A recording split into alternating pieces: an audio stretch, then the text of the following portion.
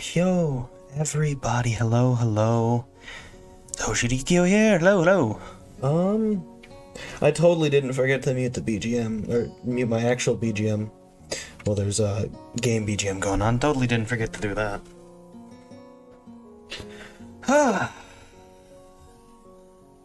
How's everybody doing today? Today, in fact, we have another conclusion episode. The final act of Lily Satoi's route is today. Exciting. She has such a wonderful, beautiful ending to her route. I am very excited to experience it again.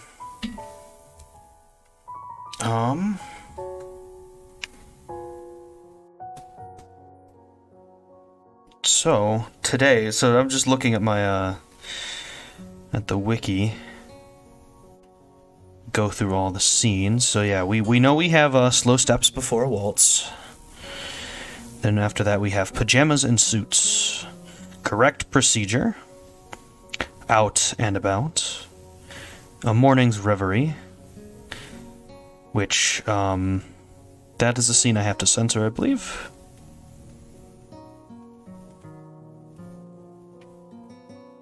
No, that's after, I believe. Blackout is after that.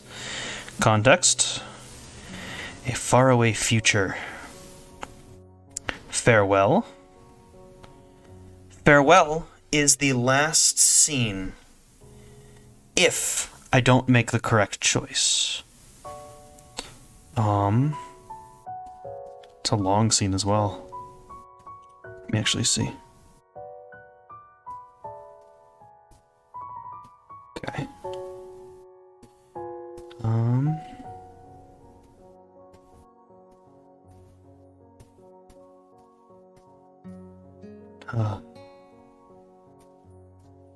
This one's sad.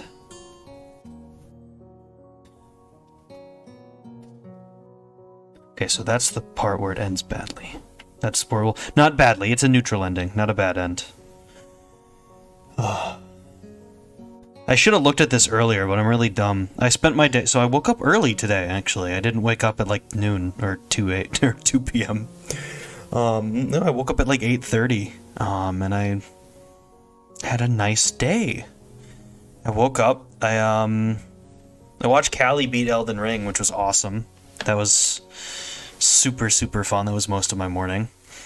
Had coffee for the first time in a little while. I have a peppermint creamer for my coffee, and I just love using it so much. Did a minor amount of cleaning. I played a lot of Pokemon. I've been playing Pokemon Ultra Sun.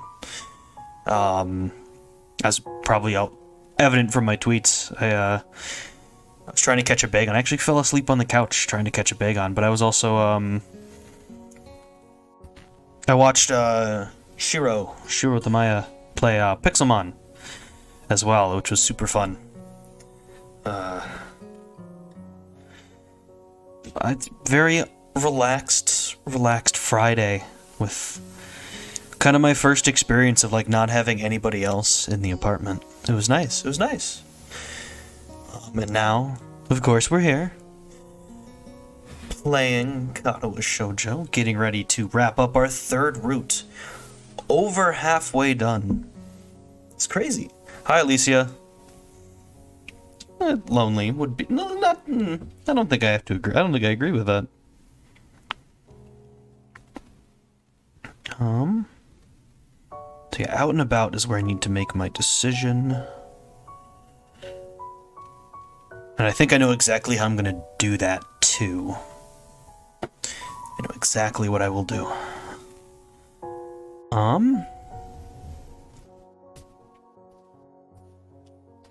I feel like I had other things to say, but I don't think I did. Oh, this is the last stream for the week, as probably evident by the schedule. Tomorrow, my parents are, coming to help tidy the place up. Get me some new things, get some groceries. Just nice. I haven't seen my parents in a little while. But yeah, I think It's enough idle chatting. I think we can head over to the game screen. Boom! There's our 3 lily roots. Past, present, future. There's our save file. Only 4 hours and 19 minutes to get up to Act 4. It's a great time. Gallery. We only got... I think it was 3? No, I think it was 2. I think we only got these 2. Sad honking noises. Why are you honking? Stop honking. And then, of course, we have all 12 roots, or 12 scenes from last stream. It would have been Wednesday. Need to remember to keep my mic close to my mouth, otherwise I'm going to give myself a curved spine.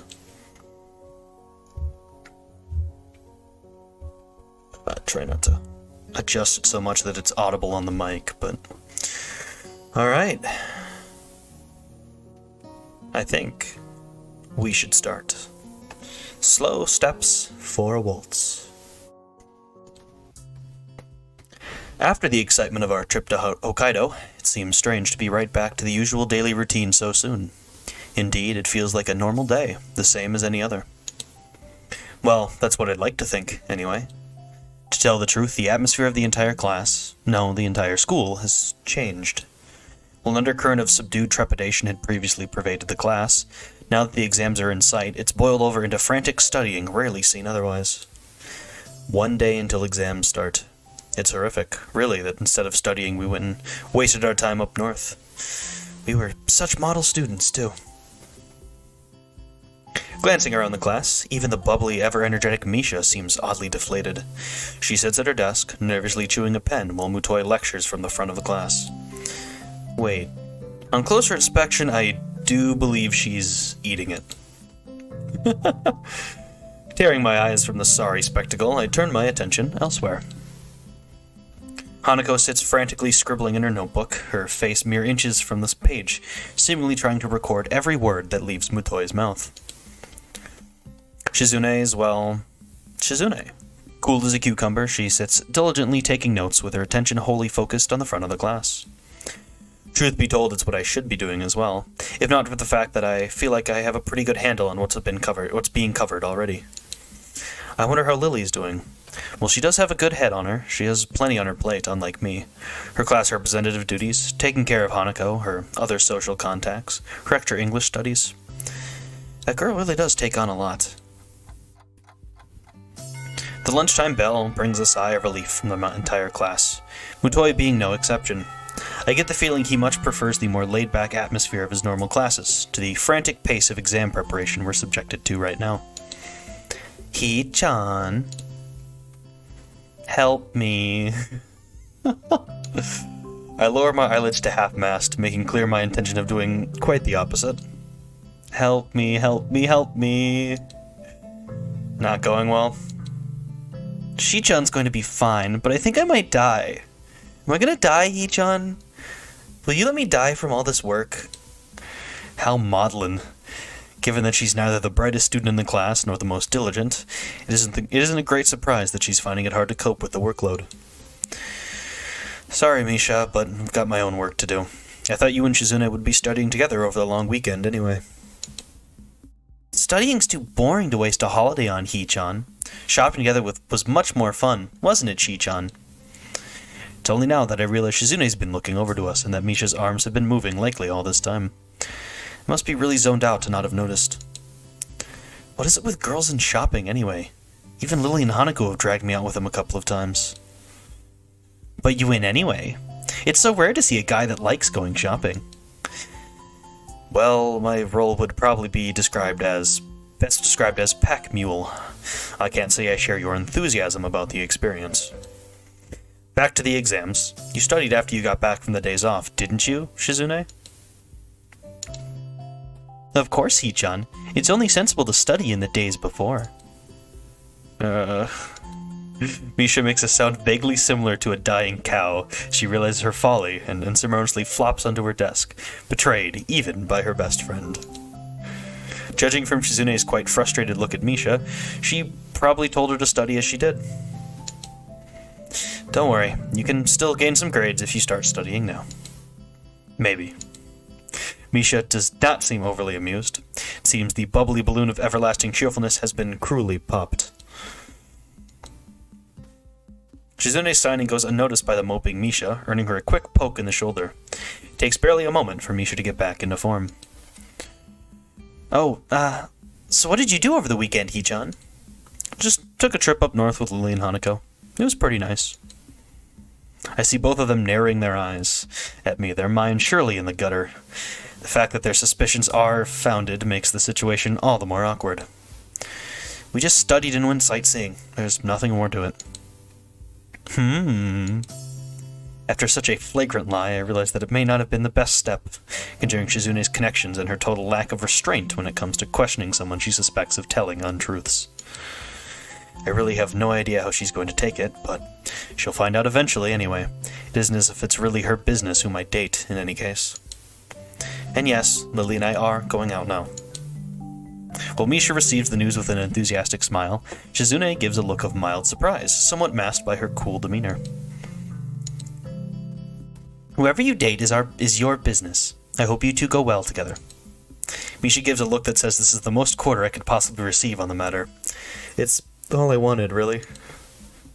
After she says this, though, Shizune begins to sign something else, then stops herself and shakes her head at Misha to prevent her from translating. Normally I'd think this strange enough, but the awkwardly casual wave Shizune gives before walking off with Misha in tow adds to my confusion. Shizune is hardly the kind of person to pull a punch or communicate without forethought. I shrug my shoulder at the duo's odd behavior and look towards Hanako's desk, but see that her chair's empty. She was definitely here before, so I guess she just didn't feel like waiting. I'll go grab some food alone, then. Walking down the hallway to the unused room that's become a second home to 3 students in particular, I mournfully look down at the plastic-wrapped salad roll and juice box in my hand. The cafeteria's food really is unappetizing. Maybe I'll consider this my penance for my recent indiscretions. Opening the door, I notice one less quiet figure than I'd expected. It's strange. Despite having known Lily for months, I can't help thinking back to the very first time I opened this door and saw her silently sitting in the sunlight. Just as she did then, she slowly opens her eyes, unmoving as they are. Okay, come on. And calmly addresses me. Good morning, Hiseo. It's afternoon, I think. Has Hanako been around? She skidded out of class without me even noticing. Lily cradles her cheek thoughtfully as I take a seat, my bag taking its place against the closest leg of the table, and my unsatisfying meal neatly set out in front of me. She did appear, for a time. She said she had to study for the upcoming exams and left for the library. We find ourselves not entirely believing her words. Well, at least her intentions are in the right place. She is sweet, but she needn't go this far to let us have our space. I might talk to her about it sometime. Aria the Sea Dino! Hello, welcome to the stream. Glad you could make it out. Do not recognize your name, so first time here. Thank you for stopping by. Probably for the best. For a while, we quietly eat our meals, Lily elegantly nibbling on her sandwiches and sipping her tea as I eat what tastes like a garden sandwich in dry dough. The atmosphere feels slightly strained, neither of us knowing quite what to say to each other now that our small talk is dried up. Eventually, we both finish our food, with no conversation forthcoming for quite some time. Eventually, though, Lily's soft voice breaks the silence. A lot happened back there, didn't it? Again, silence. With both our minds on the same topic, though I think I have my feelings on that sorted out. I know everything happened in kind of a hurry, but I don't regret anything that happened in Hokkaido. Not one thing. Hiseo? Slightly tense, I take her hands in mine, half to feel her, half to settle my own nerves. I stand by my words back there, Lily. I love you and I won't leave you. I only wish for you to think the same. She silently reflects for a long time, which feels like an eternity. Her reverie comes to an end as she takes one hand from mine, placing it over them as she leans her body forwards and stands out of her chair. After a moment's hesitation, her face slightly pensive, her lips meet mine for a brief moment. Tomato Cat, welcome to the stream. Glad you could make it out. Hi. I am doing fantastic. Just started Act 4. Already have a sweet moment. My mind feels as if it briefly stopped at the moment, barely registering Lily sitting back in her chair and smiling back at me with ever so slightly reddened cheeks. Says me this game like Doki Doki, but friendly. I mean, it's a visual novel. That's kind of Doki Doki's pure... It's kind of its base gameplay. It's not really similar, though. Like, in the story it tells, it's very, very different. It just uses the same medium to convey its message. Hearing that makes me very happy, Hiseo. I would be glad to stay with you. Maybe it would be good to slow things down a bit compared to before. We still have school, after all, and our exams. She gives a mischievous giggle, which proves to be contagious. That might be a good idea indeed. Do you think you'll fare well in your exams? It's only one day until they arrive, as you say. I probably should have studied more, but I think I've got a good enough head to manage. That said, I had to bat off Misha and Shizune. Is your class as worried about the exams as mine? She lets out an exasperated sigh, all but confirming it. I'm thankful for the atmosphere becoming a bit lighter. I think so. I've already been asked for help by 2 of my classmates, and there'll no doubt be more. Think of it as your first training in being a teacher, maybe. That's probably a good way to think of it. On that note, how are you faring in your English studies? I remember it was far from your strongest subject, and the few sentences you memorized to speak to my mother aren't likely to help. Damn. Right on the mark. You got me. If you don't mind, would you be able to possibly help in that regard? Please? It would be my pleasure to help you, Hiseo. But in exchange... She lowers her eyebrows at me, her coquettish nature tentatively coming to the force. No problem at all. You'd probably be better off with some help in your studies, though. She beams a smile at me, one of girlish victory that nearly makes me blush. I get the feeling she's aware of how to use her face to twist my judgment, so I should probably be more on guard. Here and now, though, a study group seems like an expedient way for both of us to shore up our more lacking skills.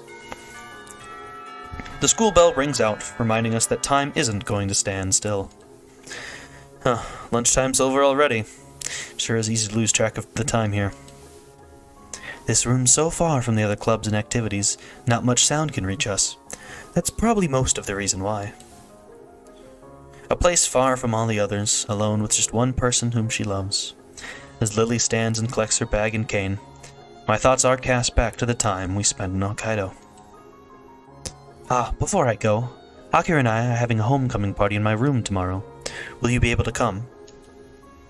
And back again. My schedule is free, so I should be able to make enough room in my study time to make it. Good to hear, Hiseo. For what it's worth, I'm glad you're back from Scotland. Once exams are over, we should have more time to ourselves. Holidays start soon after, too. We can start the holidays with Tanabata then, just as we promised at the school festival. She brings her hand to her cheek and laughs, slightly nervously, recalling the event as I silently thank myself for managing to remember. It seems odd to see her react in such a way, though. It seems odd to see her react in such a way, though it's not like I never saw her embarrassed before. I'd better be going. Farewell, Hiseo. Bye. Whether it's out of habit or just a stubborn desire for one small fragment of normality, I hold my hand up in farewell, just as I always do. At least I'm consciously aware that I'm doing it now. I think I'm beginning to see a bigger picture than I ever had before. Not only with Lily, but also my life ahead. The chains of my past are finally breaking.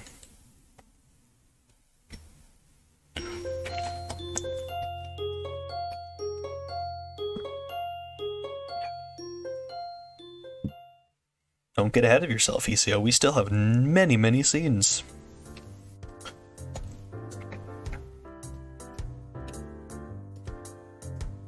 By the way, exams don't matter.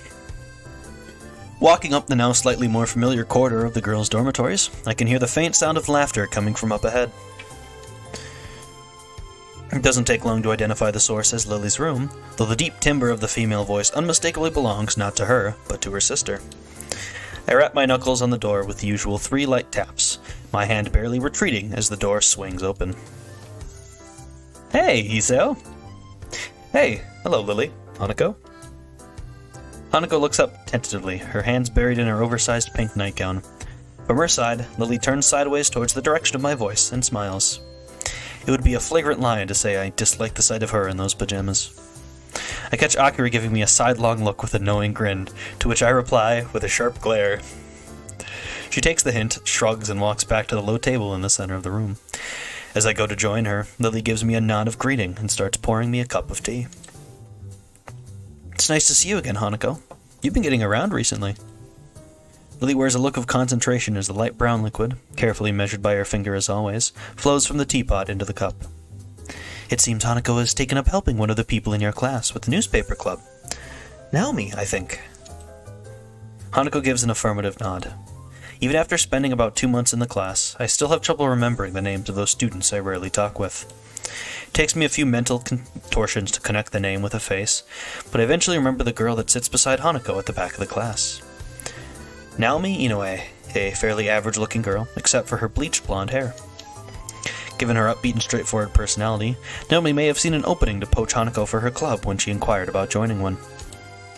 Either way, it's nice to see Hanako broadening her horizons. When I first met her, the idea of her joining a club with anyone but Lily would have seemed utterly laughable. That'd explain how busy you've been. Enjoying it? It's really interesting. As always, Hanako's far from being talkative. Some things never change, and it seems that Hanako's personality is one of them. She'll likely always be the one to shy away from being overly social. Warned by the sound of crockery against the table, as Lily gently places my drink in front of me, I thank her and take a long sip. Hanako and Lily are attending to their own, and Akira's quaffing a mug of strong-smelling black coffee. You're a lucky bastard, Hiseo. Huh? I can't help grimacing at her teasing smile, still visible around the edges of the mug pressed to her lips. Seeing my sister in her pajamas. There's a lot of men out there who'd like to be where you are. I've seen a lot more than that of her, not that I'd admit it. Akira! Hey, I'm just teasing. She leans over to me as much as she can, whispering with a sly grin written on her face. And Hanako too. You perv. Hey, it was her idea. We both look over to her, her face turned to the ground and her hands fidgeting in the lap of her nightgown. It's Hiseo. I don't mind. This could be bad. I know Hanako's altogether too innocent to bother reading too much into such a thing, but the expression Akira directs at me is positively stormy. Akira, please. It seems Lily can sense Akira's sudden change in aura just as well as I, even without seeing it for herself. Akira slowly looks away from me, like an attack dog leashed by its owner in the nick of time. I breathe a sigh of relief. I can't think of a more appropriate time to try and change topics than around now. If you don't mind me asking, Akira, what do you do for a living? I've never seen you out of that suit. Thinking about what to do with yourself after school's over, eh? I'm a lawyer. For the most part, I work in the legal department of the Japanese branch of our family's company. The most boring possible answer, I suppose. Law's a pretty dry topic to most people. Kinda. Oi, you're not supposed to agree. I can't do an Akira voice. I can't do, like, a masculine female voice. It's tough for me. Lily gives an amused giggle while holding her teacup and saucer, Hanako quickly joining her. This friendly atmosphere between everyone is something I'd missed while Lily and Akira were on their trip. While the dealings I had with Hanako didn't help, I think just not having Lily around changed the mood. It's nice to be back. I missed you, Hiseo, and you too, Hanako. Same goes for the both of us. Guessing your classmates were happy to see you back? In a manner of speaking, yes. Akira's amused snort shows she's well aware of Lily's attitude toward such figures of speech. I imagine she'd have to be, given how long they've been together. Did you have fun in Scotland? For a moment I wonder why she's asking, it having been quite a while since they came back, but then I remember everything that happened. We've simply not had time to look back, what with the exams and our Hokkaido trip. Lily's face goes distant for a moment, and the fact that Akira's first reaction is to look over to her sister doesn't escape me. Nonetheless, she quickly collects herself. It was nice. We hadn't met our family in such a long time, so it was a wonderful reunion. Yeah, I guess that's right. Their house being beachside was the best part, though. From her dismissive tone, I get the feeling Akira doesn't like their family as much as Lily does. You only like that because you finally had time to play around. Just because I'm the better swimmer. I don't take after the athletic side of the family, that's all. Well, you can take heart in the fact that you've got the height genes, at least. And the pus genes. That's not really the right kind of thing to say around others. Though Lily pretends to scold Akira, she does so with an unmistakable, slightly cheeky grin on her face. I doubt Akira really minds that, judging from her nonchalant expression. Well, I don't either. Hanako's looking down and blushing furiously beside me. These sisters' antics aside, their parents really do lead a bourgeoisie lifestyle. It seems utterly divorced from the life that Lily and Akira have lived until now. I suppose practicality must have made the decision for them. To have come from such a wealthy and well-connected lineage only adds to the almost noble air Lily seems to have, though. It's a small wonder none of it seems to have rubbed off onto Akira. They really are as little alike as siblings could be. Their only similarity seems to be their shared confidence, which can be both endearing and a headache at times. Most of the night continues much the same, with Hanako eventually leaving the Satoe sisters and me to ourselves as she heads back to her dorm room for a rest. For a while, only the barely audible sound from Lily's teacup and saucer can occasionally be heard as she slowly drinks. The silence is strained as Lily and I wait for the elephant in the room to be addressed. Oh, we are in pajamas and oh no, we've been on pajamas and suits. So, Lily dutifully puts her cup down, giving her sister her undivided attention. With Lily and me on the one side of the low table and Akira on the other, this almost feels like a judge passing down a verdict. I hear you two are going out now? I glance sideways at Lily to confirm her as the source of Akira's knowledge. She gives a gentle nod to Akira, which I mirror in affirmation. Deciding that this is the proper time and place to do so, and with Akira being the closest figure to a parent Lily's had for much of her life, I bow deeply with my hands on the floor before me, and my head very nearly the same. I'll take good care of your sister, Akira. I promise you. See? He's a lovely young gentleman. She must have heard my voice coming from a lower position than usual.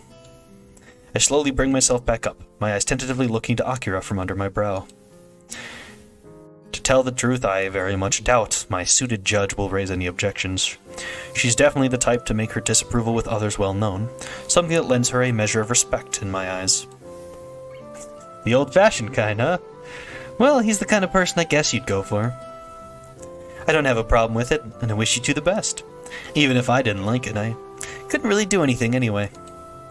I offer a nod of appreciation to her, as Lily gives a small sigh of relief, likely more out of duty than any actual belief Akira might have had any problems with us being together. I do wonder, though, how's the rest of the family taken it, particularly the part residing at Yamaku? Have you told her? Smiles turn to grimaces as Akira grins downright evilly.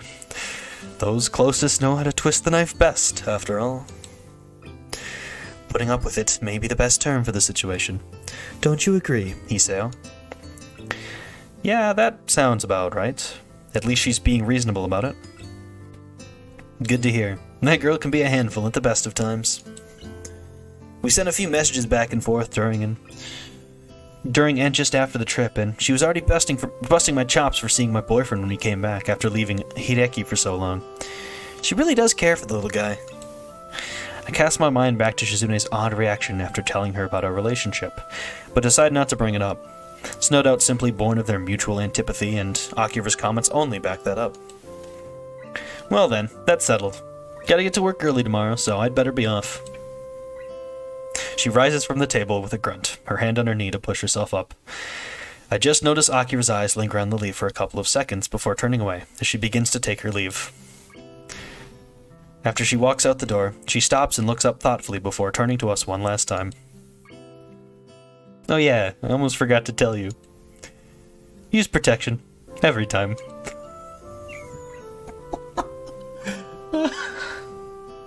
I love Akira so much. Akira is the best.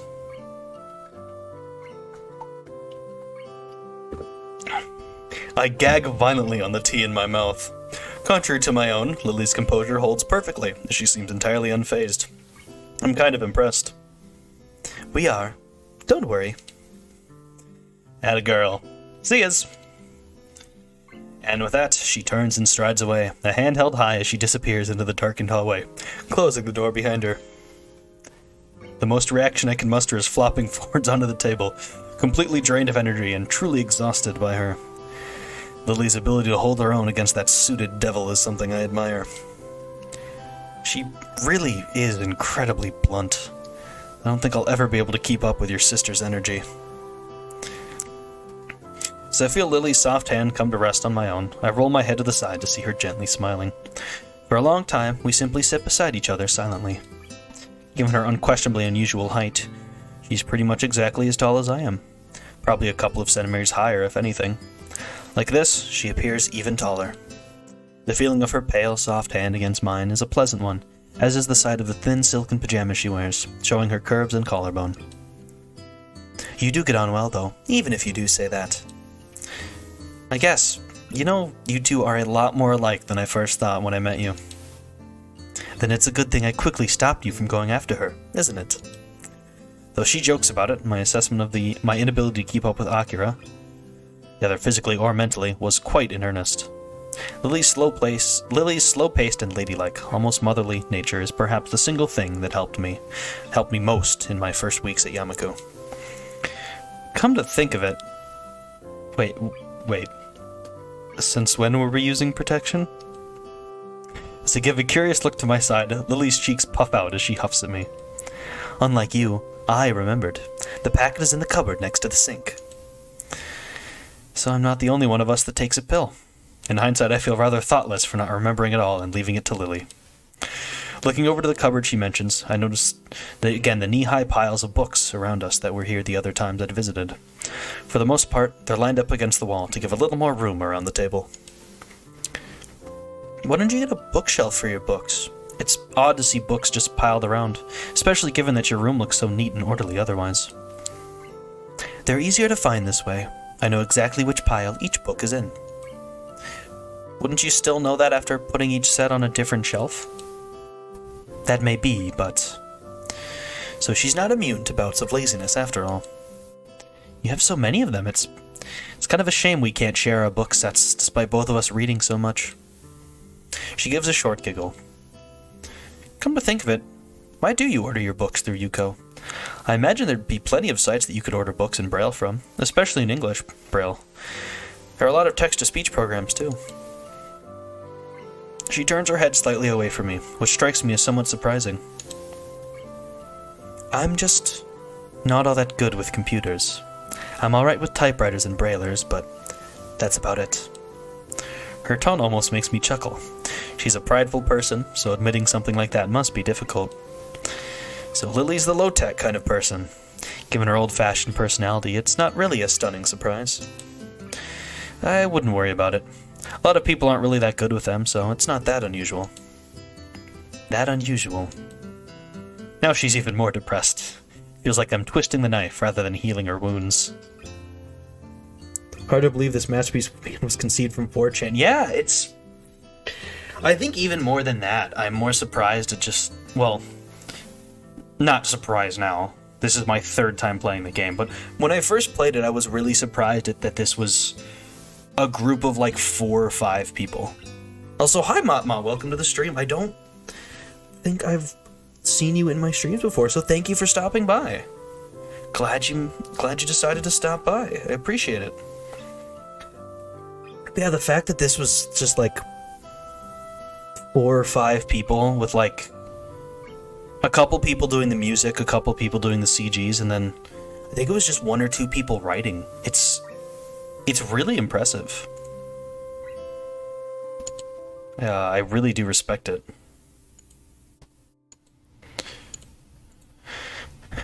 With a bit of squirming, I shuffle my way closer to her, tentatively putting one hand around her waist to hug her.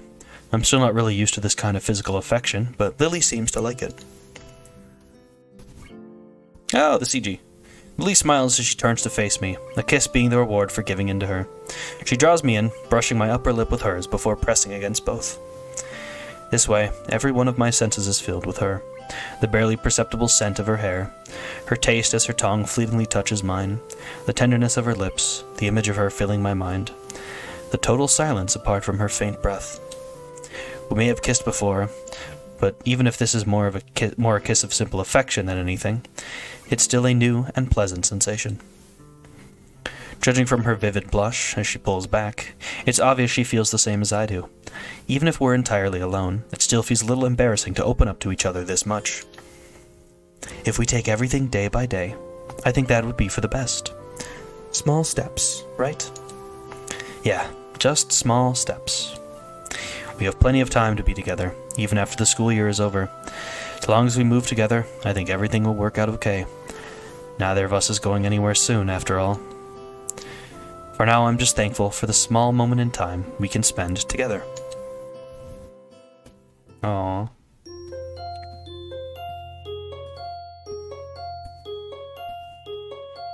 Boom, boom, boom, boom, boom.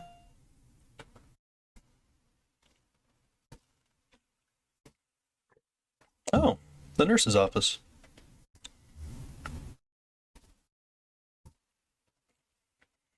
Boom, boom, boom.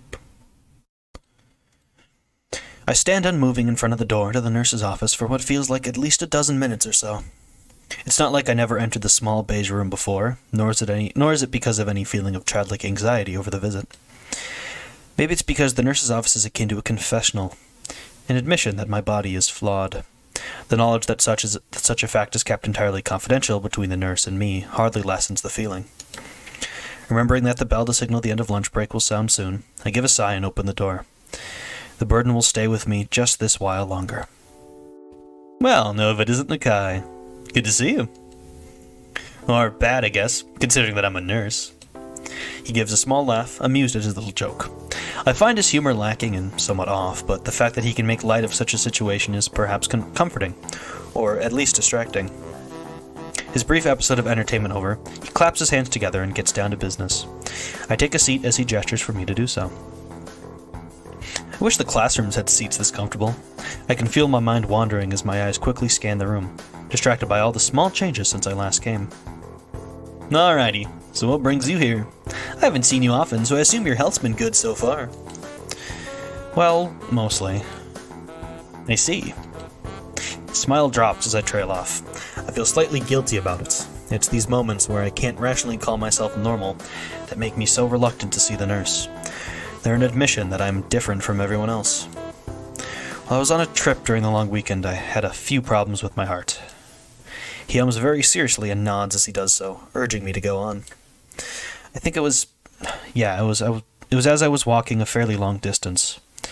I think the right term for it is a heart flutter. I suddenly went weak at the knees and felt almost like I was having a small heart attack, but it passed in about half a minute. Even afterward, though, I felt pretty fatigued and nauseous. Not good. Not good at all. That was how many days ago exactly? Did you do anything unusual aside from exerting yourself before the episode? Were you taking your medication properly? The nurse switches from awkward jokester to serious health professional mode, rattling off questions, making notes, and calling up stuff on his computer. I tell him about my forgetting to take my pills that morning and the preceding evening. It was a stupid thing to do, but I can't change anything about it now, except answer honestly and bite the bullet. His seriousness evolves into a frown, and the talk evolves into an instant checkup. I finish buttoning up my shirt, and again get motion to take a seat in front of the nurse. Is this the first heart problem you've had since coming to Yamaku? I've had short pains in my chest before, just a couple of times, but They were more discomfort than anything like this. He leans back in his chair, briefly resembling a white-coated poirot. Poirot? What does that mean? Time to find out.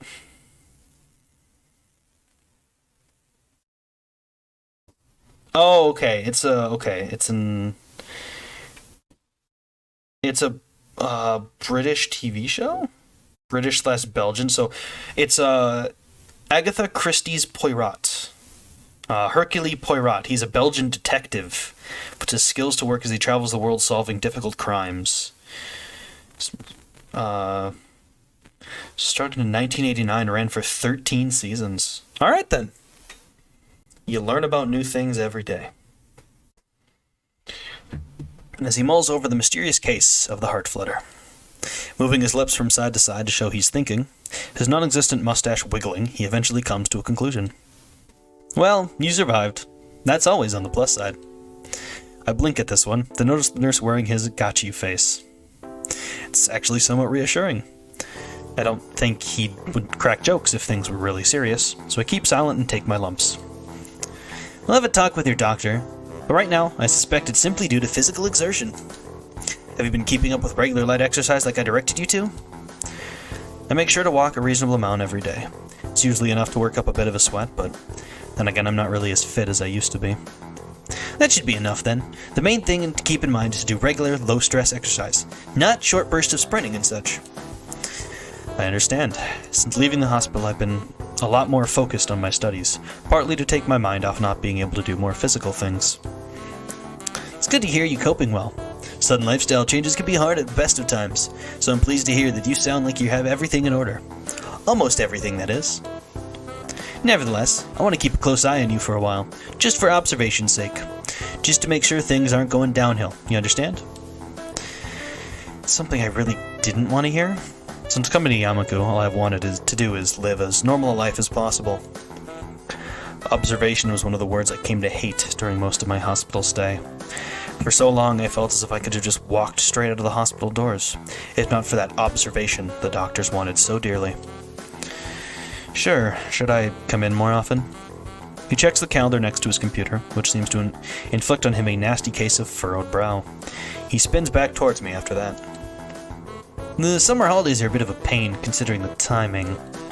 I'll check with your doctor to try and get a better handle on the situation and see how he wants to proceed, but I think you should just take things slowly and carefully for now. What you're describing doesn't immediately sound like a recurring event, but it won't hurt to slow down a little bit for a while, just to make sure. What should I do for today? Looks over my shoulder at a clock hanging over the door. I'd have never noticed it if I hadn't followed his gaze. It's nearly time for school to be over, so you may as well just leave early. Gives me a sly wink, making sure that I understand he's doing me a favor. Well, nurse's orders. Thanks. That's what I'm here for, after all. I know you might not want to hear this, but you can't ignore your condition. Don't hesitate to see me if you have any further problems, or if you just have anything you want to ask. Bye. He spins around and gets back to typing on the computer in front of him. Suppose I'll just read before waiting for Lily by the gate, considering I don't have much else to do. Even as I leave, his words echo in my mind.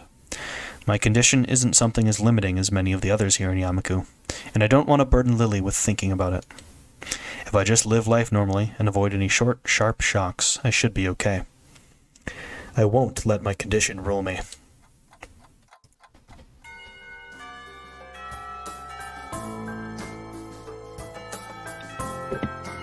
This is still correct procedure. Yay. Lily comes into view soon after the bells heralding the end of the school day ring out. She says farewell to a number of her classmates headed in the other direction, before beginning her weekly trip to the convenience store. Afternoon, Lily. The immediate warm smile and relaxed demeanor she assumes upon noticing my presence are unexpectedly welcome. Hello, Hiseo. Good afternoon to you, too.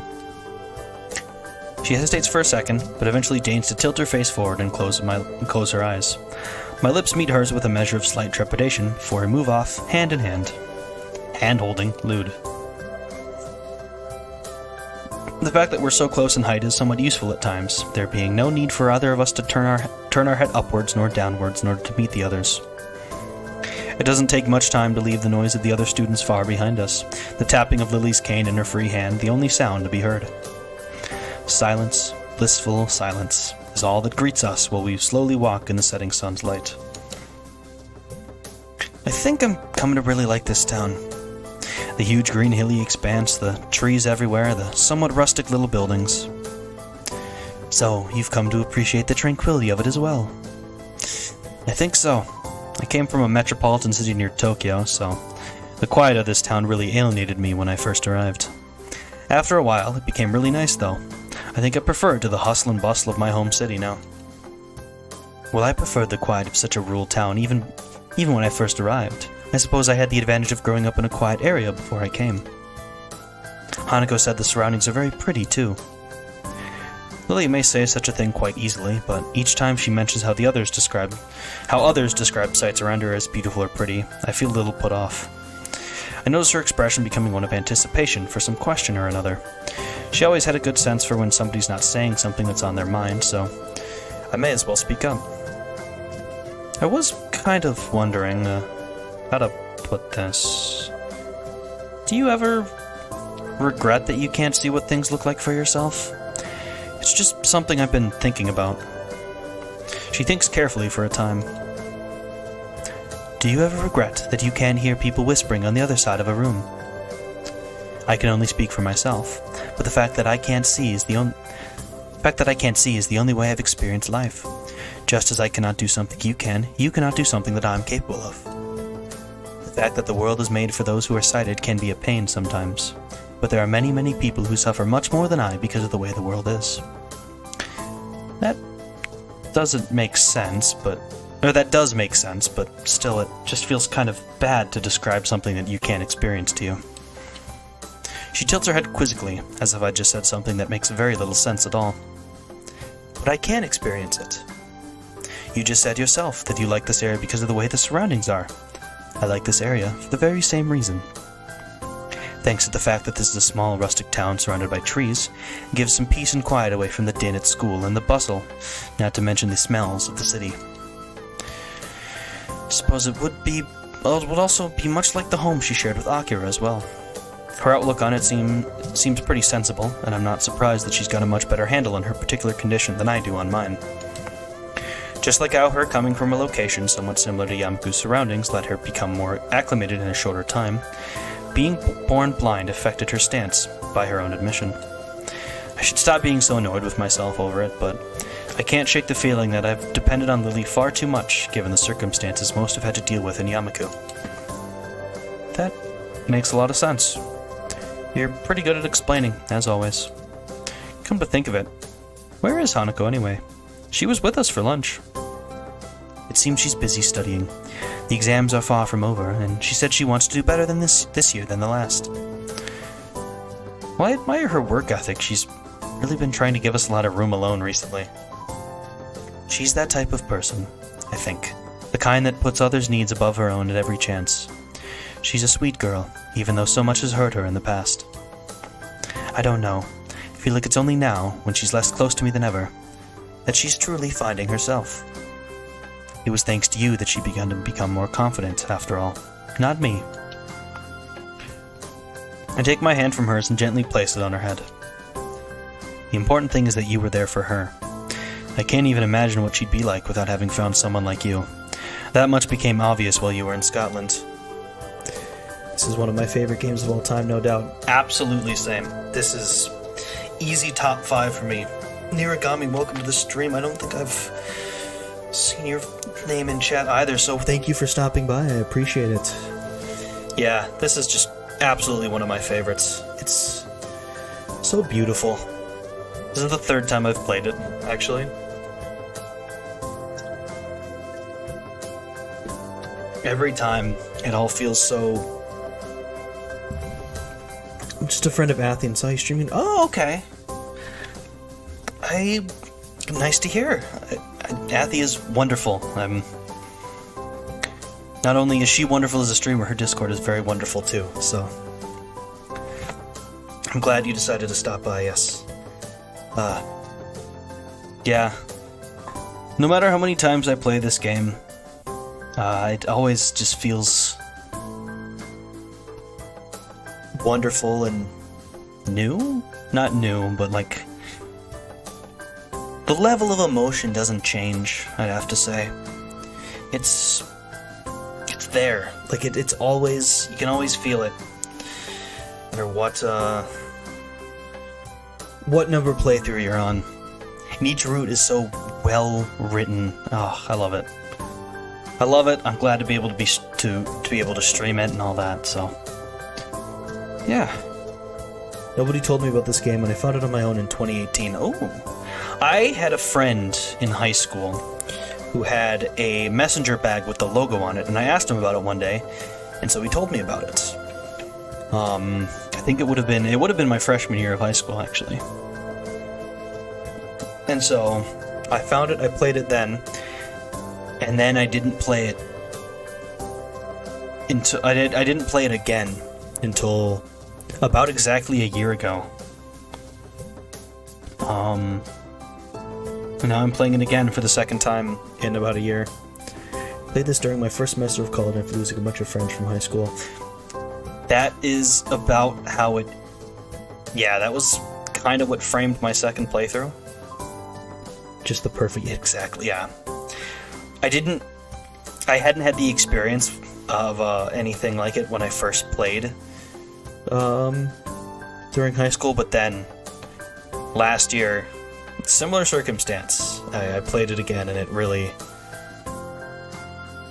It hit that much deeper, I'd have to say. It's wonderful. This game is crazy that this game is 10 years old and all of it still holds up so well.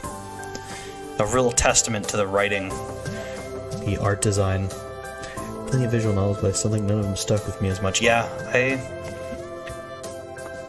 I've read a couple, and this is still just absolutely top tier. It is crazy that the game even exists. It's a passion project of like four to six people on 4chan in 2012, written this well, with music this good. It's one of those small blessings you see on the internet, I'd have to say. It's incredible. I love it. They hate each other, but I did not know that, actually. I had no clue about that. I know this game had a beta version that was very, very different. But I didn't know that like they actually started like fighting at the end. That's crazy. I'm glad they released it, because this is, like I said, one of my favorite games of all time. Easy top 5. Beautiful, beautiful, beautiful.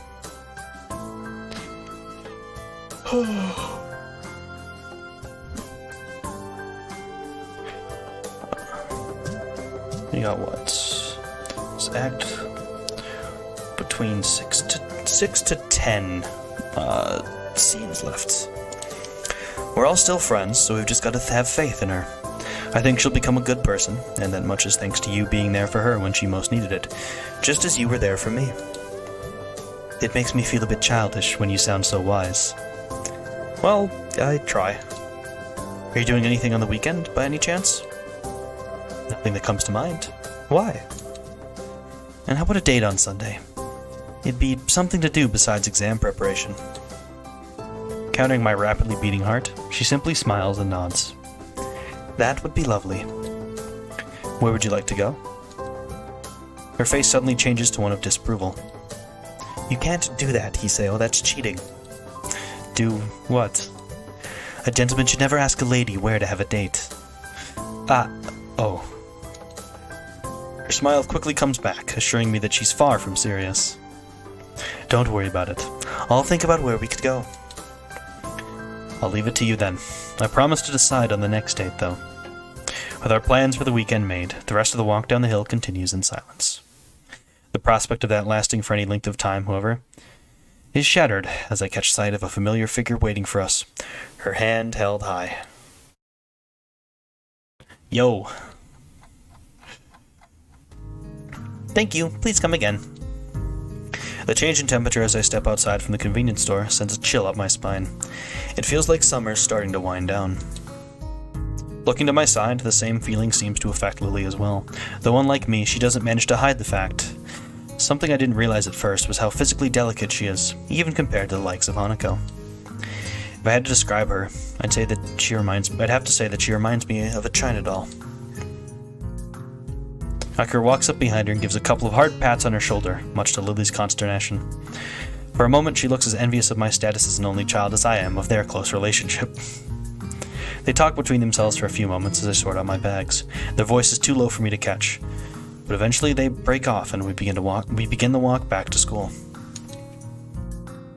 Yeah, feels good to be out of that damned office. You kids don't know how good you have it here. Kids. You too, then. Kids grow up so fast nowadays. You're not old enough to say that. I don't know. Being around Hideki makes me feel damned old. He's so precocious, he reminds me of you when you were younger. He's a nice boy. It would be a shame if Shizune comes to have too much of an influence on him. Akira gives an amused snort at her sister's antipathy. She really doesn't seem to regard it as anything to make a serious fuss about, treating it more like a childhood spat.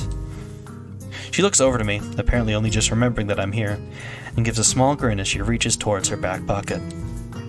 What is it? Just a sec, let me dig it out. After quite some difficulty, she managed to retrieve her black leather wallet from her back pocket, quickly fishing out what looks to be a folded square of paper.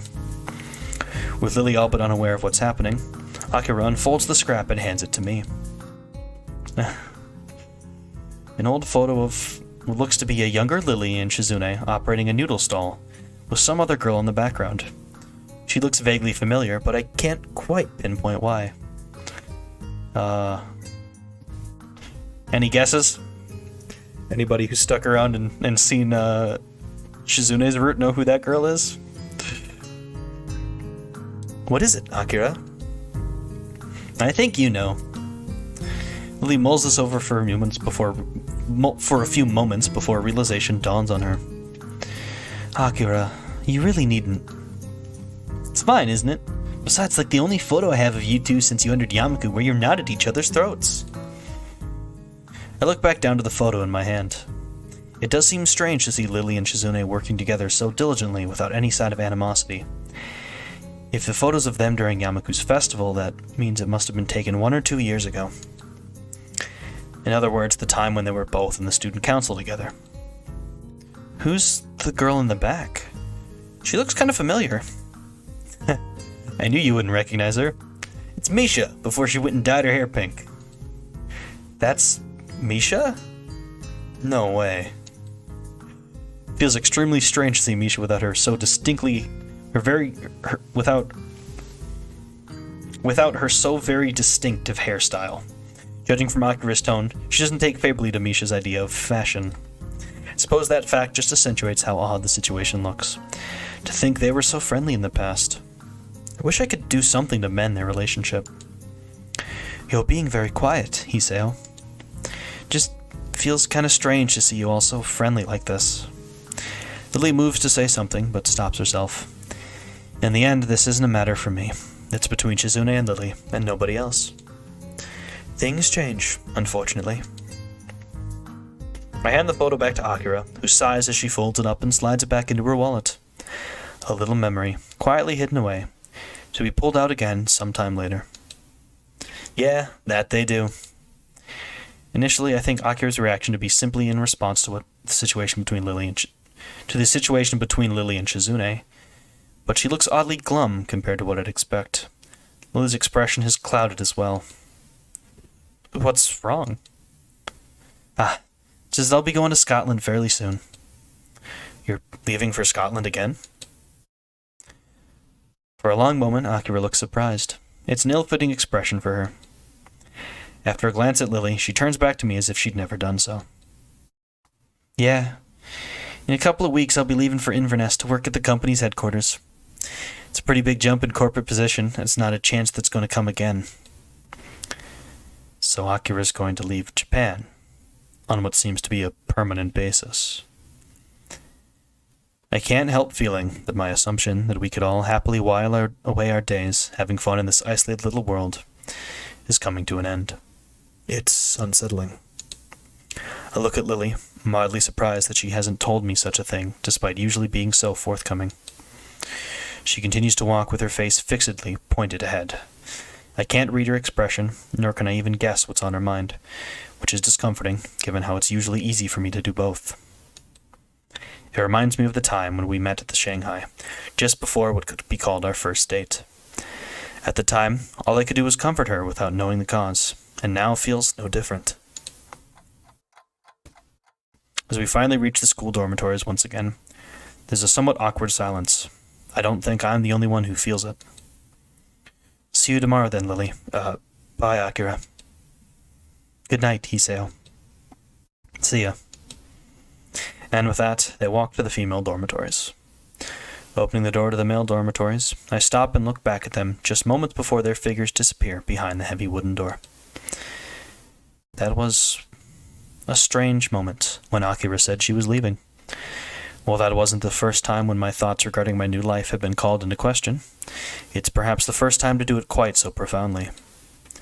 I still don't know what to make of Akira's reaction, much less of Lily's. The night's chill reminds me to get back to my room before I catch something. My bags pulling down on my arms with seemingly redoubled weight. If nothing else, I have a date with her set up for the weekend. I just need to stop overthinking stuff and get on with things as they are. 1 second.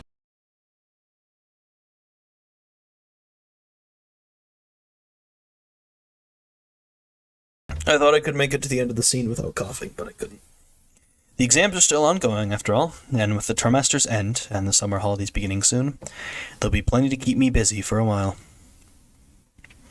As I give a yawn and retreat inside, my thoughts turn to what Lily will decide to set, the location of our weekend rendezvous.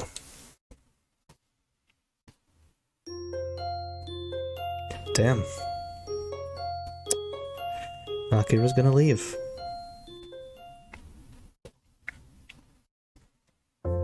Oh, I love this.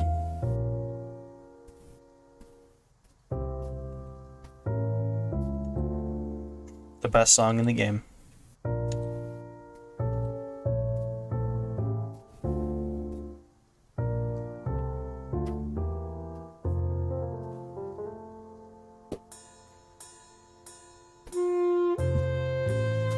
It still baffles me that the only version of this song included on the actual soundtrack download is the one that doesn't have this saxophone. It's the one with a pre-recorded sax, and it's not good. The live sax sounds so much better, considering it's what's actually in the game, too.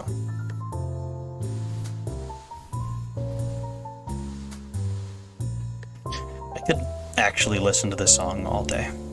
I love it. It fills me with such a pleasant mix of emotions. I'm pretty sure this is about the last thing I had in mind when Lily said she'd decide where to have our date. No man nor woman is dressed in anything but their finest, the formality only matched by that of their surroundings. Rich red wallpaper adorns the walls as the city lights far below flicker and glow. Combined with the ambient hum of the quiet speech and the highly pitched clattering of cutlery and wine glasses, the mood is very formal, yet relaxed enough for me not to feel too uptight, despite this being our first real date. Once we get seated, our waiter leaves to attend to others with a quick bow after an appreciative nod from Lily. Far from depending on my help, Lily's managed to navigate herself around surprisingly easily so far, despite the unfamiliar environment. A light brush here and there, and she's generally quite deft at orienting herself as needed. It's also such a beautiful costume for Lily.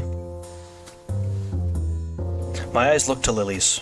I can tell from her face that she's listening to her surroundings, just as hard as I'm looking. The truth be told, my eyes are lingering on her each time they sweep across the room. The red cheongsam she's wearing accentuates her figure very well, and shows off her legs. Even her hair is done up, and the scent of perfume is just noticeable. While my black suit may be a rental, I managed to select an appropriate one. It feels surprisingly comfortable, considering I've so rarely worn one, and fits the setting just as well as Lily's attire. I guess this is a new experience for both of us, then. She turns somewhat sheepish. I've never come to a place such as this before, no. One hell of a first date, that's for sure. It's gonna be pretty hard for me to top this. A small giggle. Even now, our nervousness is dissipating. Her hand skates along the center of the table until it touches the menu, which she takes in both hands and brings to her face. Hiseo. As she lowers the beige laminated sheet just below her eyes, I can see another sheepish look. I doubt asking the waiter for a menu in Braille would be productive. I can read it for you, no problem. I take mine and give it a quick read, my small grin faltering. Perhaps there is. What's wrong? There are quite a few items on here, and I'm not completely sure how to pronounce a couple of them. One fine cuisine after another is listed.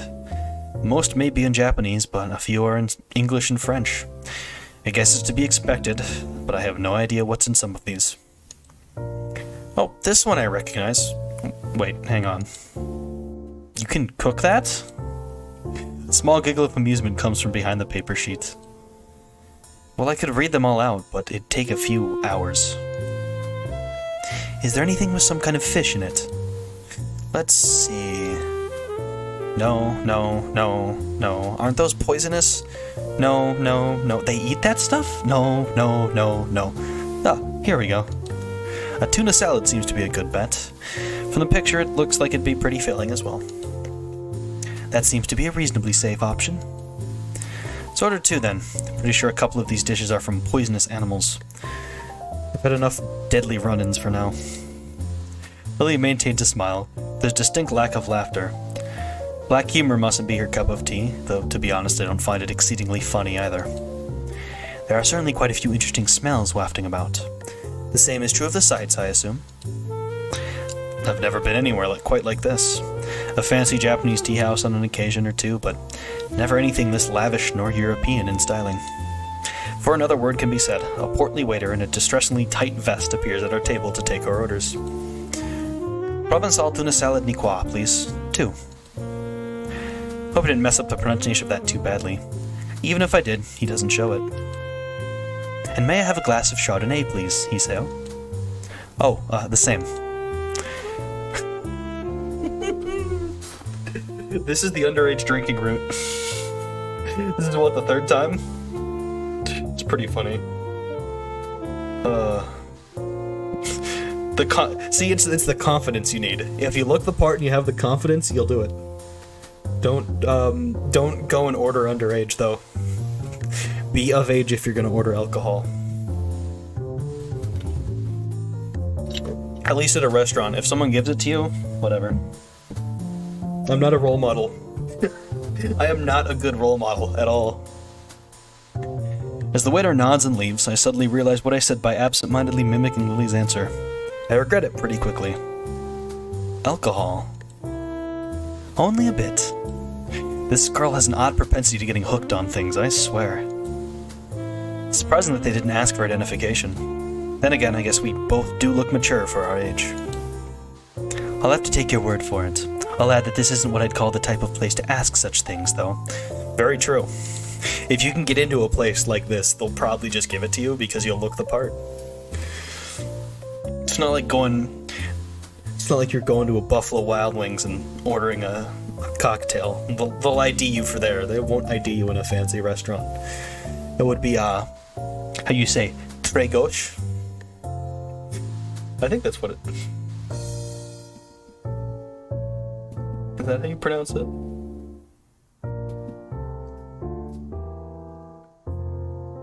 Très gauche.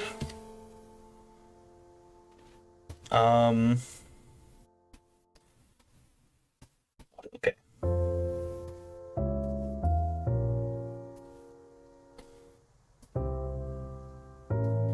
Very clumsy, I suppose, is the translation of it. So yeah, it fits.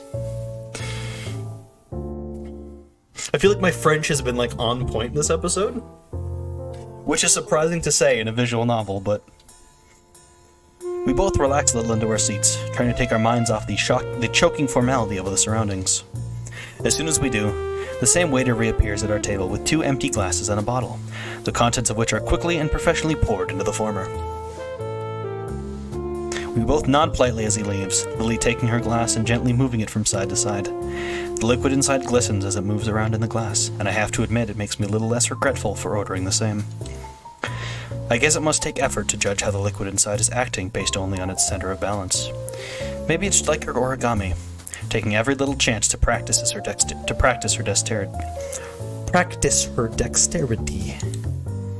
I guess I'm not surprised that you know about a place like this. Those who have money would, I suppose. This reminds you of just how completely different our upbringings were. In Yamaku, it's easy to forget about social and economic disparity between students, all wearing the same uniforms, living in the same dormitories. Well, Akira was the one to tell me of it. She's come here before, apparently. So that's what they were conspiring about on Friday. And you chastise me for cheating. That's not cheating. It's simply making use of personal contacts. If you say so. Still, I get the feeling that you're more familiar with this kind of restaurant than I am. She pauses a moment, a wistful look on her face, before softly smiling. The compliment seems to brighten her mood. You can thank my former school for that. If I were to appear any less, they'd be gravely disappointed. She has mentioned her previous schooling before, but I'm kind of curious. She seems to think a lot about her past, so I don't see any problem in asking. What was that like? It was prestigious, all girls, and Catholic. These facts made my parents choose it for me. Many wealthy families sent their daughters there. From how it sounds, life there must have been pretty strict. I wouldn't say it was a bad experience, but you're quite right, it was very strict. Thankfully, I managed to adapt well enough and make a number of friends. Unfortunately, the same can't be said for my sister. She found the atmosphere and religious aspects suffocating, and ended up leaving for a job as soon as she was able to. She gives a small, self-deprecating chuckle. I shouldn't complain about it, though. Not many even have the chance to go to such a school. Do you resent your parents for sending you there then leaving?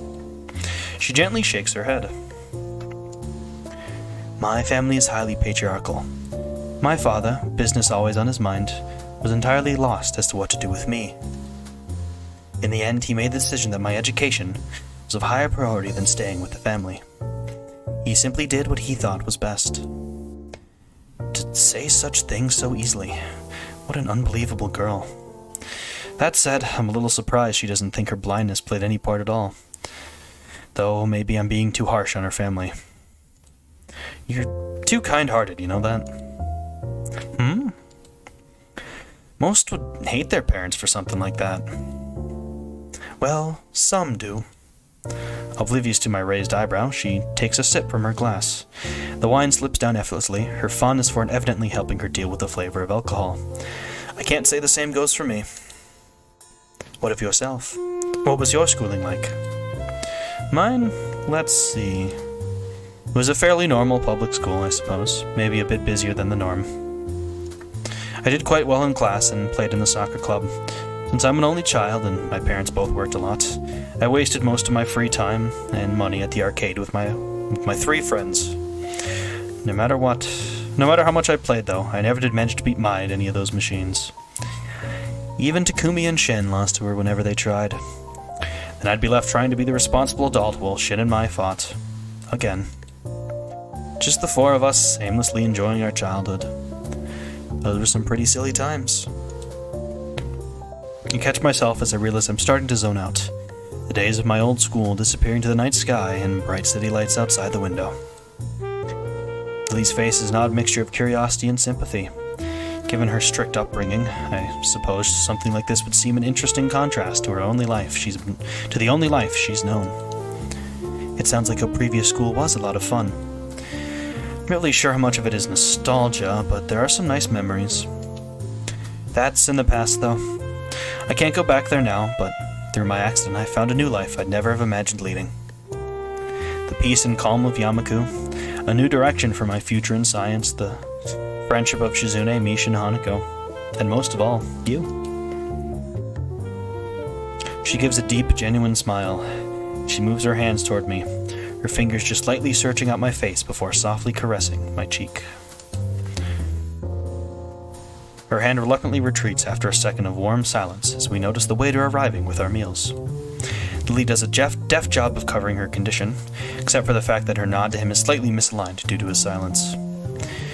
She really seems to work hard at appearing as normal as possible in public. While I noticed it long ago, I still can't quite gauge whether it's a want to not be treated differently, a slight sense of vanity, or some mixture of both. The dish served lives up to the salad name, and the portion's pleasantly large. With sliced eggs and tomato, it looks very enticing indeed. Lily takes her knife in one hand and fork in the other. Oh, I just realized why she asked for a fish. It's a Sunday and she's Catholic. She can't eat meat. It's not talked about enough, but I forgot that Lily is Catholic. I don't think it's actually talked about at all, other than the fact that she went to Catholic school. The most I think you'd be able to tell is like her saying Akira didn't take the religious aspect as much. So like I guess that kind of does tell it, but that's about it. I completely missed that. That's actually a really good note. Good piece of continuity. Lily takes her knife in one hand and fork in the other, quickly getting to work on the dish as I do. It's later than when we usually have dinner, so we're both eager to dig in. My cautious skewering of leaves in vaguely meat-like squares with my fork is matched by Lily's silent and measured prodding and chewing. An occasional tap around the sides of a piece of the food to work out its edges is the only giveaway due to her lack of sight. I'm done with my meal in a little time, Lily taking the last few bites as I sit observing her. Finished, Hiseo. Yeah, it was pretty nice. That much is very true. I never thought a simple salad could be so tasty and filling. But then again, I suppose that's why it costs so much to eat here. Content with my appraisal, and evidently agreeing, Lily gives a small nod. You know, given that you're part foreign, exotic-looking, and quite pretty, I'm surprised that nobody's ever confessed to you before. You're assuming nobody did. The simple statement takes me off guard. I shouldn't be surprised, given that I was complimenting her just moments before. Really? I've received several confessions, both in this school and my previous one. Adolescence is a funny time. Just kind of talking as if she's above it herself. Huh. How easily you say such a thing. Lily looks surprised for a moment before a playful smirk covers her face. Is that jealousy? What? No, it isn't. You're a bad liar, Hiseo. You should take that into account. Then again, I do appreciate how sincere you are, even if you don't intend to be sometimes. I think your honesty will always serve you well when dealing with others. Clear my throat in mock disapproval of this whole business and try to steer the conversation elsewhere. To tell the truth, though, I do prefer solitude to being surrounded by others. I don't think I could maintain a social circle like you do. She contemplates this for a moment. I don't think that's true either. I've seen how gentle and caring you are around Hanako, and you get on marvelously well with others, even those whom you hardly know. I think you're quite adept at social situations. But on that note, what of your confessions, Hiseo? I'm sure someone like you must have had at least one admirer. As I open my mouth to speak, I can feel my face turn slightly dour. At times like this, I secretly appreciate the fact that she can't see my expressions. Just one. Her name was Iwanako. It was when she confessed to me that I had my heart attack, there in the woods during winter. Lee finds herself speechless, not expecting for the topic to move into such an area. My condition has always been something of a concern for her, something that I strive to minimize despite my body's best efforts to the contrary. Afterward, she visited me for a while when I was in the hospital. For a week, she came in and talked. It was usually just small talk or classroom gossip, but that was enough. But eventually, she just stopped coming. She was there every day, then every other day, then once a week, then finally, one day, she just stopped visiting entirely. Did you ever see her again? Wrapped in my own little world, I shake my head before remembering the futility of the gesture. Okay. This is the important choice. I know exactly how I'm going to go about this, because I've had time to think. So, I'm going to keep... We have 2 save files on this exact same moment. I'm going to keep one of them. I'm going to return to the main menu. We're going to load up the second one. And we're going to make the wrong decision. The correct decision is to mention the letter. You don't want to hide anything. But, so the interesting thing with Lily's route is that there's no actually new scenes for the neutral ending.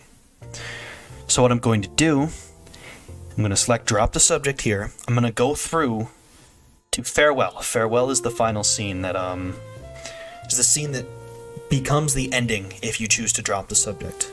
I'll go through that, I will show that off, and then we'll go back to the first save we made. Skip through the scenes we already saw, because we'll get to experience them anyway. And then, go on for the good ending. So, drop the subject. I really don't want to bring up Iwanako any more than necessary. This date is, after all, for me and Lily. I don't want to think about a previous relationship at a time like this.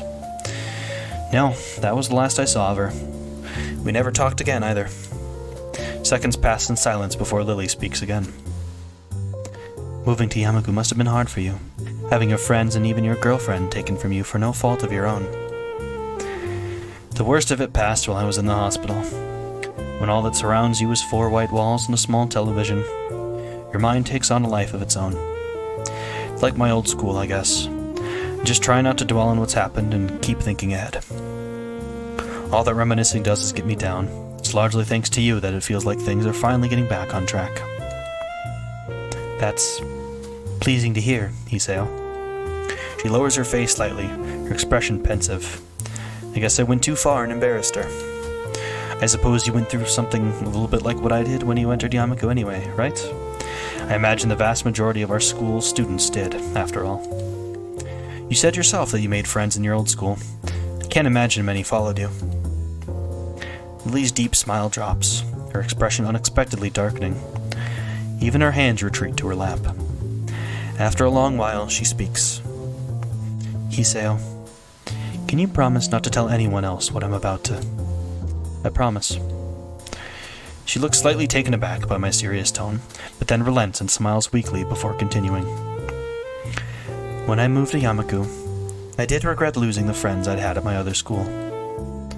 But there was one person whom I regretted not seeing again. He was the reason I took up English as a future career. He? Considering she came from an all-girls school, that can't have been a schoolmate then. I rejected the confessions I'd received until then for him.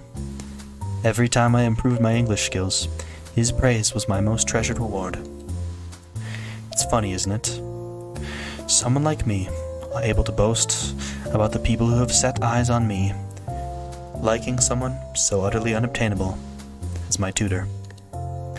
It truly is the most ridiculous thing. Did you? She quickly shakes her head from side to side. I couldn't. Even then I knew it was impossible. A silence reigns over both of us. This does seem to explain her ardent focus on her future in teaching English, but I can't help thinking of her confession to me. She lost him without ever letting her feelings be known. Did she somehow fear that would happen again, but with me? I didn't really know what to make of it. I've heard of such relationships before, taboos born of such things as puberty and youth. The fact that she had the good judgment not to act on it, though, is heartening. I know this must sound strange, but please don't think of me. Why would I think any less of you for that? To be honest, I think you must have been a very nice person if you liked him so much. Not only that, but you stopped yourself before going too far. For a moment, she looks somewhat lost. Most unexpectedly, though, it isn't a second, though, before she starts to laugh. The sound takes me off guard. It's not a giggle, nor a restrained chuckle, but honest and genuine laughter. I found myself smiling, and not just at a display of relief and happiness, but for her to trust me enough to let me see this most private of secrets. Before I realize it, I feel her palm touching my face. Her touch is as gentle as ever, with her thumb slowly stroking my cheek. "You're kind, Hiseo. I really do love you." Seeing her face like this, with her palm gently caressing my face, I think tonight has been a wonderful night. I guess we both had pretty weird pasts, eh? I think by most standards, our present is rather odd as well. I smile and hang my head. This woman can easily run rings around me, of that I'm quite sure. I look back around the room with its continuing quiet hum of patrons. This space probably fits into the odd category too. It is a tad overbearing. That's one word for it, yes. I catch the eye of a screen waiter, a short, scrawny guy no older than 20. He kind of reminds me of Kenji, though unlike him the waiter isn't dressed for winter during midsummer. After a curt bow and an offer to remove our plates, Billy asks for the bill politely and softly. With expert coordination, he maneuvers around the tables, our plates in hand, to retrieve our bill. In no time, he reappears through the doors, smartly handing our bill to Lily, who promptly hands it to me, causing him to raise an eyebrow. As I read the small computer-printed leaflet, the cost is considerably more than I expected. Hiseo? Oh, Quickly stammer out the amount, to which Lily merely nods and reaches for her purse. Giving her card to the waiter, he disappears once again. That was a disproportionately large amount of money. The statement seems to make Lily slightly uncomfortable. My family leaves me more than enough for my education. The same goes for my sister, though she dislikes being reminded of that fact. That said, I too dislike throwing money about, but this one time I think I can make an exception. Just for you. Not only did you choose our date, but you paid for the both of us as well. I take the bridge of my nose in my fingers. I can't believe how high you have set the bar for our next date.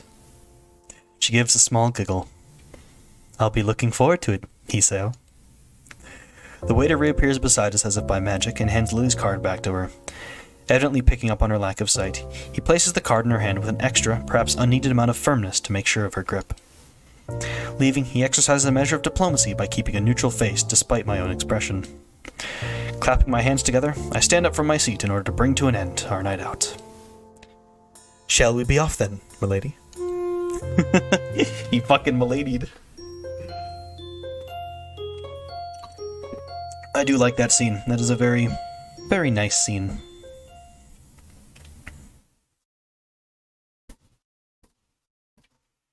Alright. A morning's reverie. Oh, I remember. This opens really cutely.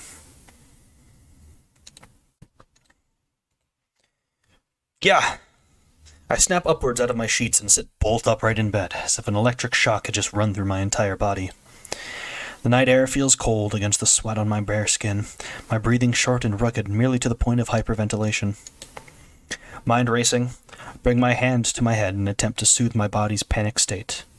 It takes me a number of seconds to realize my hand is shaking violently, even as I press it against my face. More seconds pass in complete silence, my desperate attempt to subdue my body and mind slowly, thankfully, working.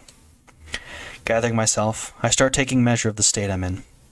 It feels like I've run a marathon, every muscle feeling tensed and sweat practically pouring off me. I carefully direct my attention to the beating in my chest, measuring out the rhythm in my head. Sure enough, my unreliable heart is functioning properly, for once.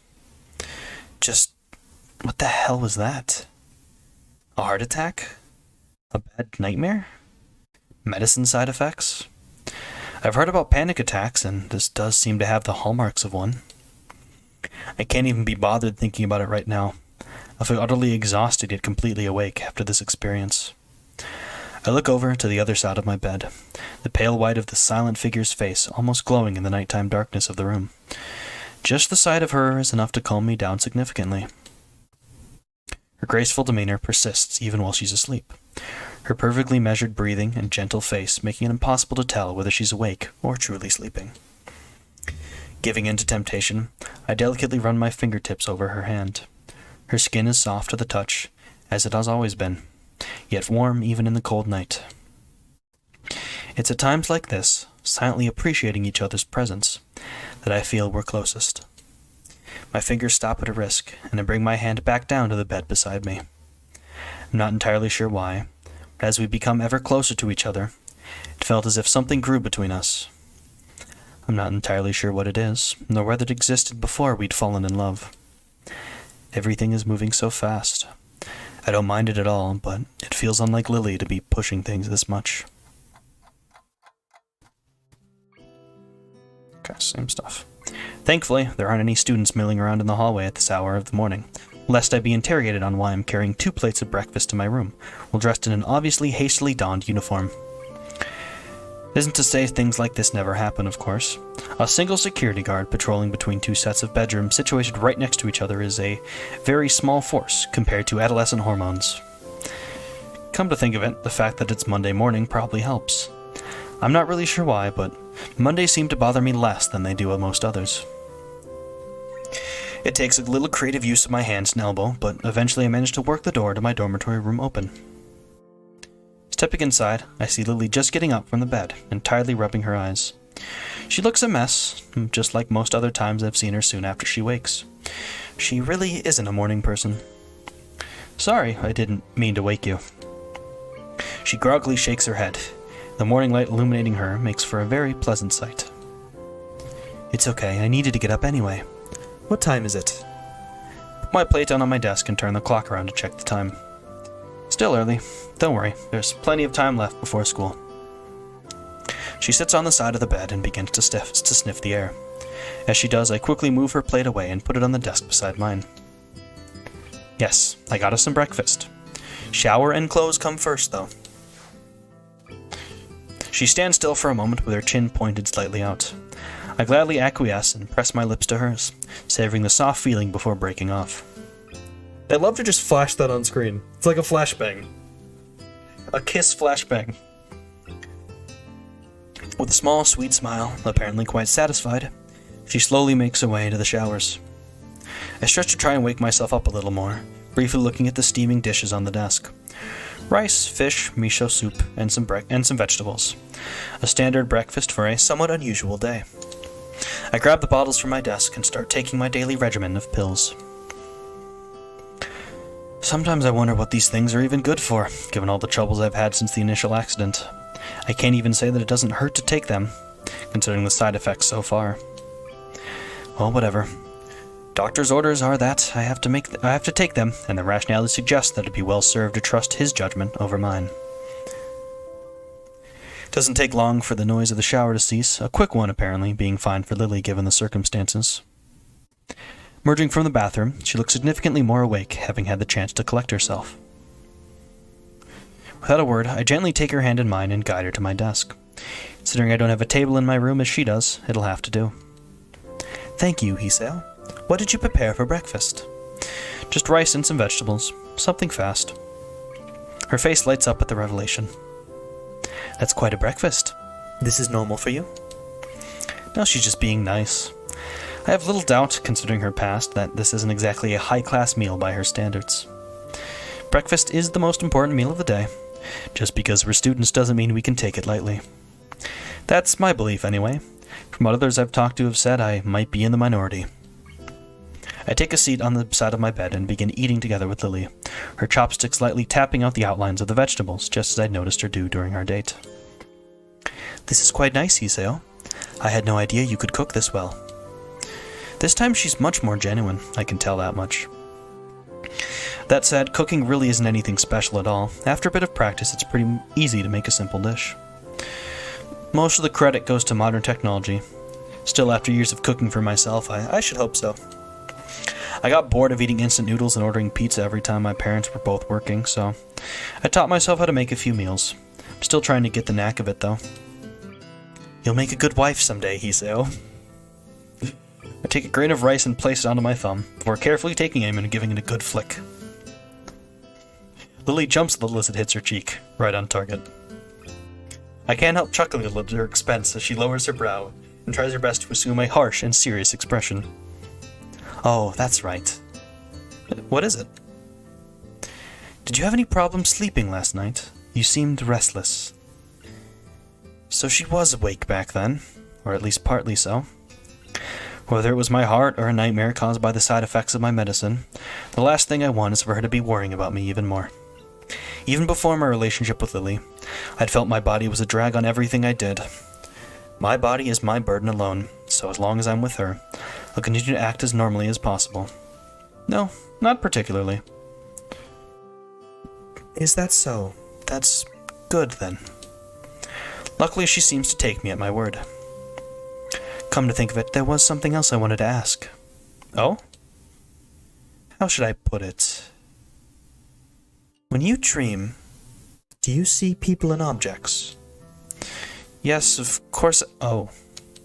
I feel more than a little sleepish for that slip of the tongue, however earnest it may be. Lily looks unperturbed, though. But you don't taste, feel, nor smell things?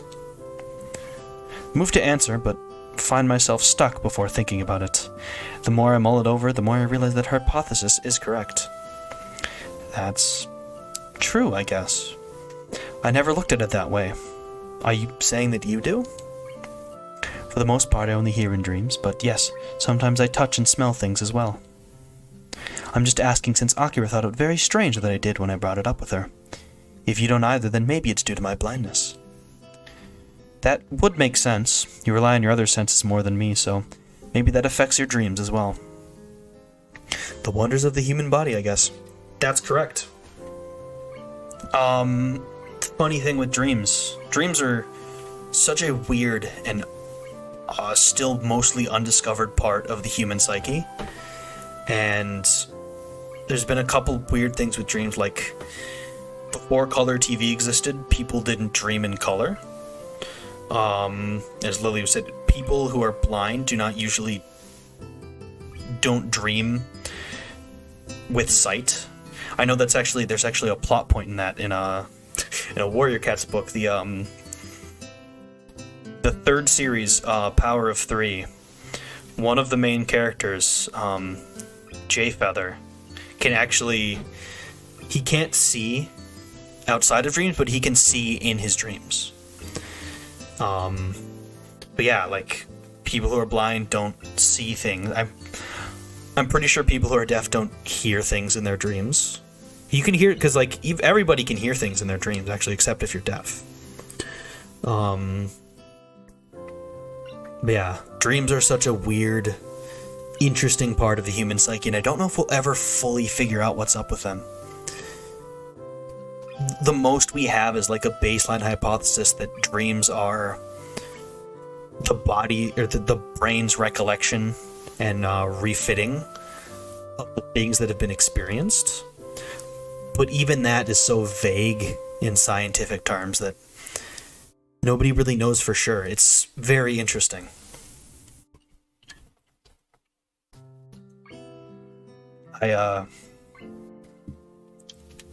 The science behind dreams actually does fascinate me a lot. So, yeah. Lily is absolutely correct here, and it's just interesting how dreams vary from person to person. I think it's I really love when there's been more discovery about dreams. It always turns out very cool.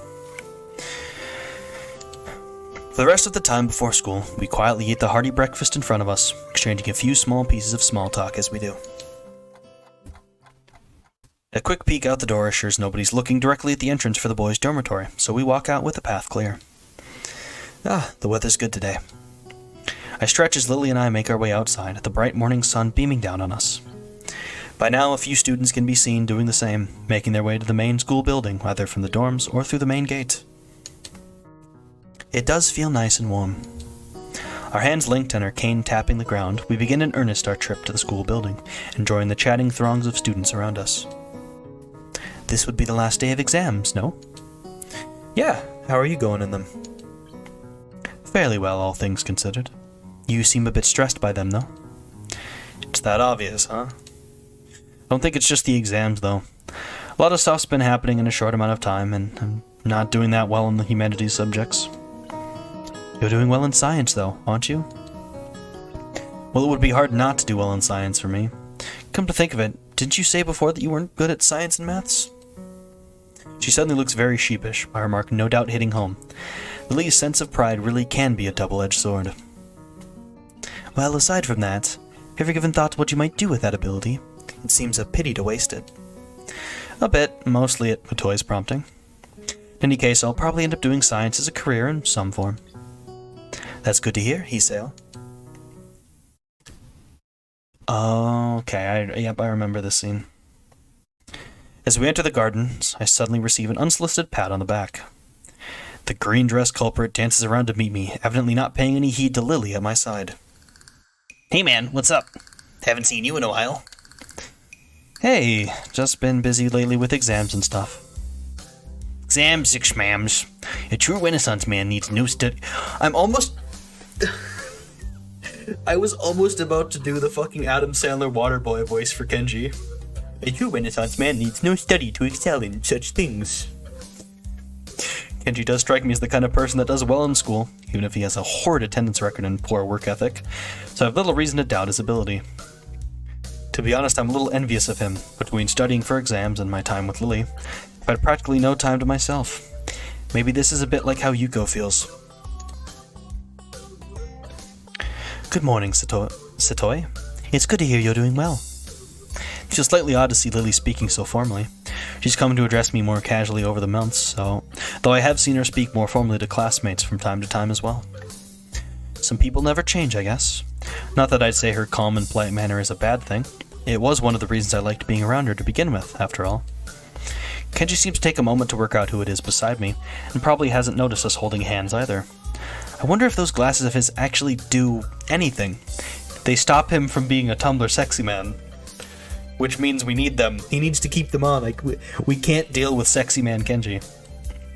Oh, hey Lily. Good luck on your exams, too. I'll see you after school then, man. Slight edge to his voice makes me think those words are meant to be an imperative rather than a casual farewell. I guess I'll have to smooth things over later. Sure, see ya. Kenji nods curtly. He moves to pass by us, but he's too busy glaring in Lily's general direction to take notice of her cane. Before I can try to react and save the situation, Kenji tripped and reflectively reaches out for a handhold. Unfortunately, said handhold turns out to be Lily's arm. Oh! Both fall to the ground in a sprawling heap, with me left feeling rather helpless. Ah, damn, are you two okay? Kenji quickly rises back up, seemingly unfazed by the accident. No problem, man, no problem. This is nothing, my body can take much worse abuse. Lily lies face down on the grass. She doesn't look hurt by the incident, more startled than anything. I move closer to offer her my help. Are you alright, Lily? Hey, Satoi. Kenji offers a hand, tentatively, touching hers to let her know what he's doing. He says some odious things sometimes, but I do think he may be a genuinely good person at heart. I imagine he feels pretty bad about this. To his surprise and mine, though, Lily pounds on the ground with her fist without warning. Damn it. Kenji freezes, entirely caught by surprise at her outburst. I'm just as shocked. She'd never act like this before. Not even around Shizune. Seemingly only now remembering that there are people around her, Lily slowly climbs to her feet. Her face as she does so makes me retreat a little. I only catch a glimpse of her expression before she turns away, but it's not something I'll forget soon. She showed plenty of annoyance during her classes with Shizune, but this flash of anger was something else. There's no way that this is just about this petty incident. She pauses for a moment before sighing and walking on ahead. I really don't know what to make of this. I'll talk to you later, dude. See ya. Yeah, see ya. Kenji scratches the back of his head, trying to find something to say, then shrugs and walks away, giving us a wide berth. I quickly catch up to Lily. She turns her head a little to acknowledge my presence, but nothing else. I should probably scold her for lashing out like that, but I also don't want to get into a shouting match with her. She's still very obviously annoyed. In the end, I keep my mouth shut and wait for her to cool off. After a quiet walk in, we eventually reach the top of the third-floor stairs and this junction where we part every day. I turn to Lily before she leaves. While I do like the comfortable and warm silences we usually share, this was anything but. I don't want to leave things like this. You seem quieter than usual recently. Is anything wrong? She shakes her head almost automatically, as to dispel any notion that I need to worry about her. It's just the exams taking their toll. I'll be fine. I don't think that's the reason. I very nearly say so, but decide against it. There's no point trying to draw it out of her if she doesn't want to tell me, especially when she's in a foul mood like this. If you're sure, I'll see you later then. As I turn down the hall to go to my classroom, Lily's soft voice rings out from behind me. Iseo, yeah? I'm sorry. With that, Lily makes off down the hallway to her own classroom, her hands skating along the metal railings. I stand still and watch her until she turns into her classroom and out of sight, or going to my own class with a fair measure of reluctance. As usual, I'm early. Mutoi is fiddling with folders and papers on his desk as he prepares for the day, while a handful of students mill about, chatting away. My feelings about Lily haven't dissipated, far from it. Her mention of my exam performance did remind me that I have my own life's journey to attend to. After thinking about it, I have realized that I do generally want to pursue science in some form as a career, rather than it simply being the path of least resistance. Until now, though, I didn't have much of an idea of where in the field I wanted to go. Just science is a pretty broad category of jobs. Something Lily mentioned earlier focused my thoughts. Something I'd only idly pondered about before. I'd not seriously considered following this specific path. I walk up to Mutoi's desk, his attention too focused on preparing for the day's lesson to notice my approach. It's the same every day. Good morning. He looks up with an expression of mild surprise that's quickly replaced by his typical awkward smile. Good morning, Nikai. Can I help you? Do you mind if I ask you something? He looks down at his messy pile of books on the desk before putting down the papers in his hand and standing up with some difficulty to properly address me. That's what I'm here for, after all. Ask away. I was just wondering, what would you say is the motivation behind teaching? He thinks on this question for a few moments before responding, evidently far from having a prepared answer. If you talk to 10 different teachers, I think you'll get 10 different answers to that question. Well, I can only speak for myself. I'd say that I teach because... He sinks into thought again, carefully assessing the way he wishes to present his ideas. Think of it this way. When you were a child, you probably played with sticks and pebbles in moving water, such as the gutter or puddles, right? Yeah, I think a lot of people do that when they're young. Well, it's not just when they're young for some, though it does take on another form. My point is, though, that when one is doing that, they're curious about how the water will flow or be changed. Everyone, even at that young age, possesses an intense wonderment about how the world around them works, even in its smallest form. I still feel that sense of wonderment about the universe. Even just reading about new discoveries or classic experiments gives me a renewed sense of awe at how marvelous everything is, from the farthest stars to the smallest puddle. I just hope that I can give others even a small piece of that wonderment I feel. If I can do that, even if it's just for one person, I think that I can be happy as a teacher. He scratches his head as he mentally reviews what he said. I feel like I understand him better now. Even if he's awkward around others, he does have a genuine want to be around them and offer them a piece of his self that he values. What Lily told me yesterday rings in my ears. I think you get on well with others, huh? She always did say I was unusually curious. Sorry if that was a little meandering. Does it answer your question? It does, thank you. I also had another question, actually. Oh, what might that be? Do you have any college brochures or guides? It's about time I started getting some applications in. He nods and bends down to look inside his desk. As he does so, I notice that he is wearing a remarkably genuine smile. I don't think I've ever really seen him act this natural around others. Perhaps this isn't Mutoi the teacher, but rather Mutoi the person. Here, if you need any more, feel free to ask. He hands me about half a dozen brochures and booklets of various colors and sizes, which I take eagerly. Yes, it will be this information which I'll use to forge my own future. I think now, after all this time and all these trials, I can finally start to see the big picture of my life ahead of me. My body may be like this, but my mind is still very much able. Thank you. Yukihyou's got a plan for the future. I think that's the Mutoi voice I'm happiest with, by the way. I know I've had like no consistent voices.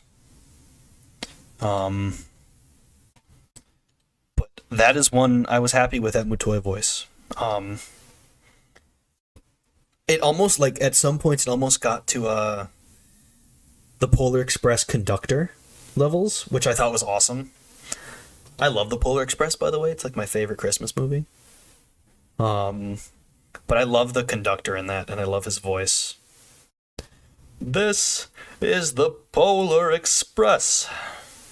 That was not a good impression, but you get the idea. Anyway, this is a censorable scene. This is strange. That single thought has graced my mind a countless number of times since my life here began. It feels like an easy way to discard a troubling question, as if simply labeling something with those 3 words will make it go away, or at least not worth talking about any further. My life before my heart attack feels more blurry than every time I try to remember it, and my mind struggles to keep up with all the events suddenly happening around me since. I heard somewhere that this is what it feels like to be left stranded in a country with only the most basic understanding of the local language. Indeed, when I think about it, that seems a marvelously apt analogy for what's happened to me. But such situations are also supposed to make you very capable in that language very fast, as you're forced to learn it in order to survive. Put another way, the situation becomes sink or swim. I wonder if I've really managed to swim after all this time. The exams are stressing me out a lot. Even though they've finally come to an end. But I have remained in Mutoi's favor, and I have some sort of direction for my future now. But I keep using that stupid, meaningless phrase. This is strange. It really is amazing how fast one comes to accept being surrounded by people with sometimes incredibly jarring disabilities and conditions. So much so that I really wonder why I feel so much like a foreigner. It certainly isn't for lack of socialization or friends. I've come to know most of my classmates on first-name terms, and know a few others around the schools. Whether they're missing an arm or a leg, the students here are just like anyone else of their age. I can navigate the halls that I once lost myself in with an ease I had not expected to ever have, thanks to the school's logical layout, and can engage my teachers in comfortable discussion.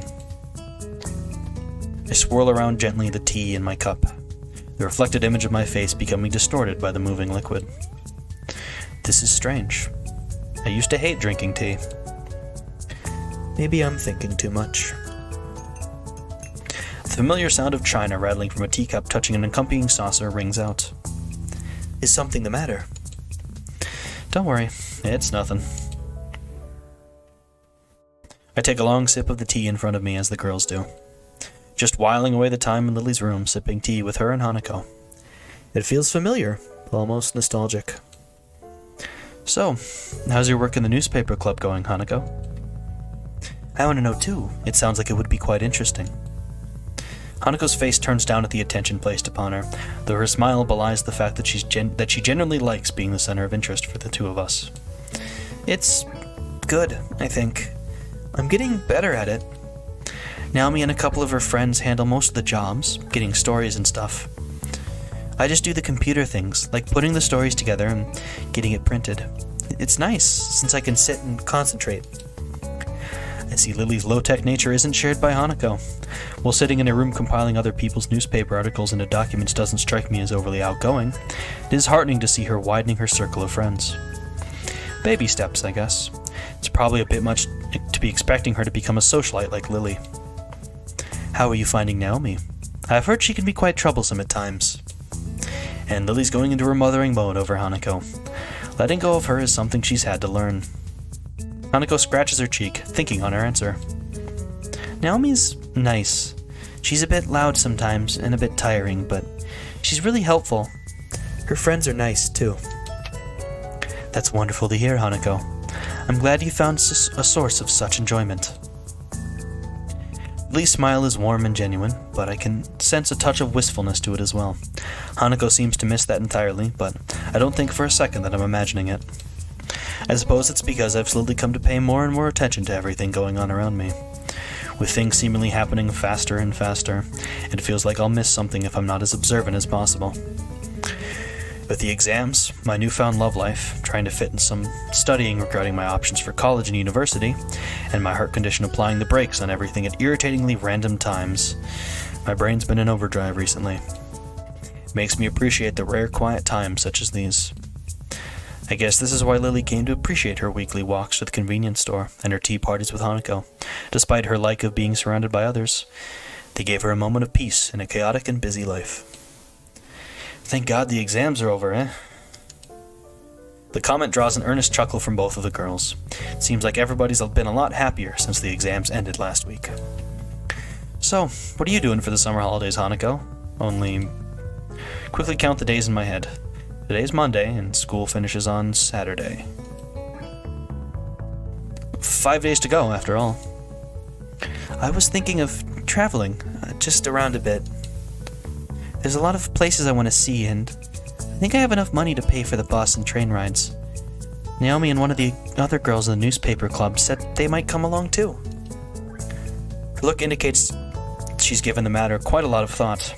I'm kind of surprised that she's contemplating something like this. It seems like she's really become intent on striking out on her own.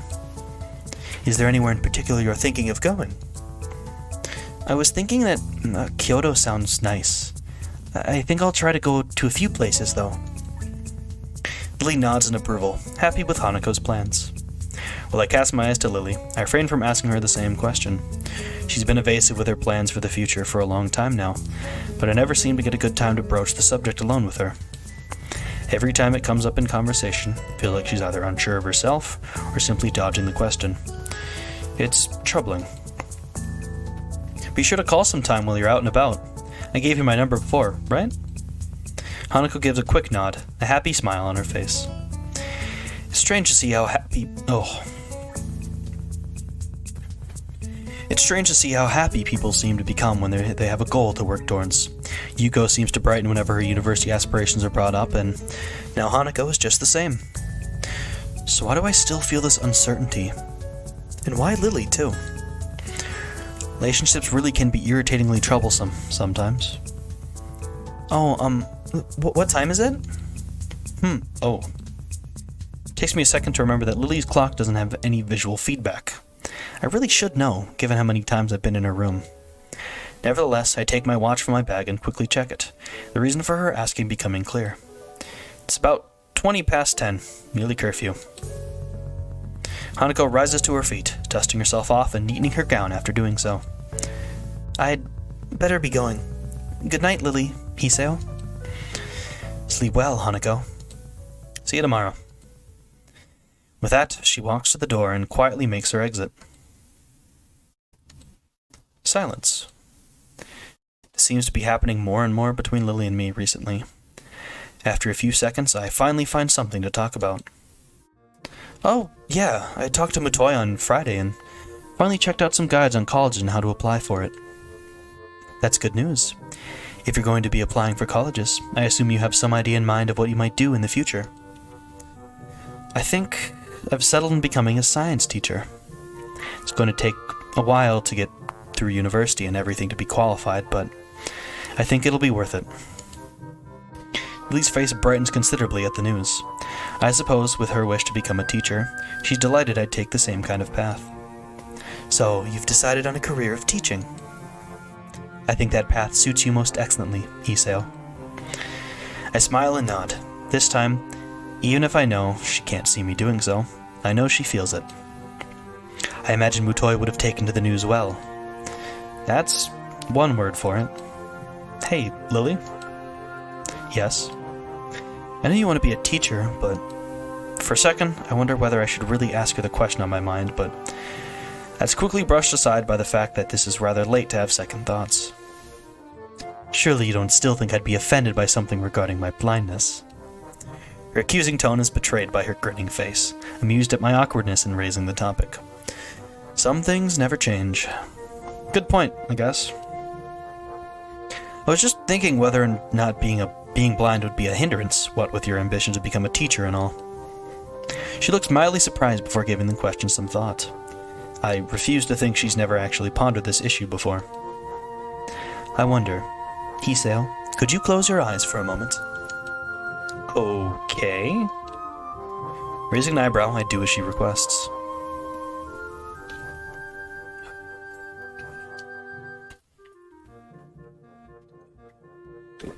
Well, it's been about 2 hours. I gotta stretch.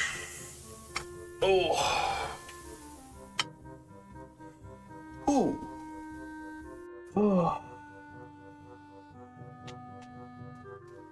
Oh. Oh, man. I shouldn't be surprised that I'm this tired. I only slept for like 6 or 7 hours.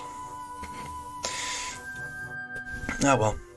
I have no idea what she has in mind, and my questions only increase as I peek out from one eye. Taking the black ribbon she usually wears in her hair from the cabinet beside her bed, she advances towards me while running it through her fingers to remove any stray hairs remaining on the piece of cloth. I suddenly click onto her intentions as I feel the black strip make contact with my face, wrapping around my head and over my eyes. What exactly is this for? It's a little test, Hiseo. Since you seem to be wondering, I'll let you see things as I do for a time. Huh. So that's what this is about. To be honest, this actually sounds kind of fun. Childish and rather silly to anyone who would be watching, but a bit of silly fun never hurt anyone. I stand up with a heave, my hands quickly moving out in front of me to warn of any obstacles. Okay, now what? Now, touch me. If you say so, now then. I slowly make my way forwards, towards the sound of Lily's voice. My walking speed barely even be called a shuffle, the entire experience feeling alien enough that I don't want to risk it inadvertently tripping over anything, such as her table or her haphazard piles of books. Something soft, yet solid, brushes against my left leg. Further inspection reveals it to be Lily's bed. I move onwards, finding myself thankful that Lily's room is so neat and tidy. Even the piles of books she has are generally kept close to the wall, well out of harm's way. The hard wall pressing against my outstretched hand makes me furrow my brow in frustration. Hey, Lily, where are you? What are you doing over there? I'm over here. Lily's voice comes from the other side of the room, far from where it was before, even to my untrained ears. If she's going out of her way to avoid me reaching her, then is this just a game to her? Of course it is. Compared to a life where even the concept of sight is an abstract one, a few minutes in a blindfold are nothing. I guess she's made her point. She's more than capable of navigating her room, and further, I've seen how independent she is even when compared to many of the others in Yamaku. Even if this is just a game, I might as well play it wholeheartedly. With a pace much quicker than before, I move towards the sound of her voice, deftly sidestepping the table in the center of her room, thanks to remembering its position. I've got you now. She gives an impish giggle, just long enough to work out that she's passing just beside me. I quickly turn around to face the new The table wasn't there before. Ow, ow, ow. I slowly sit up next to the table, raising my blindfold as I rub my aching head. I give an irritated kick to the table that's just sitting in front of where I fell. Utterly pointless, but the thing deserved it. Hiseo? Lily's still standing just to my side, obviously unsure of what's befallen me. Sorry, I kind of fell over. Are you hurt? My head hurts, but I think I'm okay. I think the table moved in order to trip me over. She giggles as she walks over and takes a seat beside me, her hand resting on my own. I suppose that's the end of that, then? I think so. But I also think I get the point, though I do wish it hadn't involved such a headache. Lee suddenly looks blank. Point? And I return an extraordinarily flat look. That was just for fun? I just thought it might ease you up a little about the subject. You always seem to tiptoe around it, after all. In regard to teaching, sight isn't that important. There are plenty of classes taught by entirely blind teachers, and more than enough resources for me to learn the subject. It's as simple as that, really. I slump my shoulders and give a snort of amusement. I understand. I guess we'll both just have to work hard to reach our goals then. What is it? With little hesitation, Lily pushes her forward her chin and closes her eyes in unmistakable gesture. Kiss flashbang. I accept gladly, our lips touching. As they do, I suddenly feel her hand snaking up my chest from underneath my shirt. The feeling of her hand against my bare skin is enough to make my heart suddenly accelerate. So she's in that kind of mood again. I'm hardly one to complain. She does genuinely like this, and even with all my medications, my libido is thankfully still intact. I lean into the kiss further, holding her hand tightly as I feel it tracing the contours of my chest. Eventually we break off from one another, the room silent but for her breathing. Hey, Hiseo? Yeah? I don't suppose you could wear the blindfold again. Her tentative suggestion takes me by surprise. I suppose she wants to introduce me to sex through her eyes as well. Or just wants to find out what I'll be like during the act while hampered by the blindfold. With a measure of unease tempered by curiosity, I do as she says and lower the blindfold over my eyes. The world becomes dark once again. I reflexively tense as I feel Lily's hand gently brush the side of my face, entirely unable to anticipate her touch. I really need to get more used to contact like this. Even after the weeks we've been going out, it isn't as natural for me as it is for her. Silence? Hey, Lily? Shh. I obediently follow her instructions and quietly listen, trying to make out anything that's happening around me. Compared to before, when I was chasing Lily, the need to carefully navigate the room's obstacles now gone, I can take my time and concentrate much harder on listening. It takes a while, but I can eventually pick out the soft sound of her breathing in the otherwise dead silent room. In, out, in, out. Measuring it against my own breathing, I realize it's definitely deeper than normal, especially for her. Another sound makes its way to my ears, one that I can't identify immediately. I don't think I've heard it before, but... I really don't think there's anything I have to be concerned about, but I'm gonna be cautious. My heart skips a beat as I realize the source, my hand almost reflexively reaching out towards it. Her face feels softer than usual under my touch, her head just barely turning in acknowledgement towards the fingers on her cheek. Hiseo. I gulp and take a moment to try and calm down. I need all the concentration I can muster while I'm like this in order to fully take in my surroundings. After a few deep breaths, I think I've managed to collect myself. With a touch so light that it wouldn't disturb a feather, I start to move my hand down her body. And I can feel myself losing focus again, thanks to those thin silken pajamas of hers, resting so perfectly over the curves of her body. If she's like this, that means she has to be sitting against her bed and facing me. Now, to continue. Alright, this must be her hip. So I just move slowly downwards. Squids.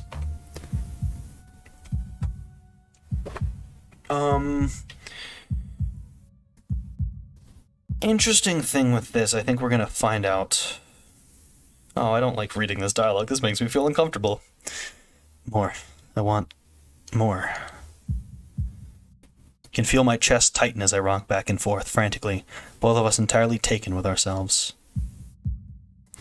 Nothing that unusual. I just need to take deeper breaths to steady myself. I think I can. So yeah. Yeah. But I think I had to, because he's going to take the blindfold off. This feeling is just normal.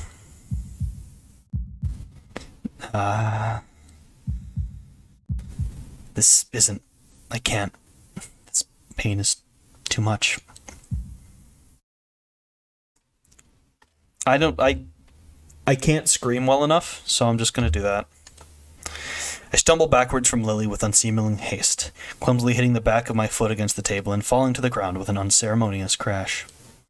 Breathing wildly, I frantically scrape at the ribbon over my eyes as I lay on my back. I have to get this off. I have to get this off. For a moment, everything goes blank.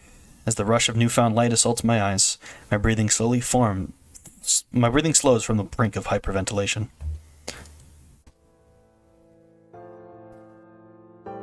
Seconds pass, and I carefully measure out the rhythm of my heartbeats with every ounce of concentration I can muster. My heart is normal. It's back to normal. My body feels utterly bizarre as I lay dazed on the floor looking at the ceiling. The adrenaline from before is still pounding through my veins, but my mind is completely exhausted. I prop myself up as I hear Lily getting out of the bed and coming towards me. Hiseo? Okay, she clearly has clothes on. Hiseo, are you okay? Hiseo. I'm fine, Lily. I'm fine. She gives a sigh of relief, her worried expression collapsing. Her face afterward is the very last I'd ever wanted to see from her. It's a face I detested when I first saw my parents in the hospital all those months ago. Pity. Lily pities me. I just close my eyes and turn away, powerless. I feel like throwing up. I can hear the sound of Lily moving away and quickly attending to herself, the ruffling of her clothing being pulled back on after a moment of searching, just barely audible. Sorry. She slowly shakes her head as she finishes buttoning up her top. Her kind smile looks so fragile, so delicate, that it makes my heart sink. Approaching carefully, she feels out the edge of the low table before taking a seat next to me, putting her arms around my chest. I'm sorry, Hiseo. I shouldn't have pushed my desires onto you. You don't need to apologize. I'd normally be fine. You've seen that much before. I guess I shouldn't have tried to push myself so far. My eyelids feel heavy. Calmly sitting next to her like this is probably letting the adrenaline work itself out of my system and letting my mind relax. So that's why you never took the lead.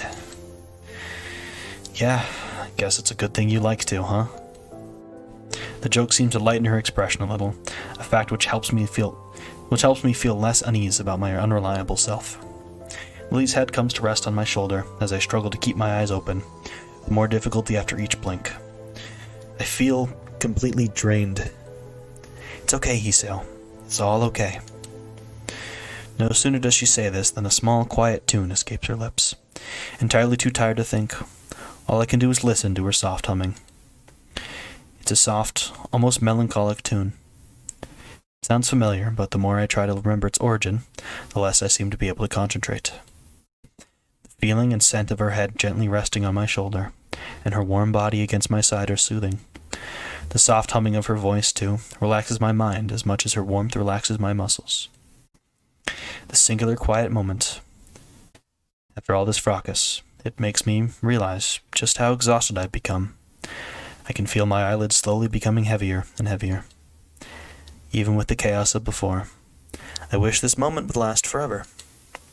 Lily and I together, sharing a single solitary occasion together, just as we used to. But if that's the case, why does she feel further away than she's ever felt before?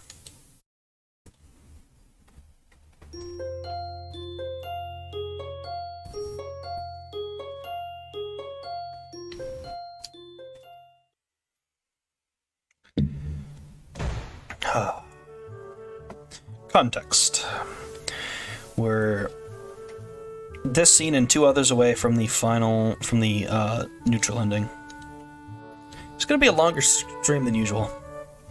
The loud clatter of books falling into the return slot abruptly breaks the grip of silence over the school library. It's become a habit for me to come to the library at least once a week. Not only does the reading itself keep me busy, but discussing books with Hanako and Lily also does. Obviously startled, Yuko suddenly twists towards the direction of the noise. I'd have thought her used to people dropping books by now, since she does work here. Oops. Oh, hello, Hiseo. Back again? Takes me a moment to respond, my mind still distracted by the familiar melody of Lily's humming. It's hardly left my ears in the several days it's been since I fell asleep to it. Oh, yeah, just returning some books I borrowed. She cast her eyes downward, presumably to the bin the books dropped into. Whoopsie. You're a very heavy reader, aren't you? It's become a bit of a routine now. Passes the time, at least. I wish I had free time to pass. From small talk to depression in less than 5 seconds. I think that's a new record for her. She seemed a bit down in general today, even compared to normal. Considering she has to work 2 jobs just to support herself, I could see how that would take a toll on her lifestyle. Come to think of it, the pay for her job here can't be all that bad. The idea of staff in such a prestigious private school going hungry strikes me as counterintuitive. Working 2 jobs must take a lot of time. I'd probably never manage it. You're lucky being a student. Do you think you'll be able to go to university? If she's asking, then I guess that's the expected result of having this kind of education. Private schools like this don't exactly come cheap. I guess. I have the money, I think. I've got plans which will require going to one, and my grades are good enough. It's more a matter of how I'll pay to do so. University costs so much that I'm having to work 2 jobs to afford to enter it. Paying for daily expenses makes it a lot harder. If you're reading this much, though, that means you're doing well in school, right? Interesting logical jump. Not an altogether wrong one, though. I suppose so. I didn't find any of the exams very hard, aside from maybe 1 or 2. Do you mind if I ask you what studies you're pursuing in university? Yuko appears to genuinely brighten at the question. Anthropology. To be specific, I'm studying in the history of classical era Athenian civilization and democracy. She really seems to know her stuff. Such enthusiasm is to be admired, and it's nice to see her genuinely excited about something. I guess even somebody like Yuko can be happy if she has a visible road ahead of her. That's good to hear if you... Both of us jump at the sudden interruption coming from my pocket. Apologizing profusely and quickly shuffling into the hallway, as I fumble with the cover of my mobile phone, I glance at the screen. Weird. It's a mobile number I don't recognize. Considering I can count the number of people with my number on one hand, I briefly wonder whether it's some telemarketer that lucked out. Hello, Hoshiuta Yukihyou speaking. Jeez, pick up faster next time. Anyway, guess who? It only takes me a second to recognize the distinctively deep, brusque voice. Hey, Misha, didn't expect you to call me. Huh? You actually think I sound like her? Not at all, Akira. I don't remember giving you my number, though, so I thought I'd mess with you. Oh, that? I got Lily to give it to me. Not hard. She positively brims with pride at the statement. She's trying to get me caught up in her pace, I know it. Suppose I shouldn't be surprised that the two would share my number, though, given how close they are. So, what's up? You free right now? I guess. Why? Could you meet me in the park in town? Just want to talk to you about some stuff. Is that an invitation to a date? What? Of course not. She sounds suddenly crestfallen, her previous teasing nature having instantaneously left. It seems strange for her. Anyway, I don't see why not. When do you want to meet? Kind of now-ish. Wait, right now? But it's... Dead sounds coming from the phone announces the fact that she is unceremoniously hung up. For a long time, I just stand there, staring at the call-ended message on the screen while replaying the conversation in my head. What the hell, Akira? Throwing a glance up and down the street, I cross the road and step into the park. I've learned to pace myself on such walks, mostly because Lily's slower speed during our forays into town mean I have to consciously slow myself down. That aside, I hope Akira didn't expect me to be immediately prompt. A Sapporo! Classic Japanese beer. Oh, we've never seen it before. Akira has an earring. A red earring. Takes only a couple of seconds to spot her waiting on a bench with a can of beer in her hand. The look she gives me as I walk up lacks any hint of acknowledgement or greeting. What's with that look? I needn't have come here, you know. I knew you would. You're that kind of person, after all. I lower my brow at her remark as she disposes of the can, emptied by the time I arrived, and a metallic clatter rings out. Akira takes a seat on the old wooden bench, and I follow her lead. She takes another can of beer from beside her and opens it before speaking, taking a large gulp. She seems to really like that stuff. I suppose I don't need to ask what this is about, or rather who it's about. I heard from Lily that you asked about our family. They share more than phone numbers, that's for sure. Probably be very worried right now if it weren't for the total lack of malice in her voice. Rather, her tone almost sounds wistful. Idle curiosity, mostly. I have to admit, I've never guessed you two were half Scottish. She gives a wry chuckle of amusement. I've heard that before, trust me. A small smile falls from her face, her eyes looking ahead distantly. Aside from the occasional elderly couple talking as they slowly walk the meandering paths in the odd aging car, it's pleasantly quiet. She didn't tell you everything, though, did she? It was pretty brief. Your parents live in Scotland, she hasn't met them since she was 12, and she wants to meet them again. It's always surprised me how devoted she is to our parents, for all the good they did us. The way she says it sounds almost derisive. She gives a small sigh as to quickly brush the feelings away. Why do you think they left, Isao? Why do I think they left? From what Lily told me, it was because of work. Guess a pretty decently paying job was involved as well, given the way your parents seem to live. So Lily went to a private school, and that's why she carries herself with the airs and graces of the upper class. Yeah, since the business in Avernus boomed, our father decided to move directly to the same city as its headquarters. That's just the conclusion I thought you'd come to, though. You're too good-natured. You don't think they left for their career? I'm sitting here bitching to you about it. What do you think? Yamaku Academy. I've always felt that place was kind of creepy. Like it was an isolated hideaway for those proper society doesn't want to see nor hear. They probably just rue the fact that Lily wasn't old enough to be shoved there by the time they left. A long silence follows her abrupt and very harsh criticism of her own parents and Yamaku. Lily's blindness is hardly something that could be simply ignored for a high-class family attempting to keep up appearances, much less so when a lucrative offer is on the table. Eventually, Akira gives a derisive snort, her feelings coming to a head. Moving to secure our financial future with his new job posting. Even at the time, I hardly believed it. Not wanting to simply be an avenue for her venting, I gently try to steer the discussion. So you stayed in Japan with Lily, then? Either I stayed here with her, or she went to live with an ailing grandmother and grandfather. What about Shizune's family? If you're cousins, then... Our fathers hate each other. I'd have been more than happy to tell them to go screw themselves and live with them anyway, but Lily wouldn't have wanted that. I also had an offer for a job by then, so we did our best to keep our parents' house in proper shape, try to continue our lives as if they'd never left. So you just lived by yourselves? Basically. Lily had school and I had my job, so we weren't exactly languishing. With her schooling, her study, and having to do chores while I worked, though, I can't help feeling like I failed her. In the end, I tried to be there for her, and screwed it up. Expecting a 19-year-old to be a mother for a blind child. It's ridiculous. So Lily and Akira lived alone after their parents moved, with Lily largely taking care of herself. I guess that explains her apparent independence compared to many in Yamaku. I may have lived alone much of my time since my parents both worked, but that's just something else entirely. Sorry for making you listen to my moaning, Isao. I don't mind at all, but do you mind if I ask why you're telling me all this? You always were curious. Context, I suppose. Life isn't a fairy tale, Isao. Some people have to learn that the hard way.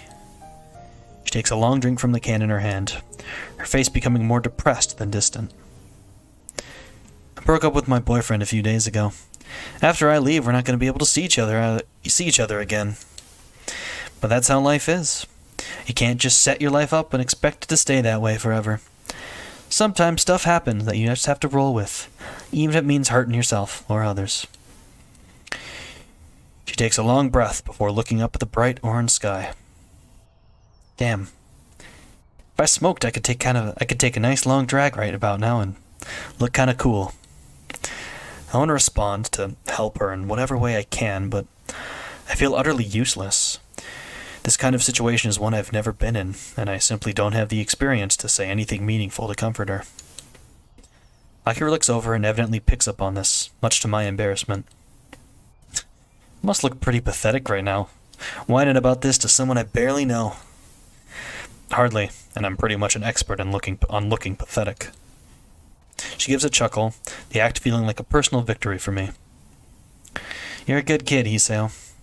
When I said that I approved of you being with my sister, I wasn't joking or just being nice. She picks herself up off the seat with a grunt, one that seems ill-fitting given her age, and throws the now empty can into the bin after one last swig. It's just unfortunate that it doesn't really count for much in this world. When I said that I was leaving for Scotland, I was doing it because a good position opened up in our company's headquarters. When our folks told me that when we were at their place, though, they also gave Lily a summons to rejoin them in Inverness. No way. Her evasiveness when asked about our future. That awkwardness that had steadily grown between us. That uncharacteristic outburst of anger. All of them suddenly fit into place. The same family that she reminisced about after Hanako's birthday party. The same family that left her and Akira to themselves after taking flight to greener pastures. Now I feel stupid for never cornering Lily on what was bugging her. I'd never even considered if something had happened during her trip to her family's home at Inverness. And now, a sense of unease grows in my chest. If her family has summoned her to join them in Scotland, all the way on the other side of the earth. Has she accepted? Lily hasn't told me whether she plans to accept, and it seems she hasn't told you either. That's why I called you down here to talk, Hisao. Context, huh? Sit back, my feelings of worry and frustration no doubt written all over my face. Lily's a strong person, Hisao. She's not infallible. I guess it's my job to worry about her, being her older sister, but I think that you deserve to know. I understand. You okay? You sound depressed. No, I'm just thinking. That's good. Thinking is good. Being rash won't get you anywhere. She looks at her watch, barely moving her wrist. I've got to go. Will you be okay? I'll be fine. Don't worry. I'll have to talk to Lily about it and get everything sorted out. She gives a smile, but it doesn't feel all that genuine or sincere. Really. Both of us are dancing around the fact that Lily's on the precipice of the biggest decision of her life and is trying to take the entire burden on herself. And part of that burden is the matter of our relationship. By the time I look up, Akira's already walking off with her hand held up. For the first time in a long while, I finally have an answer to something. Perhaps not even that, but at least I now have the right question to ask. Will you leave or stay?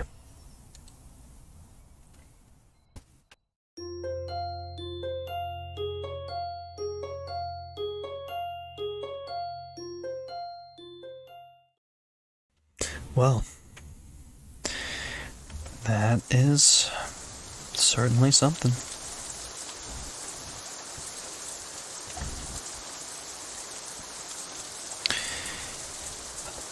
I have to actually recompose myself after that scene and get back into reading something that's not going to get as...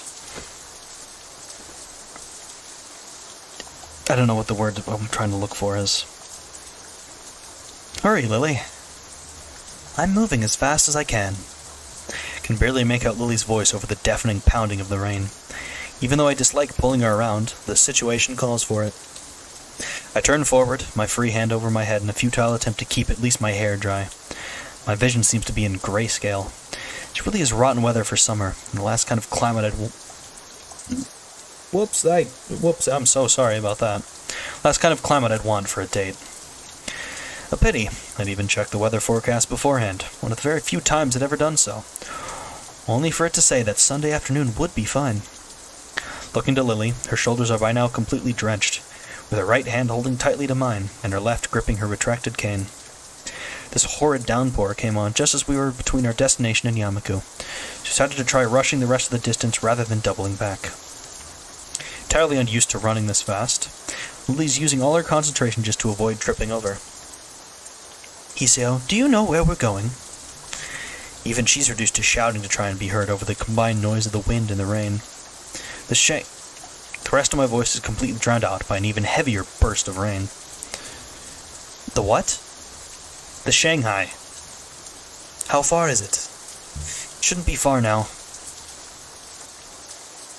It doesn't take long before I call out to her once again. It looks like we're safe. It's just up ahead.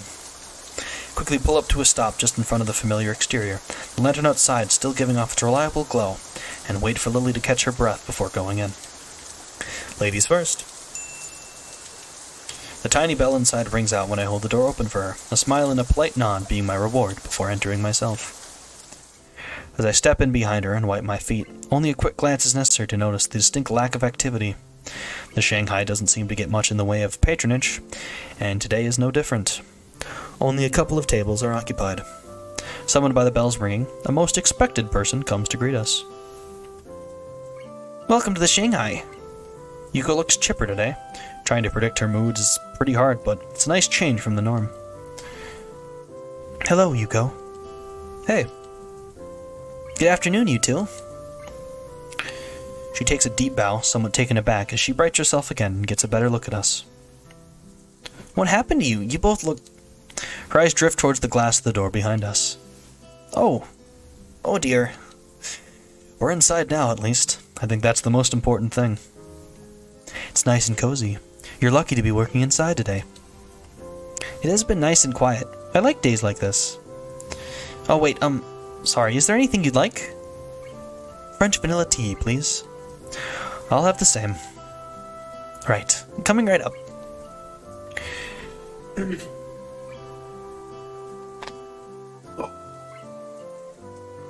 Oh, I have to keep stretching. She quickly skitters off with a determined look on her face, trying very hard not to forget our orders. If nothing else, she is at least dedicated to her jobs. I lead Lily to an empty seat before the two of us settle down. As usual, there's a large difference between my exhausted flopping down into my seat and Lily's delicate sliding into hers, her cane set beside her. For a while, I just idly watch the rain falling outside. The occasional person runs down the street, trying to stay as dry as possible, hands off and tightly gripping a rain-soaked umbrella. Lily sits... Okay, I wanted to make sure I wasn't muted. Lily sits just as quietly as I, her eyes closed as she intently listens to all that's happening. It's a comfortable, relaxing silence that exists between us.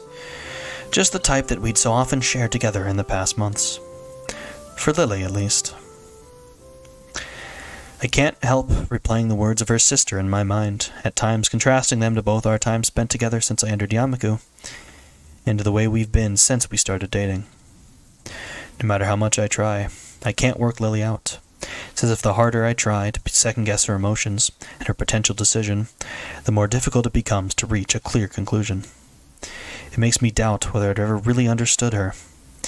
In the end, I'm going to have to ask, even though I very much want to avoid doing so. You seem quiet today, Isao. Really?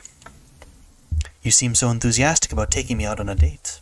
I'd assumed you had something specific you wanted to do. No, not really. Just wanted to spend some time with you. Is that so? Fine. There was one thing. A little grin finds its way onto Lily's face, her knowing full well that she's bested me. It makes what I want to say all the more awkward. It was just... Akira and I were talking. Oh? What's with that tone? You two do seem to get on well, don't you? Well, I do think she's a pretty cool person to talk with. It'd be nice if any of the teachers were anything like her. Cool. For a moment I try to place her tone of voice, my mouth curling into a smirk as I realize it. You're not jealous, are you? I'm not jealous. After her teasing me over such a thing on our first date, I don't feel too bad having a little laugh at her expense this time around. As we settle down, though, it's only a minor distraction from the real point of why I brought Lily here. Don't worry, it was mostly just everyday stuff. That said, there was something Akira mentioned that I wanted to talk to you about. Oh, I just clicked out of the game. Oopsie. I guess my cursor wandered.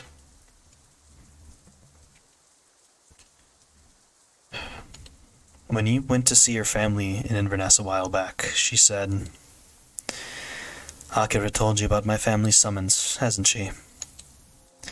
Seconds tick by while I try to read Lily's face, an odd mixture of feelings written on it. She seems annoyed, but also somewhat confused. Here. Yuko tentatively slides our drinks onto the table, her presence oddly small. As she walks back to the counter after a quick and polite nod, I realize the air between me and Lily is thick, and our expressions are both somewhat pensive. Even though she says I should lead my own life, she still interferes at the worst times. I don't think you should blame Akira here. She's just looking out for you, and it's not like I can't understand her concern over this. Lily's irritation gives way to an awkward and largely unsuccessful attempt to mask her feelings. She really doesn't deal well with being cornered on personal topics. I know, but I just wanted some more time. I knew you'd have figured it out eventually, but you were intentionally hiding this from me? For how long were you planning to do so? As I said, I simply wanted more time to think it through. I wanted to be sure of my decision before telling you. What did you decide to do, in the end? I know what I want her to say. I know what I want her to say, but an awful feeling refuses to leave my gut.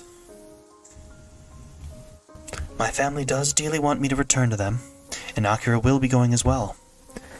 I could still teach as a career, whether it be here or there. So, you're going. How long have you known? I already know you were asked when you first went to Scotland, about a month ago. Some time. My frustration very nearly boils over. The fact that she's done this affects me more than it should. For her to not only be leaving, but to have been actively hiding her own plans from me, and after seeming for so long to be the one solid pillar of support and reliability I could depend on. It feels as if the foundation underneath me is suddenly shifting drastically, much faster than I can adapt to. Perhaps this isn't so much frustration as sure unease. Lily. I'm sorry. I wanted to think this through completely. I wasn't trying to take advantage of you. Please. I know, Lily. I know. This is just really sudden. I guess this means that once you go, we'll be breaking up. One of the few times I've seen since I met her, she's genuinely lost for words. She doesn't look surprised, no doubt because the fact had dawned on her once she became sure of her decision. Or rather, she appears genuinely unsure of how to deal with the situation now that it's in front of her. We could try pursuing a long-distance relationship. They're getting more and more common these days, after all. Even if she says it, the tone of her voice gives away that she doesn't truly believe what she's saying. Lily is far too old-fashioned to be able to cope with a relationship without any kind of physical presence. Even I am, to an extent. All we would ever be to each other would be a voice from the other side of the world. In the end, trying to rationalize everything is futile. Any attempts to try and connect what's happening with the future or past just seem to get more difficult the more I concentrate.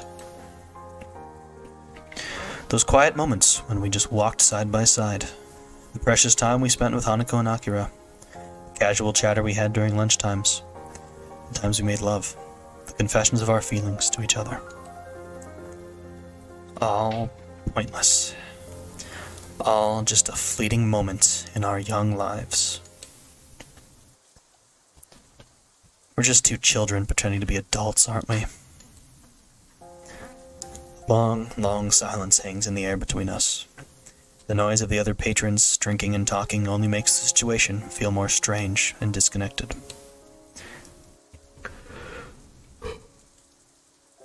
Lily's face remains low, her dejected expression clouding it. I'm sorry, Isao.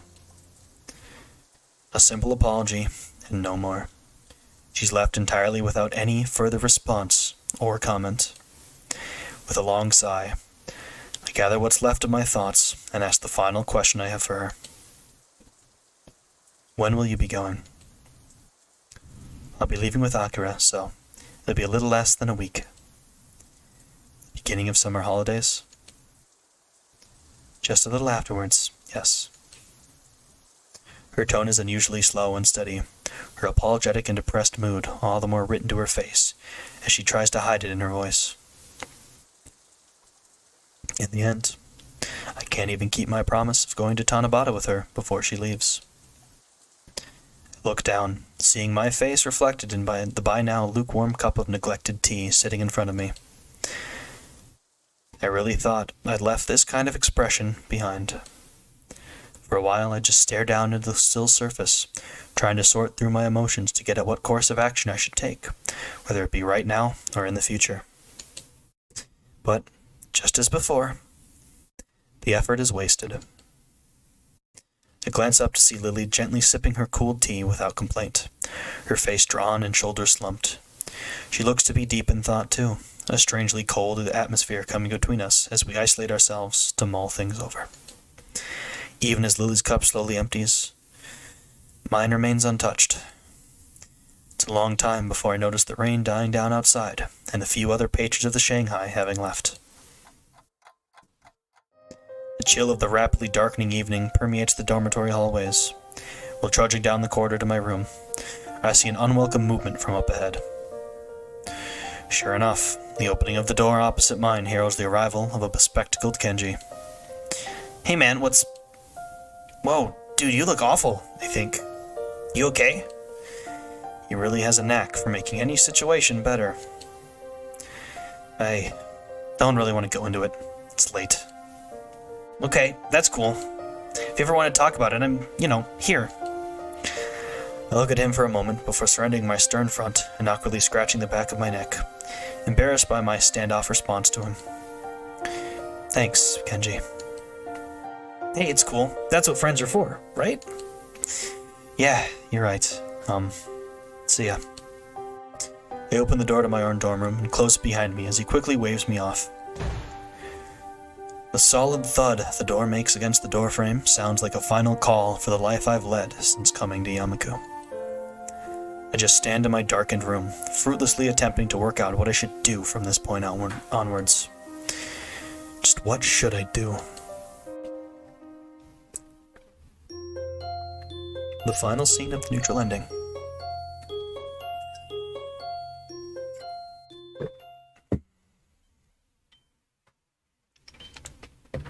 Farewell.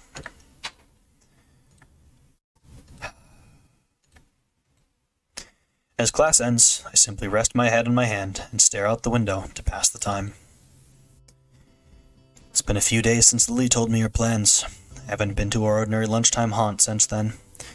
Not that there would be much point. Hanako's been busy with the newspaper club she's newly joined, and has even begun talking in class with Naomi every now and then. Even Lily, aside from the fact that a meeting between us would have been awkward in any case, has been run off her feet with class representative duties as the summer holidays approach. And now, they're just about here. With the end of today's bell, the summer holidays will have begun. I suppose that all I'll end up doing will be visiting my parents for the duration, and lazing about my old home, now that my previous plans are entirely askew. Meanwhile, Akira and Lily will be en route to Scotland, to live out the rest of their lives there. No matter how hard I try to rationalize the idea that once the summer holidays begin, my life will return to the way it was, it simply refuses to happen. Everyone's moving on with their lives. Lily's rejoining her family. Akira's moving up in her father's business. Hanako's gaining new friends and hobbies, and even Yuko's moving ahead with her university aspirations. Even I'm moving forward in the end. With the grades I've gotten so far in Yamaku, much less after such a rocky beginning, the path to get into teaching science as a career seems straightforward. I suppose I should be happy about that much, but it doesn't really seem to help. Hee-chan. I quickly stop my ruminating and turn to face the bubbly voice beside me, putting on the most upbeat expression I can muster. As expected, Shizune stands flanking her. I have a sneaking suspicion they want something from me. Hey, Misha, Shizune. What's up? Well, Sheich and I were thinking, since we're just two poor little girls that need help with all the work we've been given just before the holidays begin, sure, I can help. But Hee-chan, we really... What? I think I broke Misha. Even Shizune raised an eyebrow at her accomplice's shuddering stop in her tracks. So you'll help us, Hee-chan? I just said I would, didn't I? It's hardly like I have anything better to do. Maybe helping them with their work will help take my mind off the situation. Misha seems genuinely ecstatic with my response, but Shizune's expression is clouded and difficult to read. I find myself quickly averting my eyes from her own, as it almost looks like a face of pity. No doubt it must just be my imagination. It is hardly the first time I've been in the student council room. Indeed, I've found myself down here often, either to help Lily with class rep work or to sort out one thing or another with the student council itself. Now, though, it's quite a different place. Papers and folders are strewn across every table in the room, only a solitary little black laptop atop a single desk sticking out from the mess. It looks positively ancient, and I'd guess it has been valiantly serving its task in archiving information for years and years. So, what needs doing? This looks like a lot to do. Shizune's expression becomes determined as she signs. It's a worrying look. Everything, Hee-chan. My worry was well placed. Everything, you say. What's left on the desk is what needs to be done. It all needs to be digitally recorded, which is what the laptop is for. And I'm guessing that I'll be the one doing this? Shi-chan says she saw you with the computer in the library a few days ago, and that you seemed really good with them.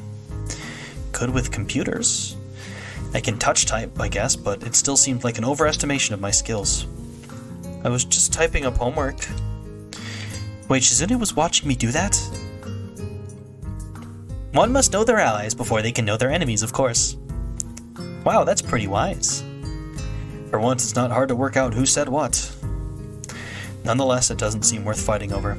Sitting at a computer doing some typing hardly seems onerous, as far as tasks to help Shizune and Misha go. Besides, it'll help to take your mind off things. Take my mind off things? Take my mind off what things?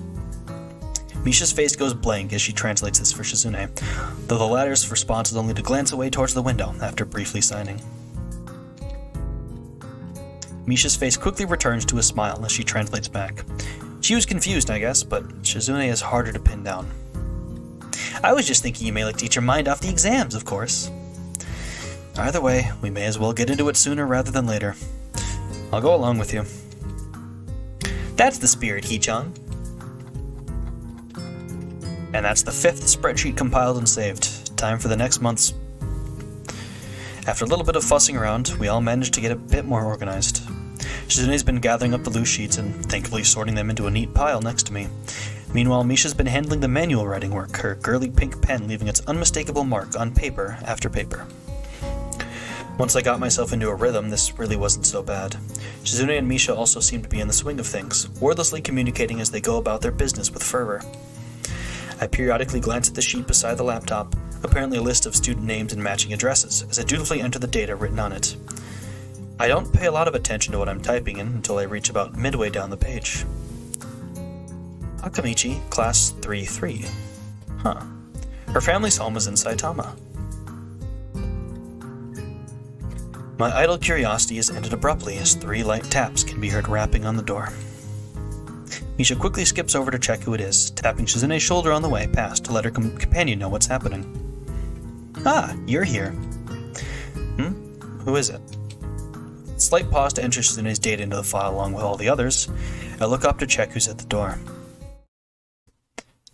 Lily? After giving a cursory nod to Misha in greeting, she perks her head up in her trademark manner. Is that Hiseo? She's pretty darn good at working out my voice from the smallest of phrases nowadays. Yeah, it's me. Hey. The atmosphere feels slightly awkward as she bows.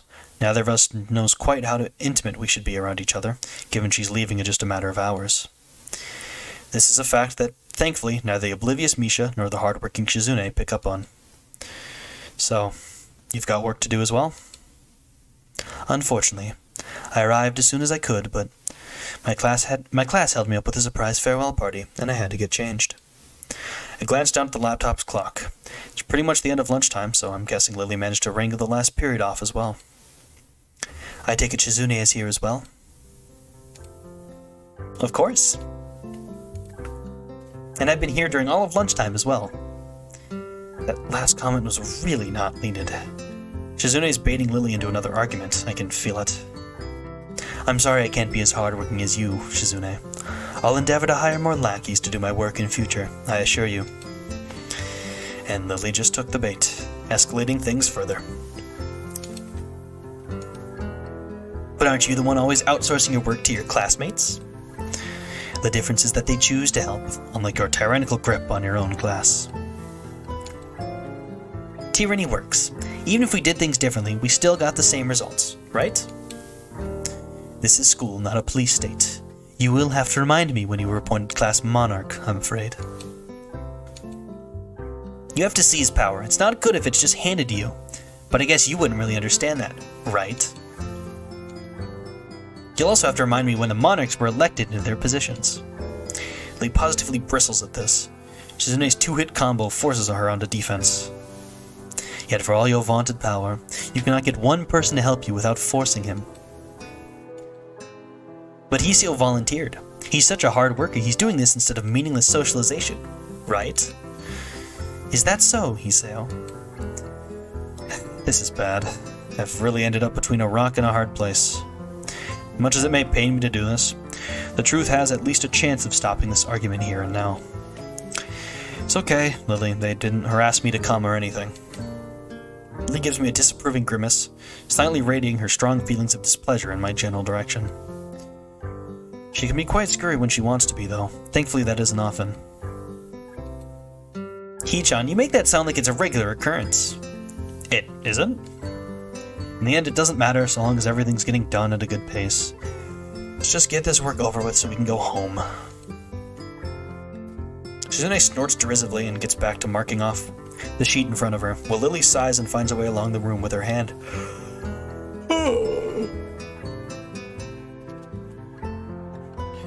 With her hand following the filing cabinets lined along the wall.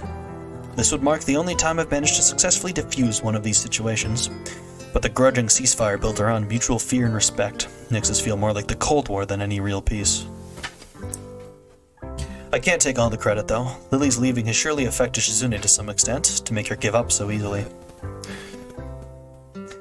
Moments before getting back to my work, I noticed Lily reaching up to grab something from above a filing cabinet. I almost offer to help, but her height gives her ample ability to take it down safely. Once she sets the strangely shaped device on the desk beside me, I realize just what it is, sort of, as she takes the old green covering off and sits down. At first glance it seems to be an old metallic blue typewriter. It doesn't take me long to realize it's far from ordinary. It has far fewer keys than expected, and those it has show no lettering printed on them. Only the shadows cast by the tiny braille dots on them give a hint to the thing's purpose. Blind typewriter? Oh, well, you're not far off. It's normally called a Perkins Brailler, but is basically a typewriter for the blind, yes. It presses braille into the pages rather than text, which is why it has fewer keys. Huh, that's really neat. She gives a lighthearted grin at my curiosity over it. I have to admit that it appeals to my sense of novelty. Without further ado, we each get back to our allotted tasks. The loud clunking of the mechanics in Lily's brailler and the tapping of the laptop's old and weary keyboard quickly filling the room. It's a nice atmosphere, really. Everyone knows what they have to do, and Lily and I get to sit beside each other and exchange the odd word as we work away. Nostalgic. That's what it feels like. It's pleasant, but also just slightly stained with the knowledge that our time together is nearing its end. Excuse me, Misha. To properly address her, Misha bounces over from the filing cabinet she's peering into, in spite of Lily's lack of sight. For a moment I think it's strange, but then realize it's exactly what I would do. What's up? Could you ask Shizune where the attendance records for Class 3-2 are? I think they've been moved. Okie dokie. And with that, she flitters off to Shizune, who's working at a table behind us. Lily's familiarity with the council room and the efficiency with which she works remind me that she, Misha, and Shizune used to all work together in the student council. Maybe this is a fitting end for her stay in Yamaku, working away just like she used to, surrounded by those she loves and at least liked. I look up, getting taken off guard by Shizune sorting through a drawer rather than Misha. Sure enough, she plucks out a manila folder entirely blank, save for the just barely visible bumps on its front, and holds it in front of Lily. Lily's hand flits over it to check what it is, her fingers feeling out the dots of Braille and confirming it's what she asked for. Thank you, Misha. No reply. No reply, that is, save for an odd grin, no, smile on Shizune's face.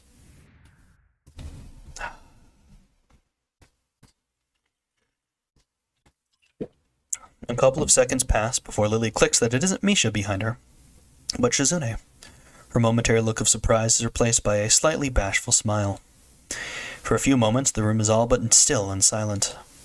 Eventually, though, Shizune strides back to her workstation, and Lily begins typing once again. It only lasted a handful of seconds in all, but it feels like years of communication were made up for in that one silent exchange. There. Finished. I lean my head back and rub my eyes to try and work away their weariness. Staring at that small and rather poor screen has taken its toll. Excellent timing. The only thing left is to file these away, and I'll have my workload finished as well. Good. I can pack up the brailler and put it away while you do that. Thank you, Hisao. Misha, are you and Shizune far from being done? I look around for the two as I replace the cover over the brailler, only to see them waiting at the door. I guess they must be waiting for us. With a minimum of wasted time, we file and pack up everything that remains and join them. Thanks for waiting, you two. We couldn't just take off without you, Hee-chan. You've been a great help. Shizune nods approvingly, pleased with my efforts. I guess that's the last class representative work done and over with, then. That's right. I'll miss you, Lily. I think it was fun working with you. Thank you, Misha. It's been good working with you, and Shizune. Shizune thinks for a moment before formulating her response.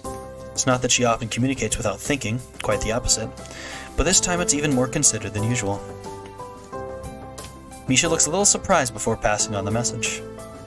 Shizune says, "You better do your work over there, better than you did it here." Far from taking offense, Lily giggles into her hand. If that's the case, then please tell Shizune to give those still here a little more understanding in the future. Competitive until the last. Maybe Shizune and Lily aren't so different after all. Shi-chan says that she'll be checking to make sure you live up to your end of the promise. Then that's how it will be. I'd better be off then. Goodbye, Shizune. Goodbye, Misha.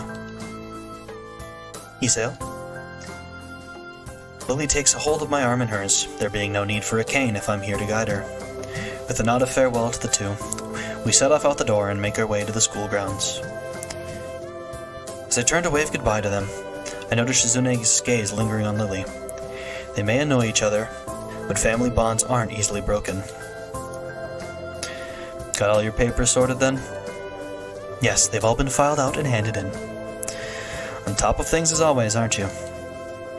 She gives an earnest smile at the compliment. It feels as if her happiness is just a veneer over the fact that she's fully aware of how much she's leaving behind. It reminds me of how she was like when I first met her. Always smiling, always that little bit aloof, always that little distance from everybody, away from everybody. Even now, she still maintains that air around many others, especially those she's not close to. I had hoped that our time together would have changed that fact. Our pace slows, the two of us coming to a halt in the all but empty school gardens. Hisao, is something the...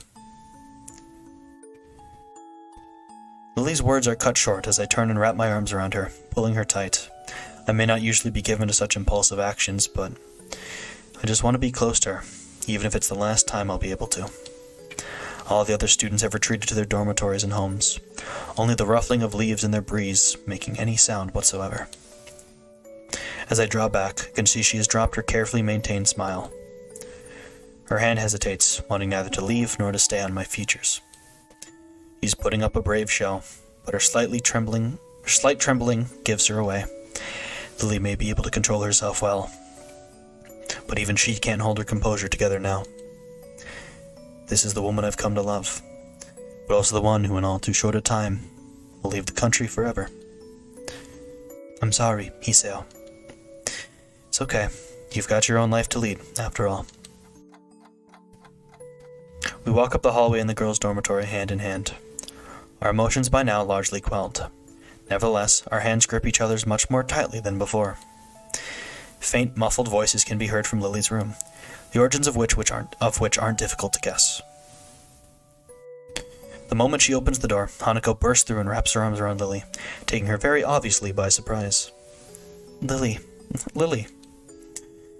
Hanako? I'm going to miss you, Lily. As expected, she's on the verge of tears. Lily gently rubs Hanako's hair with her hand in response, then pulls back and gives a warm, reassuring smile. Looking beyond Hanako, Akira can be seen getting up from the side of Lily's bed and scratching her head. Her eyes turn from Lily and Hanako to me, a stilted, weak smile hanging on her face. I try to return a more genuinely happy look, but the result is probably just the same. Whoops. So, everything set? Managed to hold back from killing Shizune? The comment draws an amused giggle from her sister. Yes, I have everything in order. And yes, I managed not to. Have you packed everything you need? Got the 2 bags right here. There's still some stuff left at the Hakamichi's home. I can pick that up while we wait there for tomorrow evening's flight, though. Akira gives the 2 large black traveling bags on the floor a hearty pat. She probably came to help pack and make sure everything was in order on Lily's end, before going together with her. Lily, will you be okay over there? I'll be alright, I assure you. I'll have Akira looking after me as well, and you know that she's reliable. But don't worry, Hanako. I have your phone number after all, so we can stay in touch. With Akira's help, I can send you things over the internet as well. Hey, don't use me just because you won't learn how to use a computer. Hanako and Lily both giggle briefly, the mood lightening ever so little. That goes for you too, though, Hiseo. I promise I'll contact you once I'm in Scotland. I know. I'll be looking forward to it. Her offer may be kind, but we both know that this is tantamount to breaking up. Neither of us has any illusions as to how well we'd manage a long-distance relationship. With nary a word of prompting, the 4 of us begin the long, solemn walk to the school gate. The numerous lamps scattered around the Yamaku grounds fail to do much more than provide pinpoints of light in an otherwise dense darkness. A car parked on the road just outside the school grounds comes into view, its shining black exterior reflecting the dimly lit lamps of Yamaku. I call out to Akira in an effort to alleviate a bit the heavy atmosphere. That your car? What kind is it? Don't know much about cars, do ya? It's a Lancer Evo, solid and speedy. It's not as if her comment on my knowledge is off the mark. I've never really taken an interest in them. She gives a small sigh. She's been good. Pity I have to part with her tomorrow, just like the summer house. You guys were the last to visit it before it changed hands. Turning back from my rather faulty attempt at small talk, I glance at Hanako and Lily, following behind us. By rights, Hanako should be leading Lily, but it's rather definitely the other way around as she clings tightly to Lily's arm. It's a depressing sight. So, I guess this is it. Indeed. Although the time for everyone to say their farewells is now, I'm going to save right here.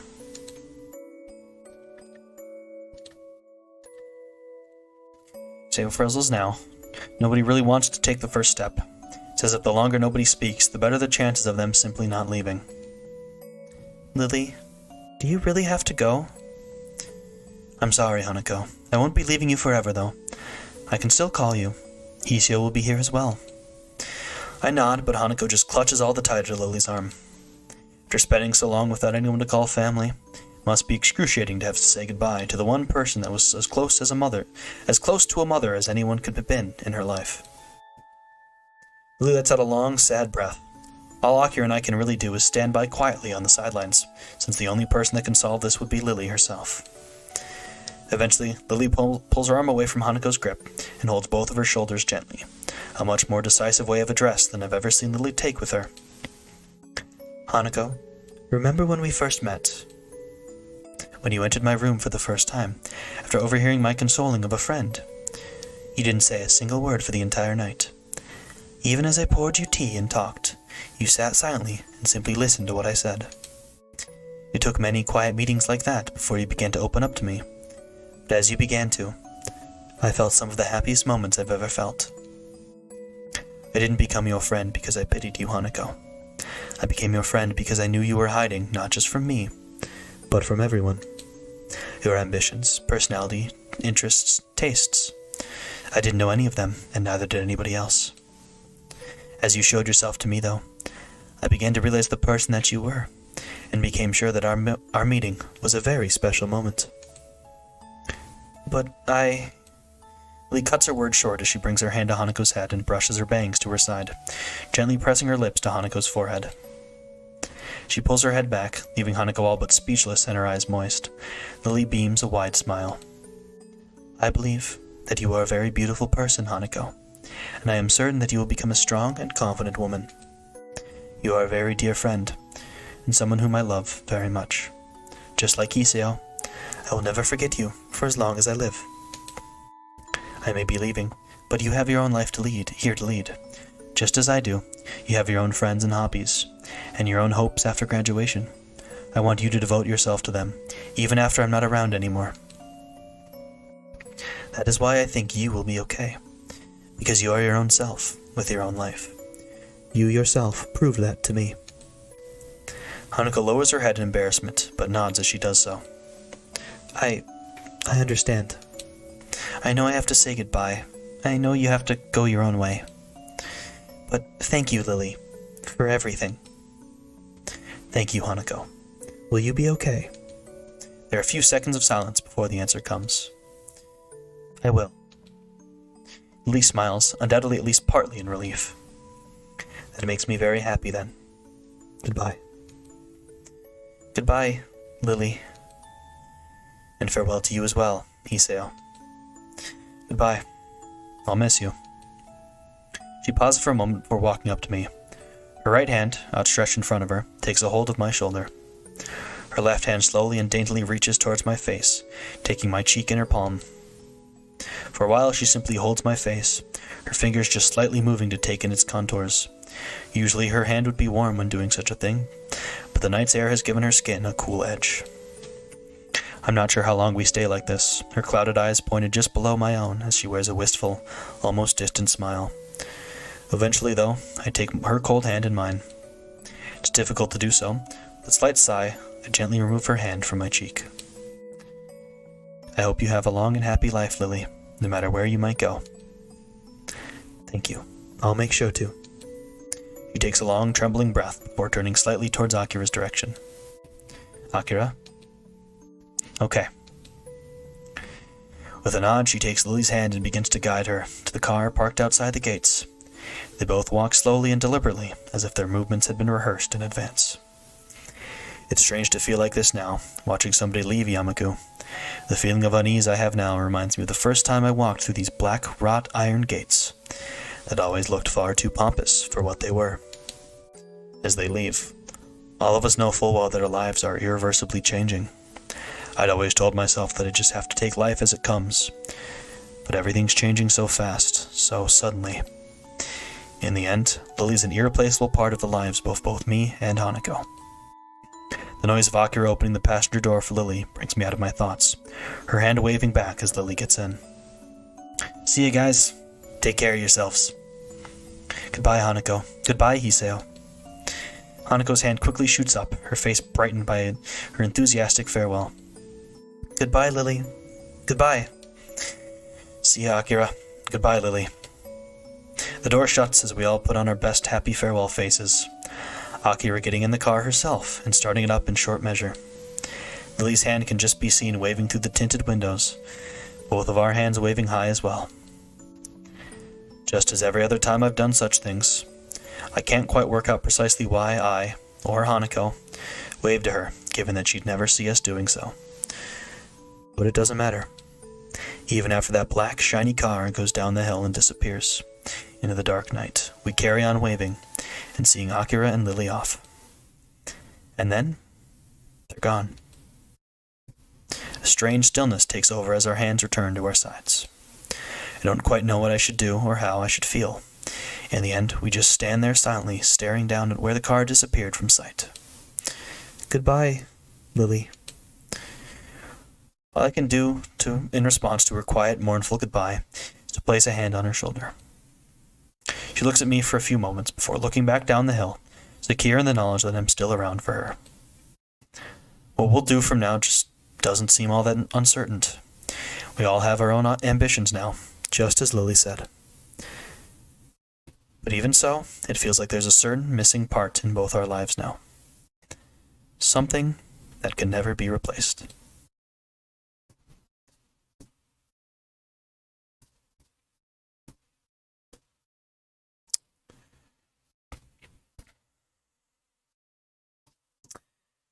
So, I've already said that this is the neutral ending.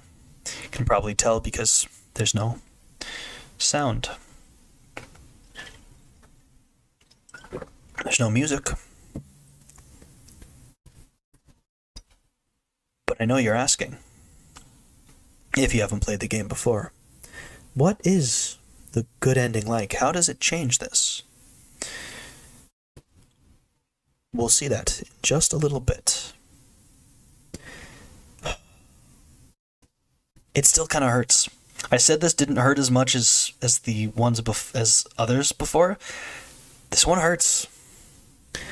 It's still just a sad ending.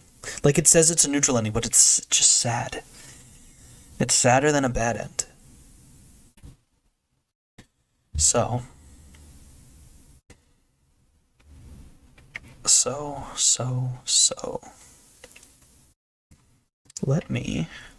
go back to that main menu. You can go look at all. Oh yeah. So this Akira CG is actually not a root related one, it's just a general one. So is the Hoshiuta coffee cup. We got 3 there. Which means we've got more to see. And then 61%, but as you can probably guess, we got 4 scenes left. And like I said, choices matter a lot. And so we'll be looking at the choice we made in Act 4, the only one that affects how the entire game ends. What if we tell Lily a little bit more about how things ended with you and Ako? A little bit more about our past schooling, a little bit more about how we got to Yamaku. Would she maybe change her mind? We'll have to see. I'm gonna go take a little break, get some more water, and then I'll be back to show off the good ending of Lily's Route. Be back in a little bit.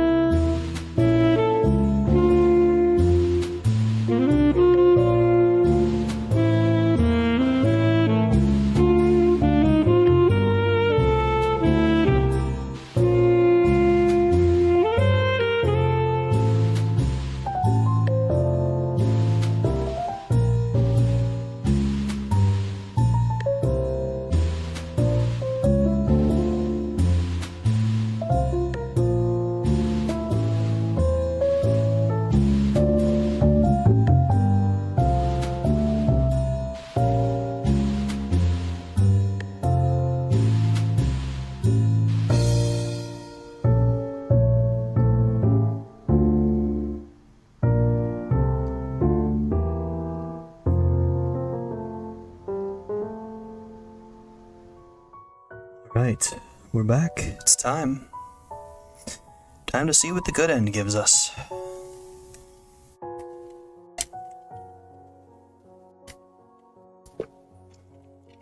I actually do want to see, I gotta keep a note down of this because it's kind of disjointed how he got everything, because I'm gonna skip, I'm not gonna read everything again.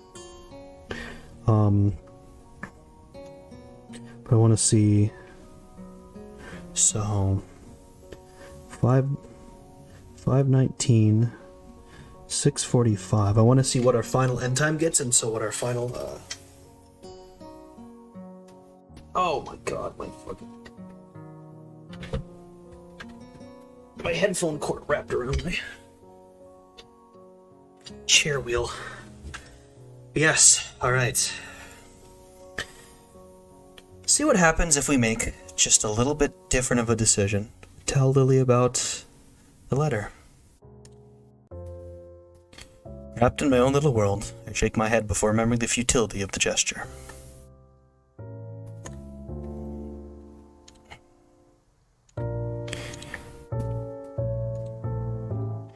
The memory of that single letter Iwanako sent me comes back to my mind. I never saw her again, but after I was sent to Yamaku, she wrote me one letter. Lily's face shows an expression I know well. I've piqued her interest. I'd be slightly offended that it's simply a matter of curiosity for her, but she's never been very good at masking her reactions. In hindsight, it really didn't say much. What was going on in my old class, how she was faring, and almost as an afterthought that it was probably best for the both of us that we don't see each other again. After reading it, I ended up reassessing a lot of things I thought I'd managed to work out. For the most part, that letter reminded me that the world around me was still moving, and just how much I'd become isolated from it. And I guess it also reminded me of what I'd lost. She gives the information some thought before her face lights up in realization. No doubt she's worked out that it was this letter which had contributed to my angst during that lunch on the rooftop.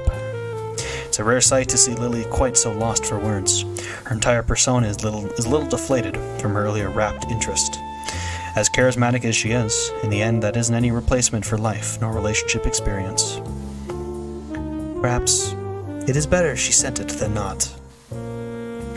How's that? It can be difficult to work out how best to communicate with those you haven't met in a long time. All the more so considering your separate situations. Instead of doing what was easiest, she built up the courage to talk to you one last time. Not only for her sake, but, from how it sounds, for yours as well. Maybe. I don't hate her for it. Not that I really ever did, but I don't know. Probably a more non-committal answer than I should give, but it isn't without cause. I'd never looked at the situation from Iwanako's perspective like that before. Seconds pass in silence before Lily speaks again. Moving to Yamaku must have been hard for you, having your friends and even your girlfriend taken from you for no fault of your own. Okay, I think this is now stuff we've read, so I'm not going to read it again. Partly for the fact that I want to conserve my voice, for the fact that I don't want the stream to be 5 hours long, and for the fact my roommate has to still pack some stuff up, so I don't want to take incredibly long. So skip all this dialogue, so we see how she changes a little bit when we tell her about it. I think Hisio's idea that Lily bought what he said was wrong. I don't think she believed anything that he had said. I think she knew there was something more and that he was hiding it from her, and that kind of solidified her decision that this couldn't really continue.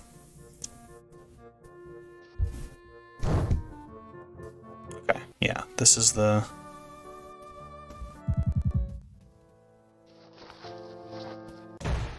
Okay. Yeah, all the stuff, nothing has really changed. Akira's conversation. I was very proud of my Akira voice during this conversation, I have to say. I gave her kind of an Adachi voice, and I thought it was really good. I think it fit exactly. Just two children pretending to be adults, aren't we? I think I did a really good job with the entire path from that conversation to the farewell scene.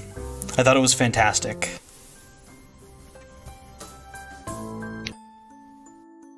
Doom. Dun, dun, dun, dun. So yeah, none of this changes. It really is nothing that changes.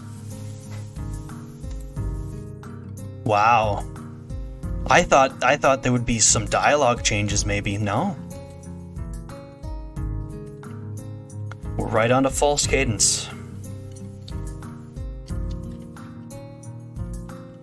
You know what would be really evil if they did a false credits? I just thought about that. That'd be kind of evil. The snap of my mobile phone's closing contrasts with the ambient chatter and noise audible even in the hallway outside the library. It's the first day of the summer holidays, a time that had perpetually seemed so far away, and yet it's now not only here, but also made painfully obvious by the students, or lack thereof, left in the school. Most students have returned home to spend the holidays with relatives by now. The few that are left are mostly chatting between themselves, usually about what they intend to do in the coming weeks. It makes me feel like the odd one out for taking advantage of the school library being open for the first several days of the holidays. Ostensibly, it's for students to drop off any books they've borrowed and have yet to return, and for those who will have their parents pick them up, to help pass the time until they get whisked away. Thanks to the recent lengthy phone call from my parents, which had so rudely woken me from my sleeping on a beanbag at the back of the library, I'm now in the latter category. Sliding my phone back into my pocket, this time remembering to set it to silent, I go back into the quiet and wholly placid room. It's a nostalgic sight. Just as when Lily first led me to the library, the orange tint of sunset bathes the room in its light, while Hanako sits on a beanbag silently reading and Yuko fusses, just barely visible behind the counter. Hanako especially has been noticeably more quiet than usual since yesterday's happenings, but I can't really blame her. It wasn't just me that depended on that person, after all. I quietly walk back to the beanbag near her where I'd sat before, being doubly careful not to make any unnecessary noise. The soft puff it gives as the beanbag takes my weight makes Hanako's eyes flick towards me, but only for a second. I get the feeling that Hanako's been quiet only partly out of sadness following Lily's departure. Rather, she seems more thoughtful and measured than I expected, perhaps due to her desire of working out how to deal with Lily's leaving, rather than just being depressed over it. It makes me a little proud of her. Hey, Hanako? Yeah? Still going ahead with your idea of traveling? She gives a determined nod. I'll be starting in a day or two. Naomi's decided to come with me, too. Wow, quick start. Where are you two headed to first? I think we're going to start by going north, then loop around and go southward. So, Hokkaido's going to be first. She gives another nod, more tentative than the last. The significance of that place is not lost on either of us. Do you know how you're going to handle the traveling expenses and accommodations? Yeah, I've worked everything out. I think it should be okay. Naomi says she has her side worked out, too. You know that if you need anything, you can just call, right? I gave you my number before. Any time of the day is fine.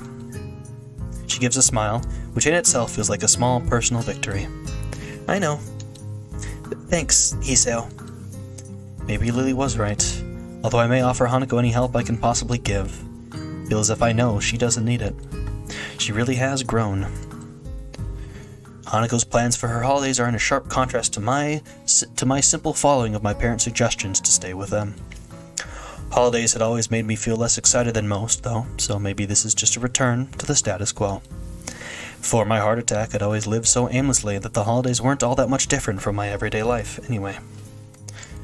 After school, I'd wander around a bit in the city, often to hang out with some friends before making my way home to eat dinner with usually one of my parents, but rarely both. Their work schedules didn't leave much time for them to be home, and going there straight from school would have just meant I'd end up feeling bored. I was an urbanite through and through. Since coming to Yamaku, though, it feels like I've fundamentally changed as a person. The phone call with my parents erased any traces of doubt I might have held on that, in any case. While before I'd exercised a fairly normal level of independence for a teenager, that being not a whole lot, my parents were more than pleased to hear of my newfound ability in taking care of myself. Laundry, cooking for myself, cleaning, all in addition to other general chores that come from living without parents around. Just little menial things I've had to pick up, but with relative ease. When I think about it, I've always depended on them, even if they hadn't been at home all the time. To say I never depended on anyone after moving to the Yamaku dormitories would be far from the truth, though. Excuse me. The two of us look up at the awkwardly fidgeting figure in front of us. Some things never change.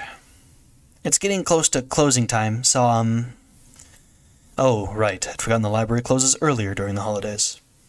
Hanako and I both get up and dust ourselves off, placing our books back on the shelf behind us. The fact that our taste in reading material have a fair amount of overlap is useful at times. With a bow to Yuko, to apologize for taking so much time, Hanako takes her leave of us. See you tomorrow, Hiseo. Bye.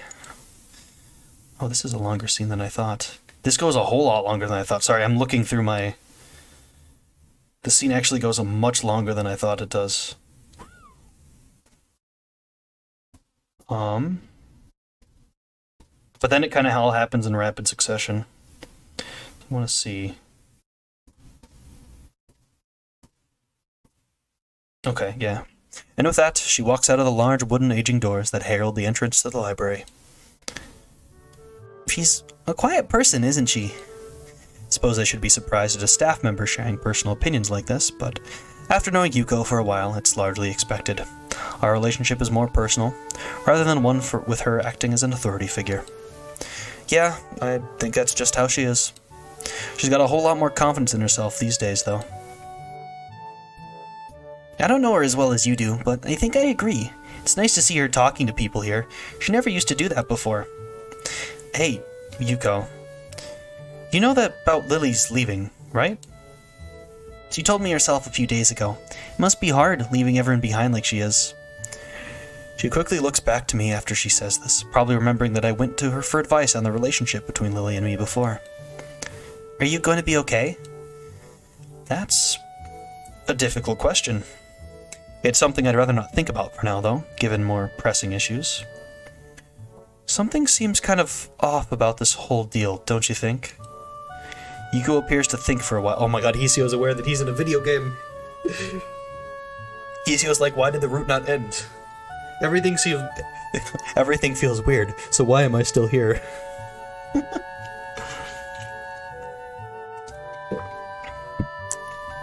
Yuko appears to think for a while, absentmindedly scrunching her face up in a variety of creative ways as she does so. I don't think I really know her well enough to make that kind of judgment. I'm sorry I can't be more help.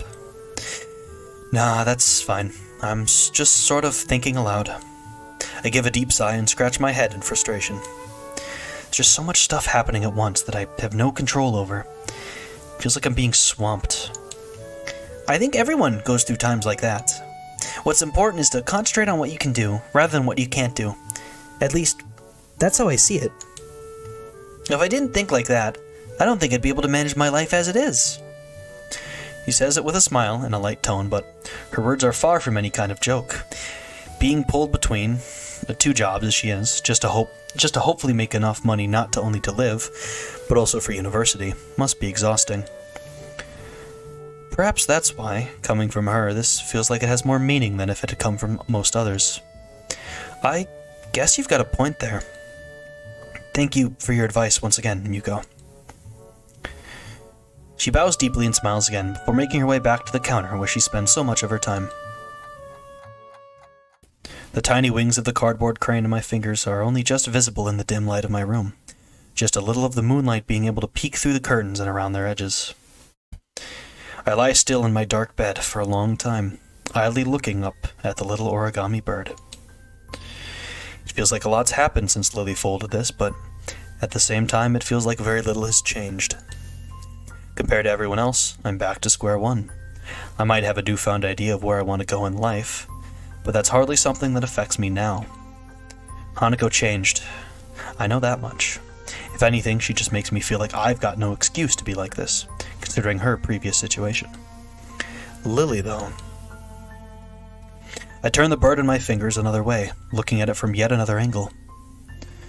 When I first met her, she seemed aloof and perhaps somewhat distant. Her actions were always careful, measured, and precise, and her carefully maintained composure always gave the appearance of unerring confidence and serenity. In time, she became less formal. Just a bit, but enough. It felt good to see her lowering her inhibitions around me and opening up, even just a little, of her own accord. It felt as if I was seeing her real self slowly become more vibrant and visible. Now, though, I'm beginning to have doubts. Perhaps they're to be expected after what is effectively the two of us breaking up. They don't feel new or strange, though, but rather like an old book being found and dusted off. I soon realized after meeting Lily that she saw me as she did Hanako, as someone who needed help and care. At first, I simply thought that we'd be fine as friends, helping each other through our limited time together in school. But then, I began to treasure our moments together more and more. From our quiet walks to our talking over lunch, the good sides of her personality became ever more obvious and ever more likable. The absence caused by Lily's trip to Scotland to visit her long-distant family and sick aunt only made me realize how much I liked just being around her, and I had thought that she felt a similar way. For her, though, maybe that wasn't everything to our relationship. Even after she returned to Japan, that just meant she lost her family once again, after meeting them for such a brief time. She lived so much of her life without her family around, not to mention with Akira working long hours, that she had little choice but to be like that. I had thought her sense of independence to be a good and admirable trait. I hope that didn't pick up. It was in stark difference to my reliance on my parents before my heart attack, as reluctant as I may have been to admit it. However, it also meant that she never let people get too close to her. She lost her family likely due to her blindness, went to a different school from anybody she knew because of it, and worked all the harder to make sure she didn't end up a burden on her sister and those around her. And now, Akira's going to Inverness, just like the family she thought she'd lost. She never told me of her plans, as conflicted as she was about them. Lily didn't want to be a burden on anyone, including me. I'm an idiot. I never questioned it. I never tried to be there or asked when she needed me to. I just set my life up and expected it to stay that way forever, with the two of us having a nice long relationship where we pushed forwards towards our future, together. A small pit of frustration and anger at myself wells up in my chest. I just let everything happen, never even trying to help Lily. Just her being there was enough. I thought I could keep going on if that were true. But that could never have been enough. It was a childlike dependence on somebody without any attempt to understand or help their situation. Thanks to that, I lost Lily. I lost the one person I loved most because I wasn't there for her when she needed me. An increasingly angry feeling washing over me, I turn over and set the crane back on the desk next to my clock, the place where it has lived since the day when she folded it for me. Since that day when she herself said that my burdens needn't be my own. The obnoxious bright red numerals of my alarm clock shine through the darkness of the room onto my tired eyes. 10 o'clock, evening. Curfew will be soon. I wonder... Akira mentioned they'd be leaving this evening. I have no idea exactly when their flight is, but that means there's a chance, however small, that they might not have already left. Adrenaline starts to move through my body as I sit up on my bed, my eyes suddenly wide with possibility. There's no guarantee they haven't left. Indeed, it's likely that they already have. But there's also a chance they haven't, however small it may be. Just this once, just as I should have before. I stand up and rush over to my cabinet, throwing out some clothes as fast as I can, and sliding them on in quick succession. Each second that goes by is a second I can't regain, a second that may mean the difference between catching them and losing them forever. Even if I fail, I have to try. I can't let her leave everything behind without even trying to stop her. Without, just this once, being there for her. With the last of my clothes slipped on, I hastily grabbed the phone off the desk. Luckily, the number for a local taxi company is still in my call history. A gruff, unenthusiastic voice announces the name of the company while I pace around the room. It takes some effort to slow down and keep it clear over the phone. The chilly night air sweeps against me as I open the dormitory door, but nevertheless, I keep up my brisk speed as I half jog, half run out to the school gates. It may not be curfew just yet, but it's precariously close. If there were a guard around, they'd no doubt have some questions for me, but it looks like I've managed to come out just before they arrive, or they're around a corner. My pace picks up as I make my way through the school gardens, their nighttime allure all but lost when I begin to run through the school gates. The lamps of the courtyard, dim as they are, provide just enough illumination to light the way and prevent me from tripping over. The buildings themselves take on a rustic, almost antique-looking edge when I glance at them. Looking back, it seems strange that they once appeared so dark and looming to me. Now they just look to be somewhat anachronistic school buildings, the same as any others bar their age. Leaving the gates behind me, I pull up to a stop just before the taxi, parked just as Akira's car had been. Its gaudy and brightly lit sign looks out of the place in the quiet country backdrop. I impatiently squeeze myself through the door, giving the driver the address for where the two should hopefully be staying.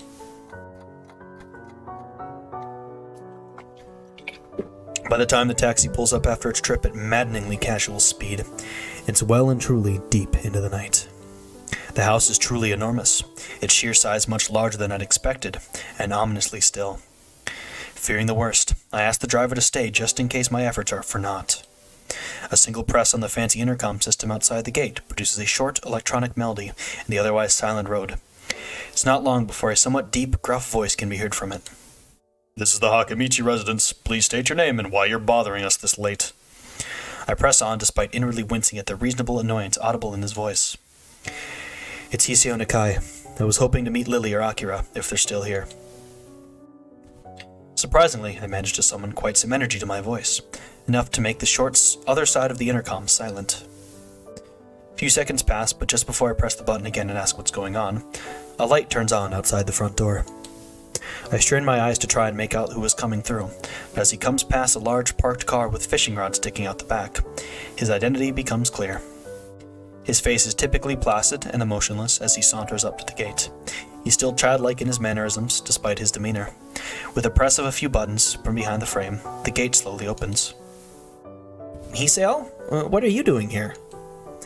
I think this is the most emotion I've ever heard from his voice, not that it would be hard to reach that mark.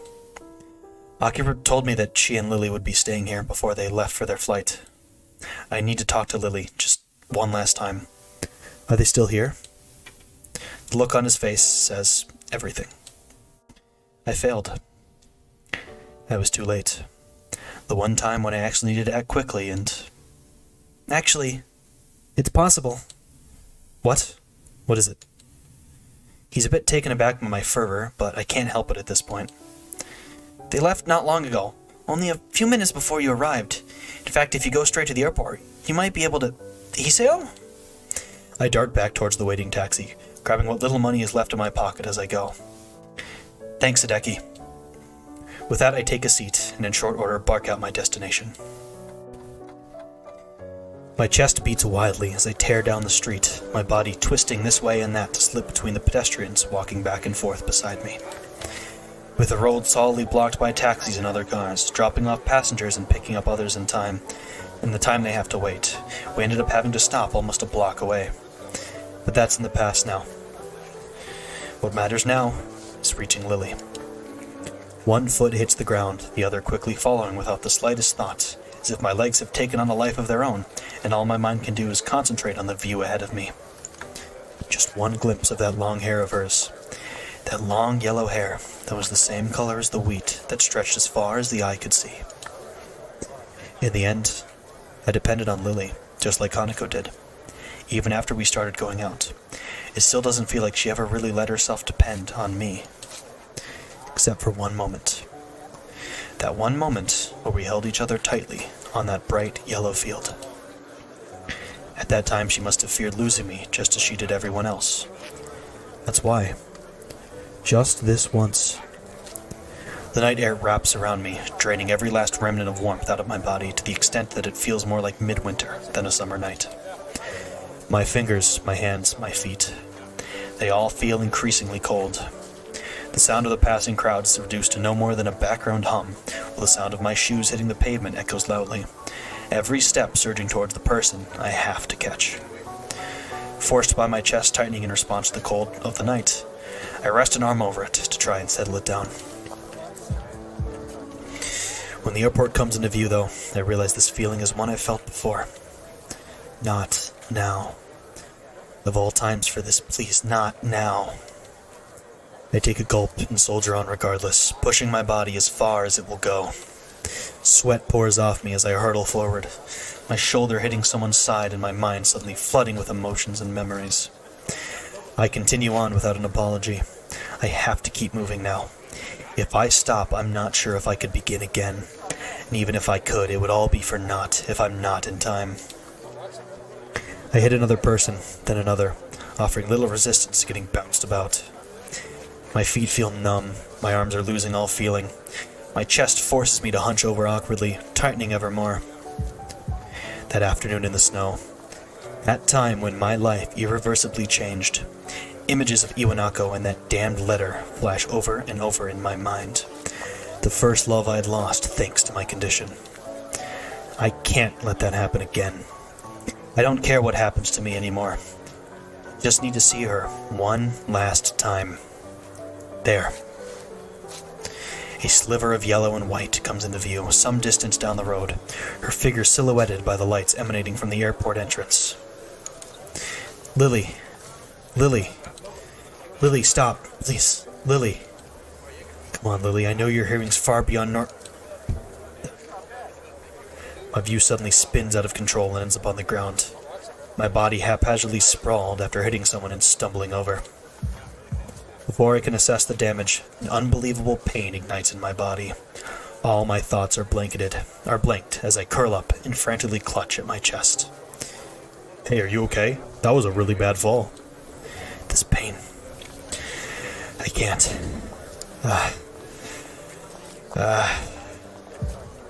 Any sharp knock could do me in.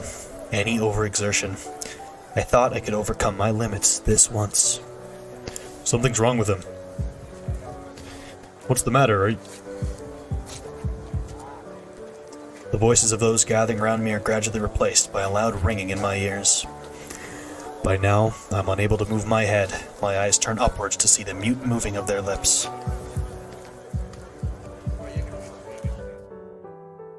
Even as I clutch my chest, I realize I can't feel my fingers anymore, nor my feet. It feels like my entire body is shutting down, starting from my extremities. With one last effort, I turn my head down the road towards the airport entrance that's casting its light over me. Lily is there, behind the crowd. Her head is tilted, but only just slightly. I can feel my vision dimming as I try to yell out, but nothing emerges from my mouth despite my best efforts. Slowly but surely, my vision begins to black out from the scene before me. So, this is how it ends. I failed. I was so close, so very close, but at the very last moment, my condition seized my chance at a new life and dragged me back. Now I'm going to die, sprawled out just meters from an airport, with a crowd of babbling people surrounding me, and with Lily leaving for Scotland just a little distance ahead. Lee. That last word extinguishes the last of my energy. The world falls into a deep, inescapable blackness as every muscle in my body shuts down. I'm sorry, Lily. I was too late.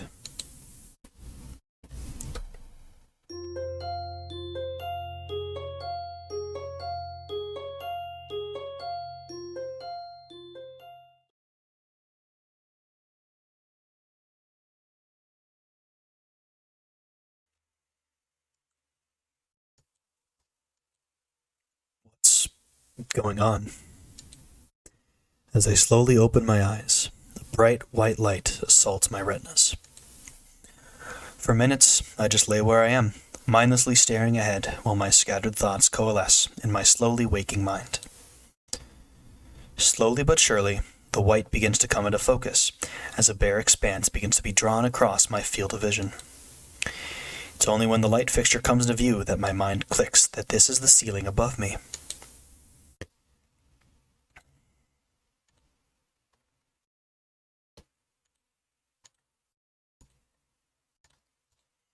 Slowly levering myself up, I silently absorb through all my senses the details of the room I'm in.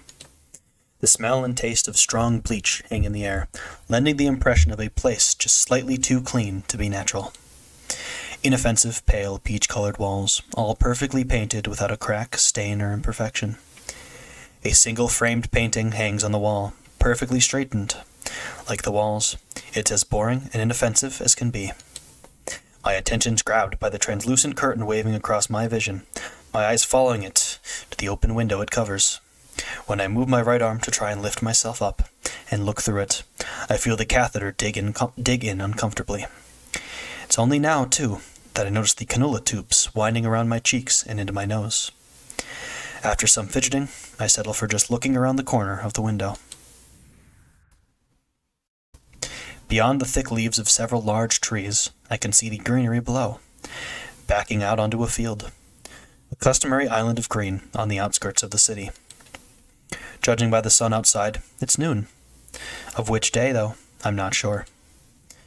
So, I'm in a hospital once again. I let out a long, tired breath as I try to collect my scattered thoughts, my mind seemingly cast in a dozen directions all at once, with as many emotions running through me.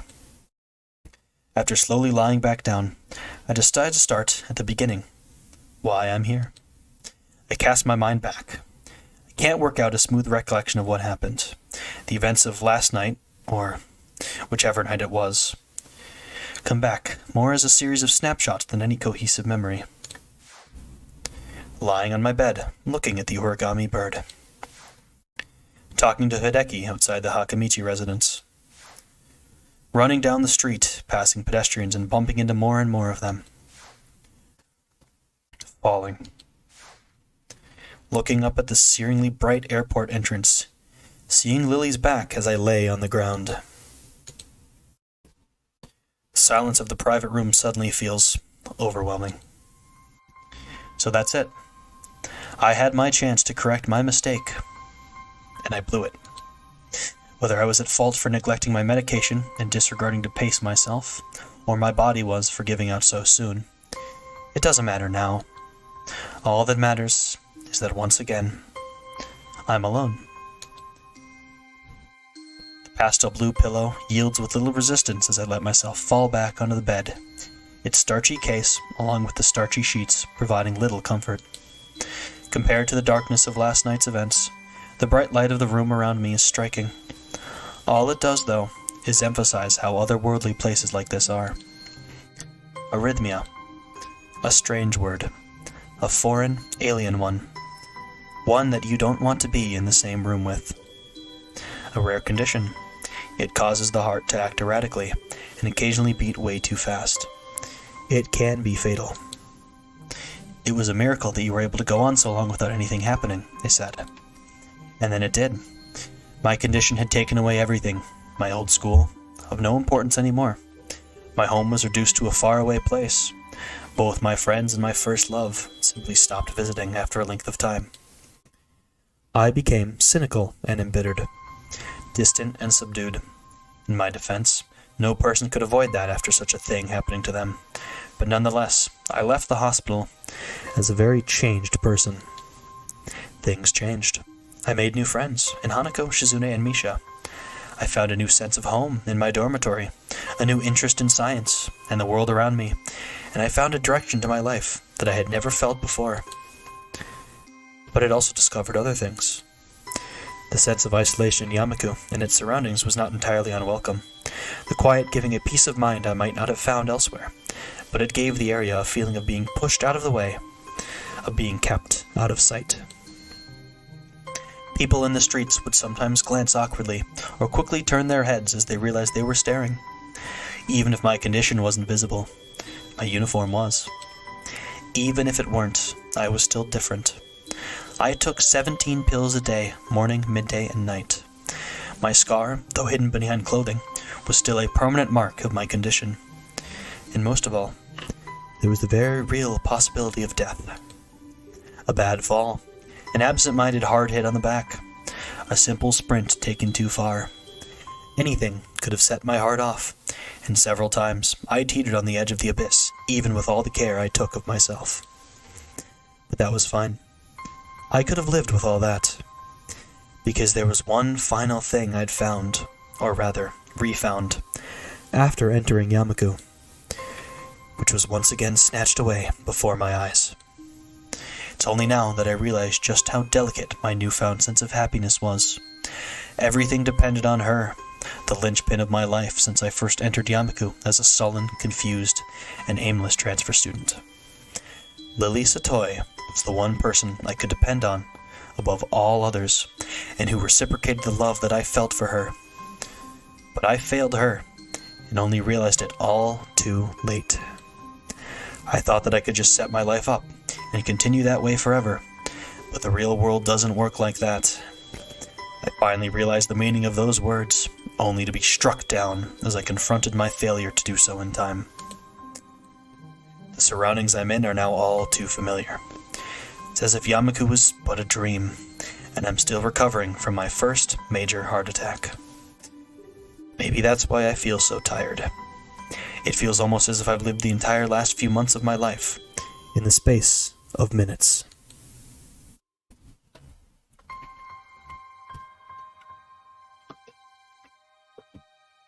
The weight of my eyelids closes my eyes, my physical and mental exhaustion letting me offer no resistance.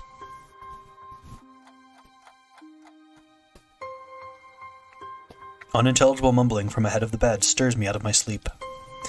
With my eyes still closed, I can focus and make out someone, presumably a nurse, bidding farewell to a doctor.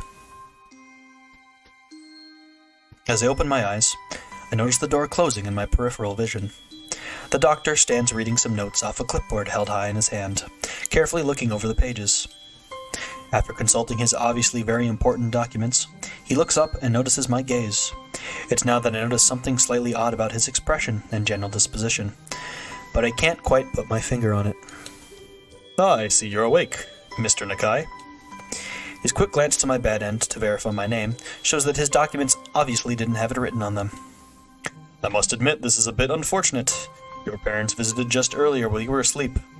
I could notify them you're awake now, if you'd like. Thanks. That would be good.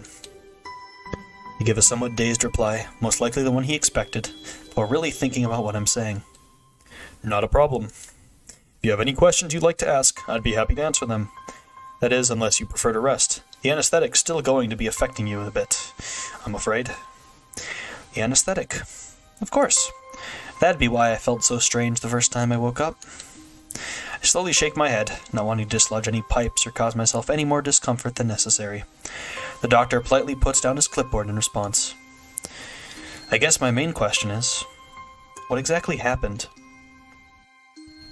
To put it simply, you've unfortunately had another heart attack. Well, not as severe as your first.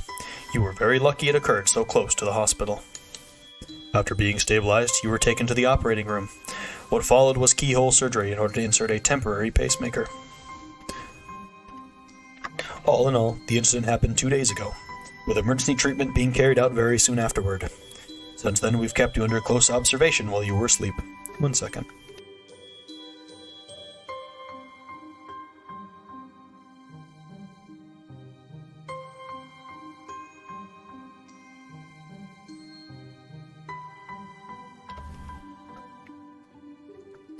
Will I be alright?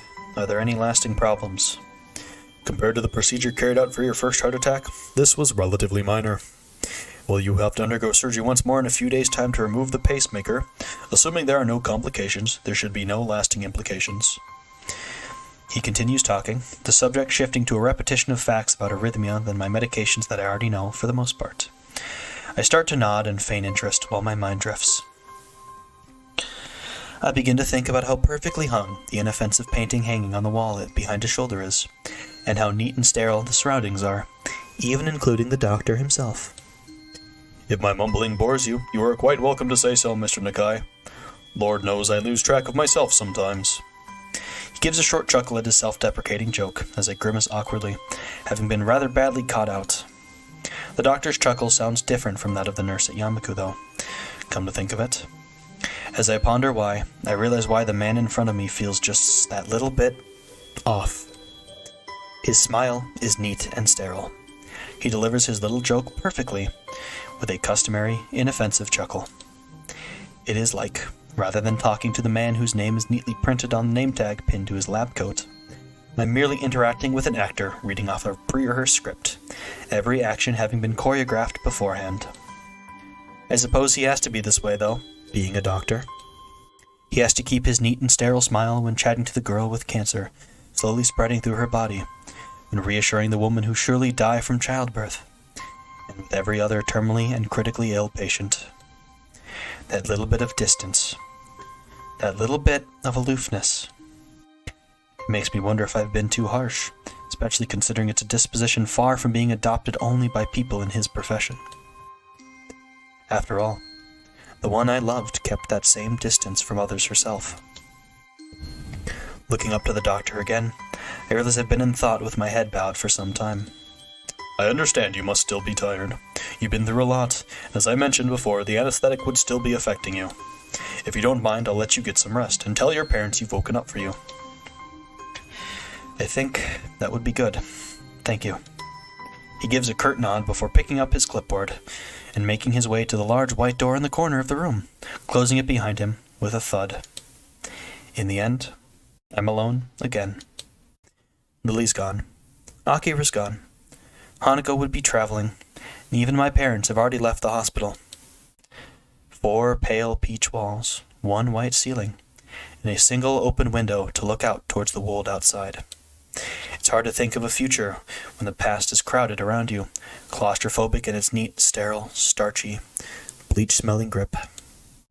Lost for what to do or focus on, I content myself with sleeping the time away as if this were all just another dream, like Yamaku had been.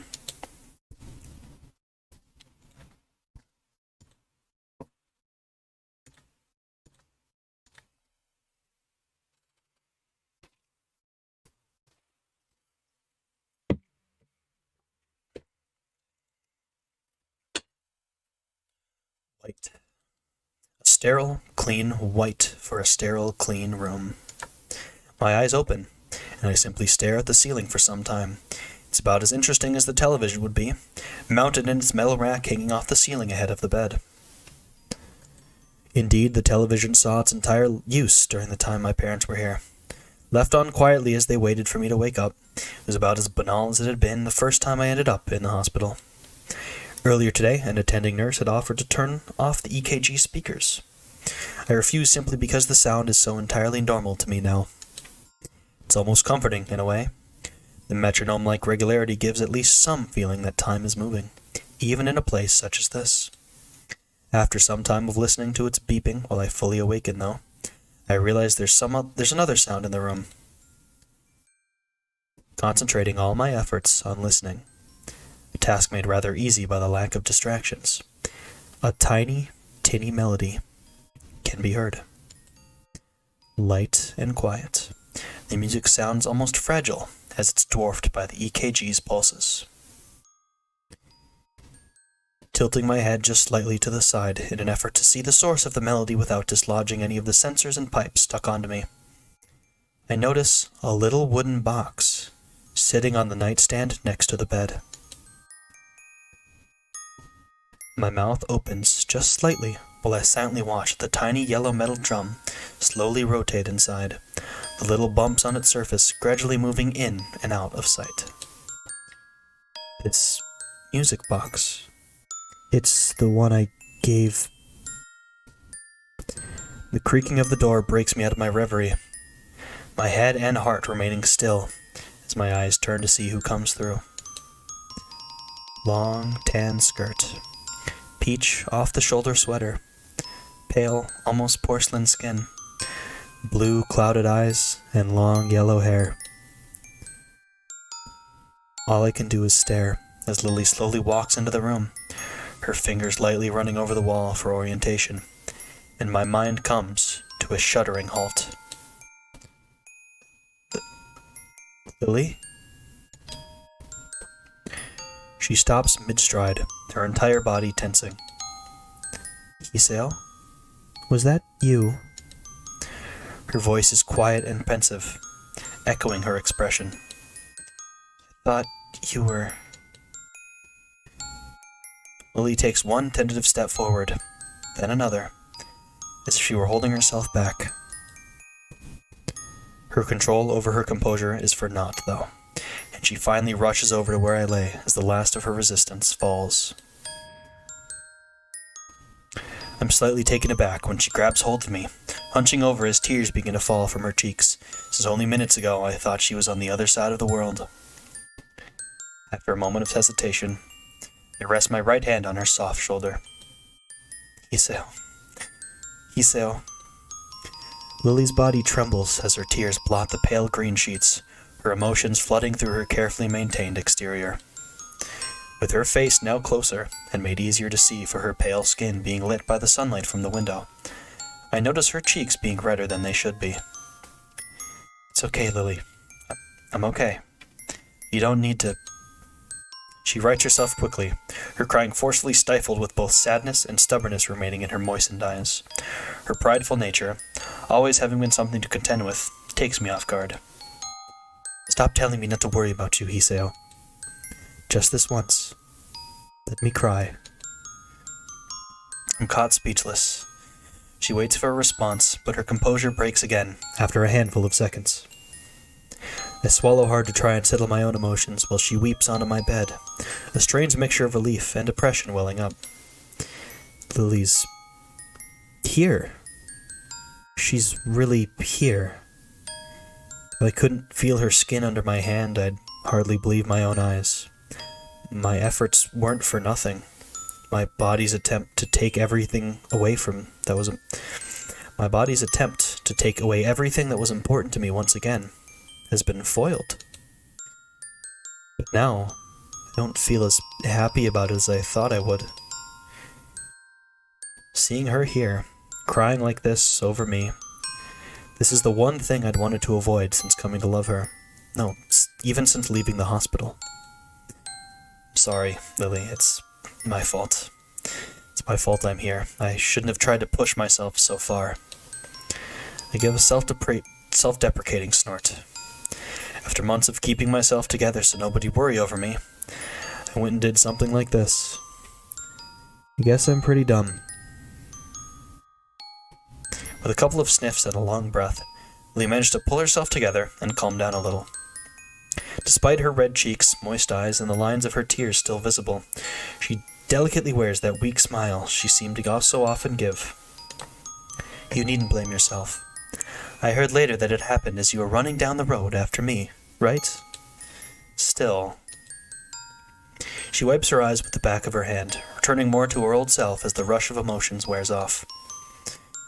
Why did you run after me, Hiseo? I moved to respond, but noticed her face tightening. Even after I'd said goodbye, and I'd left Yamaku Academy. She takes a moment to steady herself, her emotions almost bubbling up once again. I just wanted to say that... I'm sorry. Sorry. For the times when I wasn't there when you needed me. Until now, I thought you just being there would be enough. I only needed you by my side to make any day feel better. Even if my body may be like this. I want to help you, Lily, to be there when you need someone. But you always were there, Hiseo. Why did you want to go to Scotland, Lily? Why? I told you before, because Akira was going, because of my family's summons to their home. Why didn't you say that you wanted to go?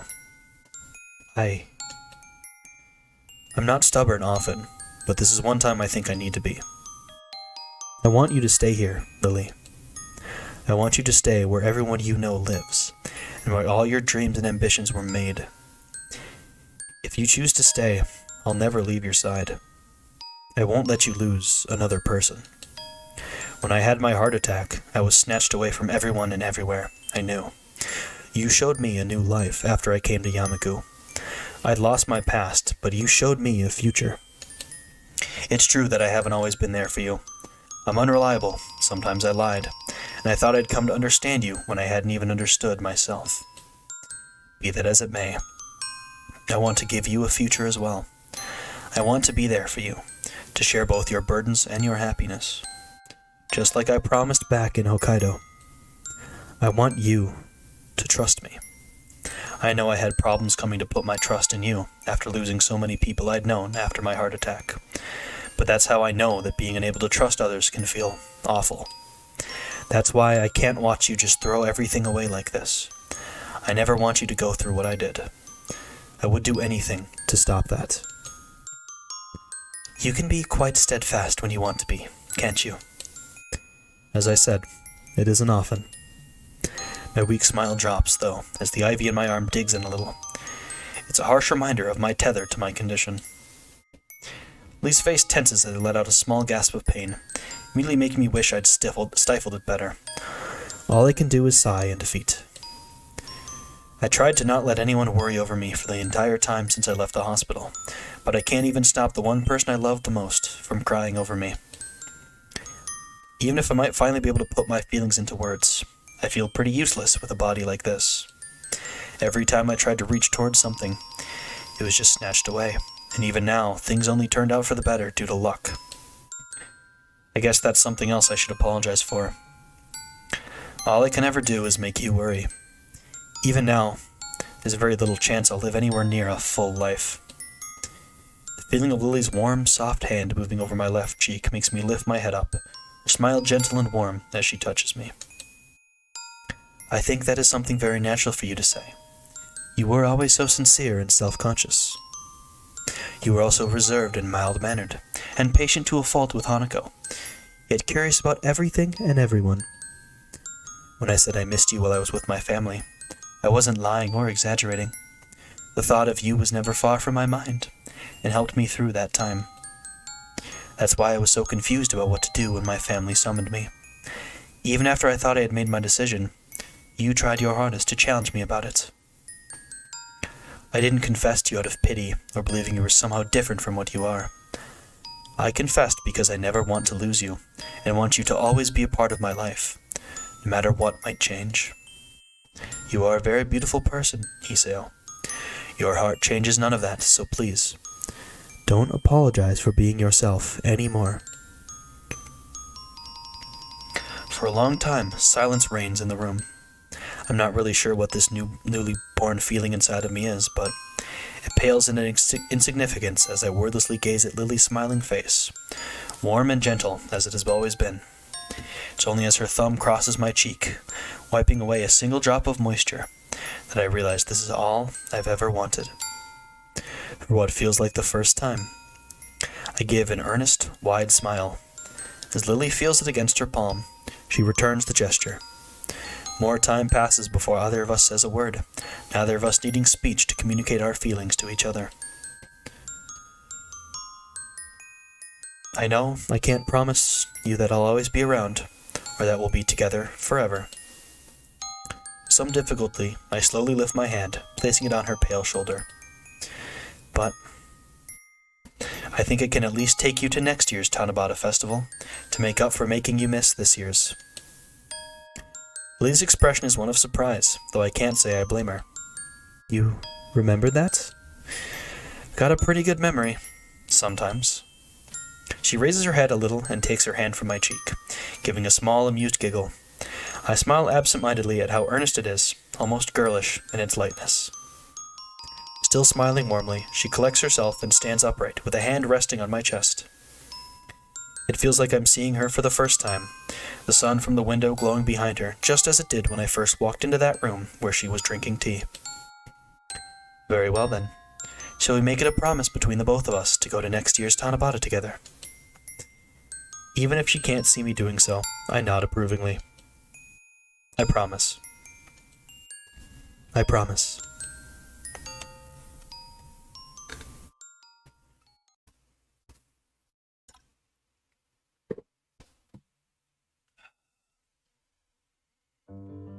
There's the sound. There's the theme. Oh, it's so beautiful. I love that ending so much. It's such a beautiful, beautiful ending. And the way they drop it on you is just so good. The ups and downs they manage through that is just incredible. It's so good. It's so good.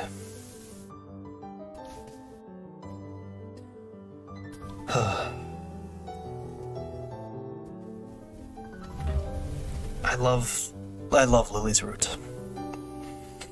I feel like I just say it about every route, but I really do. It's so beautiful.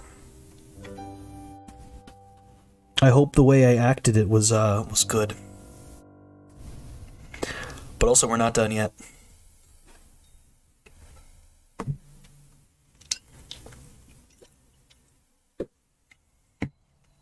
A post-credits scene. Forward with gusto. Akira, Lily, and I silently sit on the grassy embankment high above the local town, the breeze gently blowing through the cloudless sky. We may be just a few minutes' walk from town, on a hill just outside its limits, but the view is entirely unexpected. Lily sits beside me, her eyes closed as the gentle breeze flows through her hair. This is a nice area. Yeah, I never knew a place like this was anywhere near Yamaku. And I had to be the one to find it, of course. Akira's grin is genuine, but her tone is slightly different from her usual carefree nature. It's good that you're out of the hospital, though, Hiseo. Nobody's more glad than I am. I can't stand hospitals. So you two going back to the school tomorrow? Yup. Akira chuckles in amusement before looking back out to the town below, the trees between the buildings swaying in the wind. Pity we couldn't go up north for the summer holidays, or get to Tanabata. I wouldn't worry, there's always next time. You'll be graduating before the next summer vacation, won't you? Yeah, there'll still be college after that, mind. Going to the same one? Likely. We both have high enough scores to meet the entry requirements. You sound so sure. Don't worry, you're better than I in most subjects. I guess we'll work it out in due time. That's the way. Just enjoy yourselves in Yamaku while you're there. Lee gives a sad sigh at the distinction made between Akira and the two of us. Do you really need to go back to Scotland? Yeah, the folks are already out for my blood as it is. You weren't meant to stay this long? She gives her trademark wide grin. Setting my boyfriend up with a passport took some time. You're taking him with you?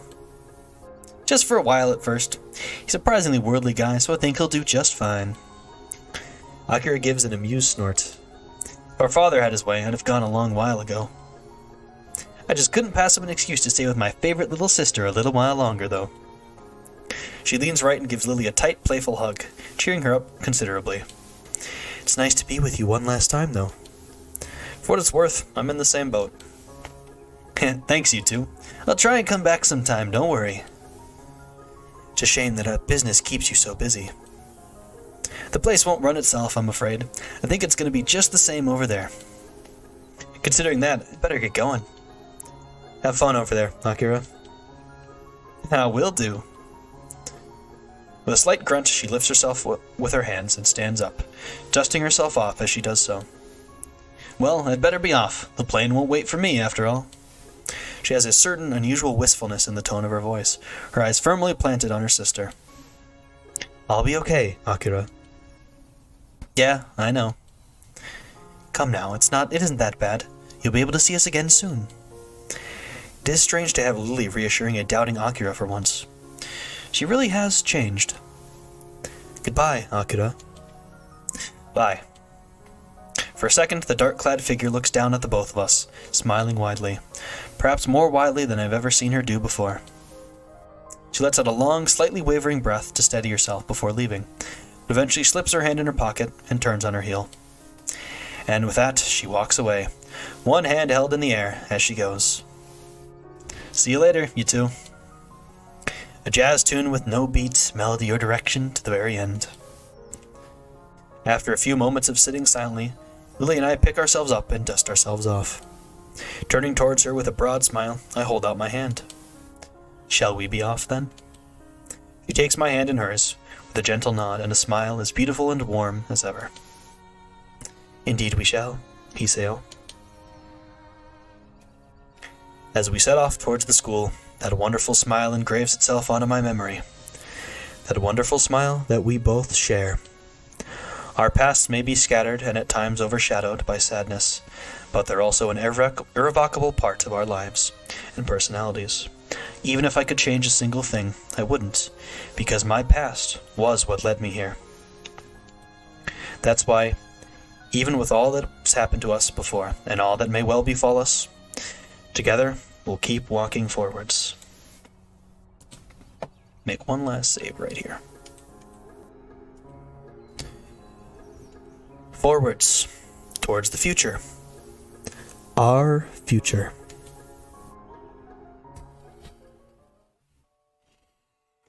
And there it is.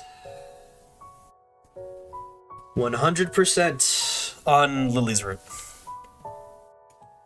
Technically, we didn't even need the neutral ending, but I wanted to show it off. And now you see why this song, the last song you will unlock, unless you do Lily's route first, the last song you will unlock in the game is so important. It's such a beautiful way to reincorporate it. I love it so much. Man, that was nice. Oh.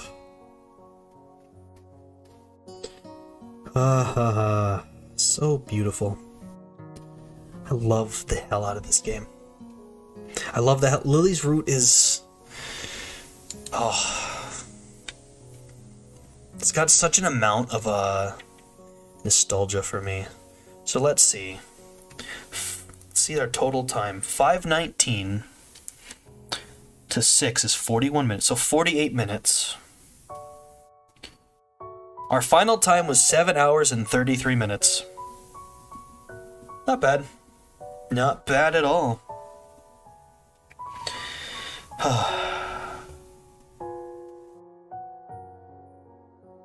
Man.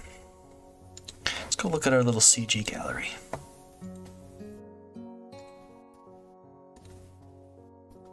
Just missing 5, and those are all scenes I can't show on YouTube.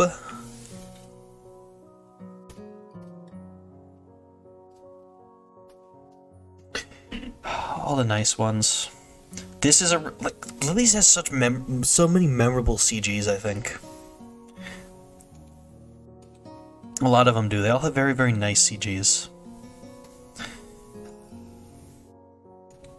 I love this game. I feel like I never want to show favorites with this game, just because I love it all so much. And there it is. False cadence. Under a maudlin sky. Under a bright sky. Forwards with gusto. Oh, I love it. I love it. I love it. I love it. That was so nice. That is Lily's route. Another week of streams finished. Another route finished. I think that was actually the shortest of all of our... Yeah, the shortest out of any of them. Hanako's was the longest. And Shizune's was right behind it, with only about an hour difference. And now. Well, this is the last stream for the week. There's no stream tomorrow or Sunday. There might be a gorilla stream on Sunday on Twitch, maybe. But there's no Katawa Shoujo for the rest of this week. So next week we will start the penultimate route in the game. And the character I have chosen, for our penultimate route in Katawa Shoujo is Miss Emi Ibarazaki, the track star on prosthetic legs. I guarantee you, she is nowhere near what you think she's like, just from what we've seen of her so far.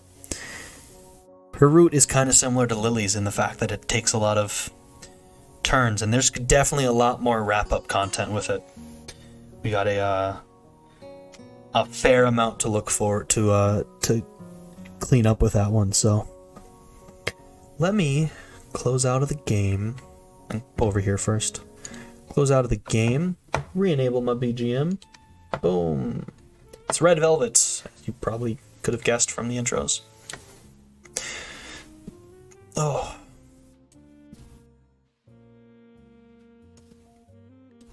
really need to be more cautious about that. I think that's picking up on the mic. I do not wish to subject people to my burps.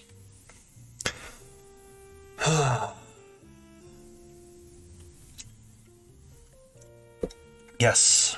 No. Or, I don't know why I was saying no. The end of Katawa Shoujo for this week. The end of Lily's Root. It was beautiful. It was emotional. It was romantic. I see some people have had their complaints about it, like, why does Lily confess after, if she knew she got her summon back to Scotland? And I think the way I can explain that is the fact that Lily was still, I mean, she said she was still unsure as if what she wanted to do. And so she thought maybe finding that attachment would do enough. But then, you know, Hoshiuta didn't do enough Hoshiuta didn't think enough. He said it himself, he didn't realize that he needed to be there for Lily. Like, he said it, but he never actually was, and that was his mistake. The ending is ex machina, but that's fine. That's fine in this kind of story, because it works. I think it all works out, and I think it ends up being a very lovely, beautiful route. I turned my second monitor off before changing my stuff over. Whoopsie. There we go.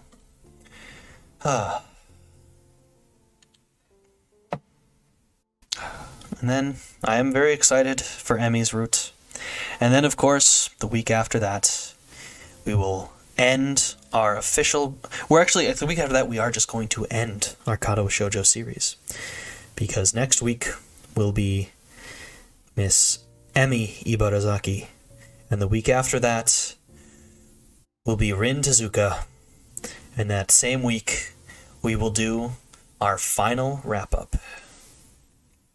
Our very, very final wrap-up. I'm excited for it. This has been such a lovely series to stream. Lovely to experience it again. And I'm glad that people have been enjoying it as well. I was not sure exactly how a visual novel series would go, especially one like this that kind of deals with a subject that can be tough to walk around.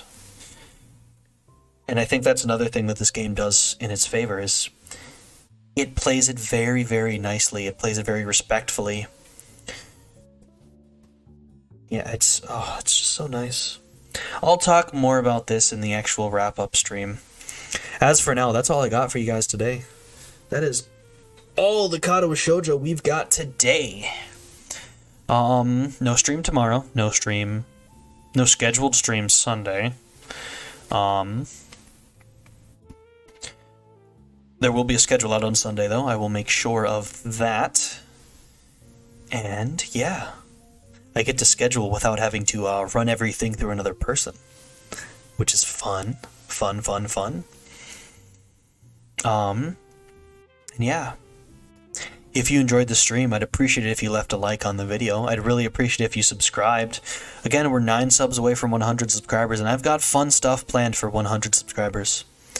I'm super excited for it, so when we get there, I'll get to show off all of that. Hit the bell, know about the next stream.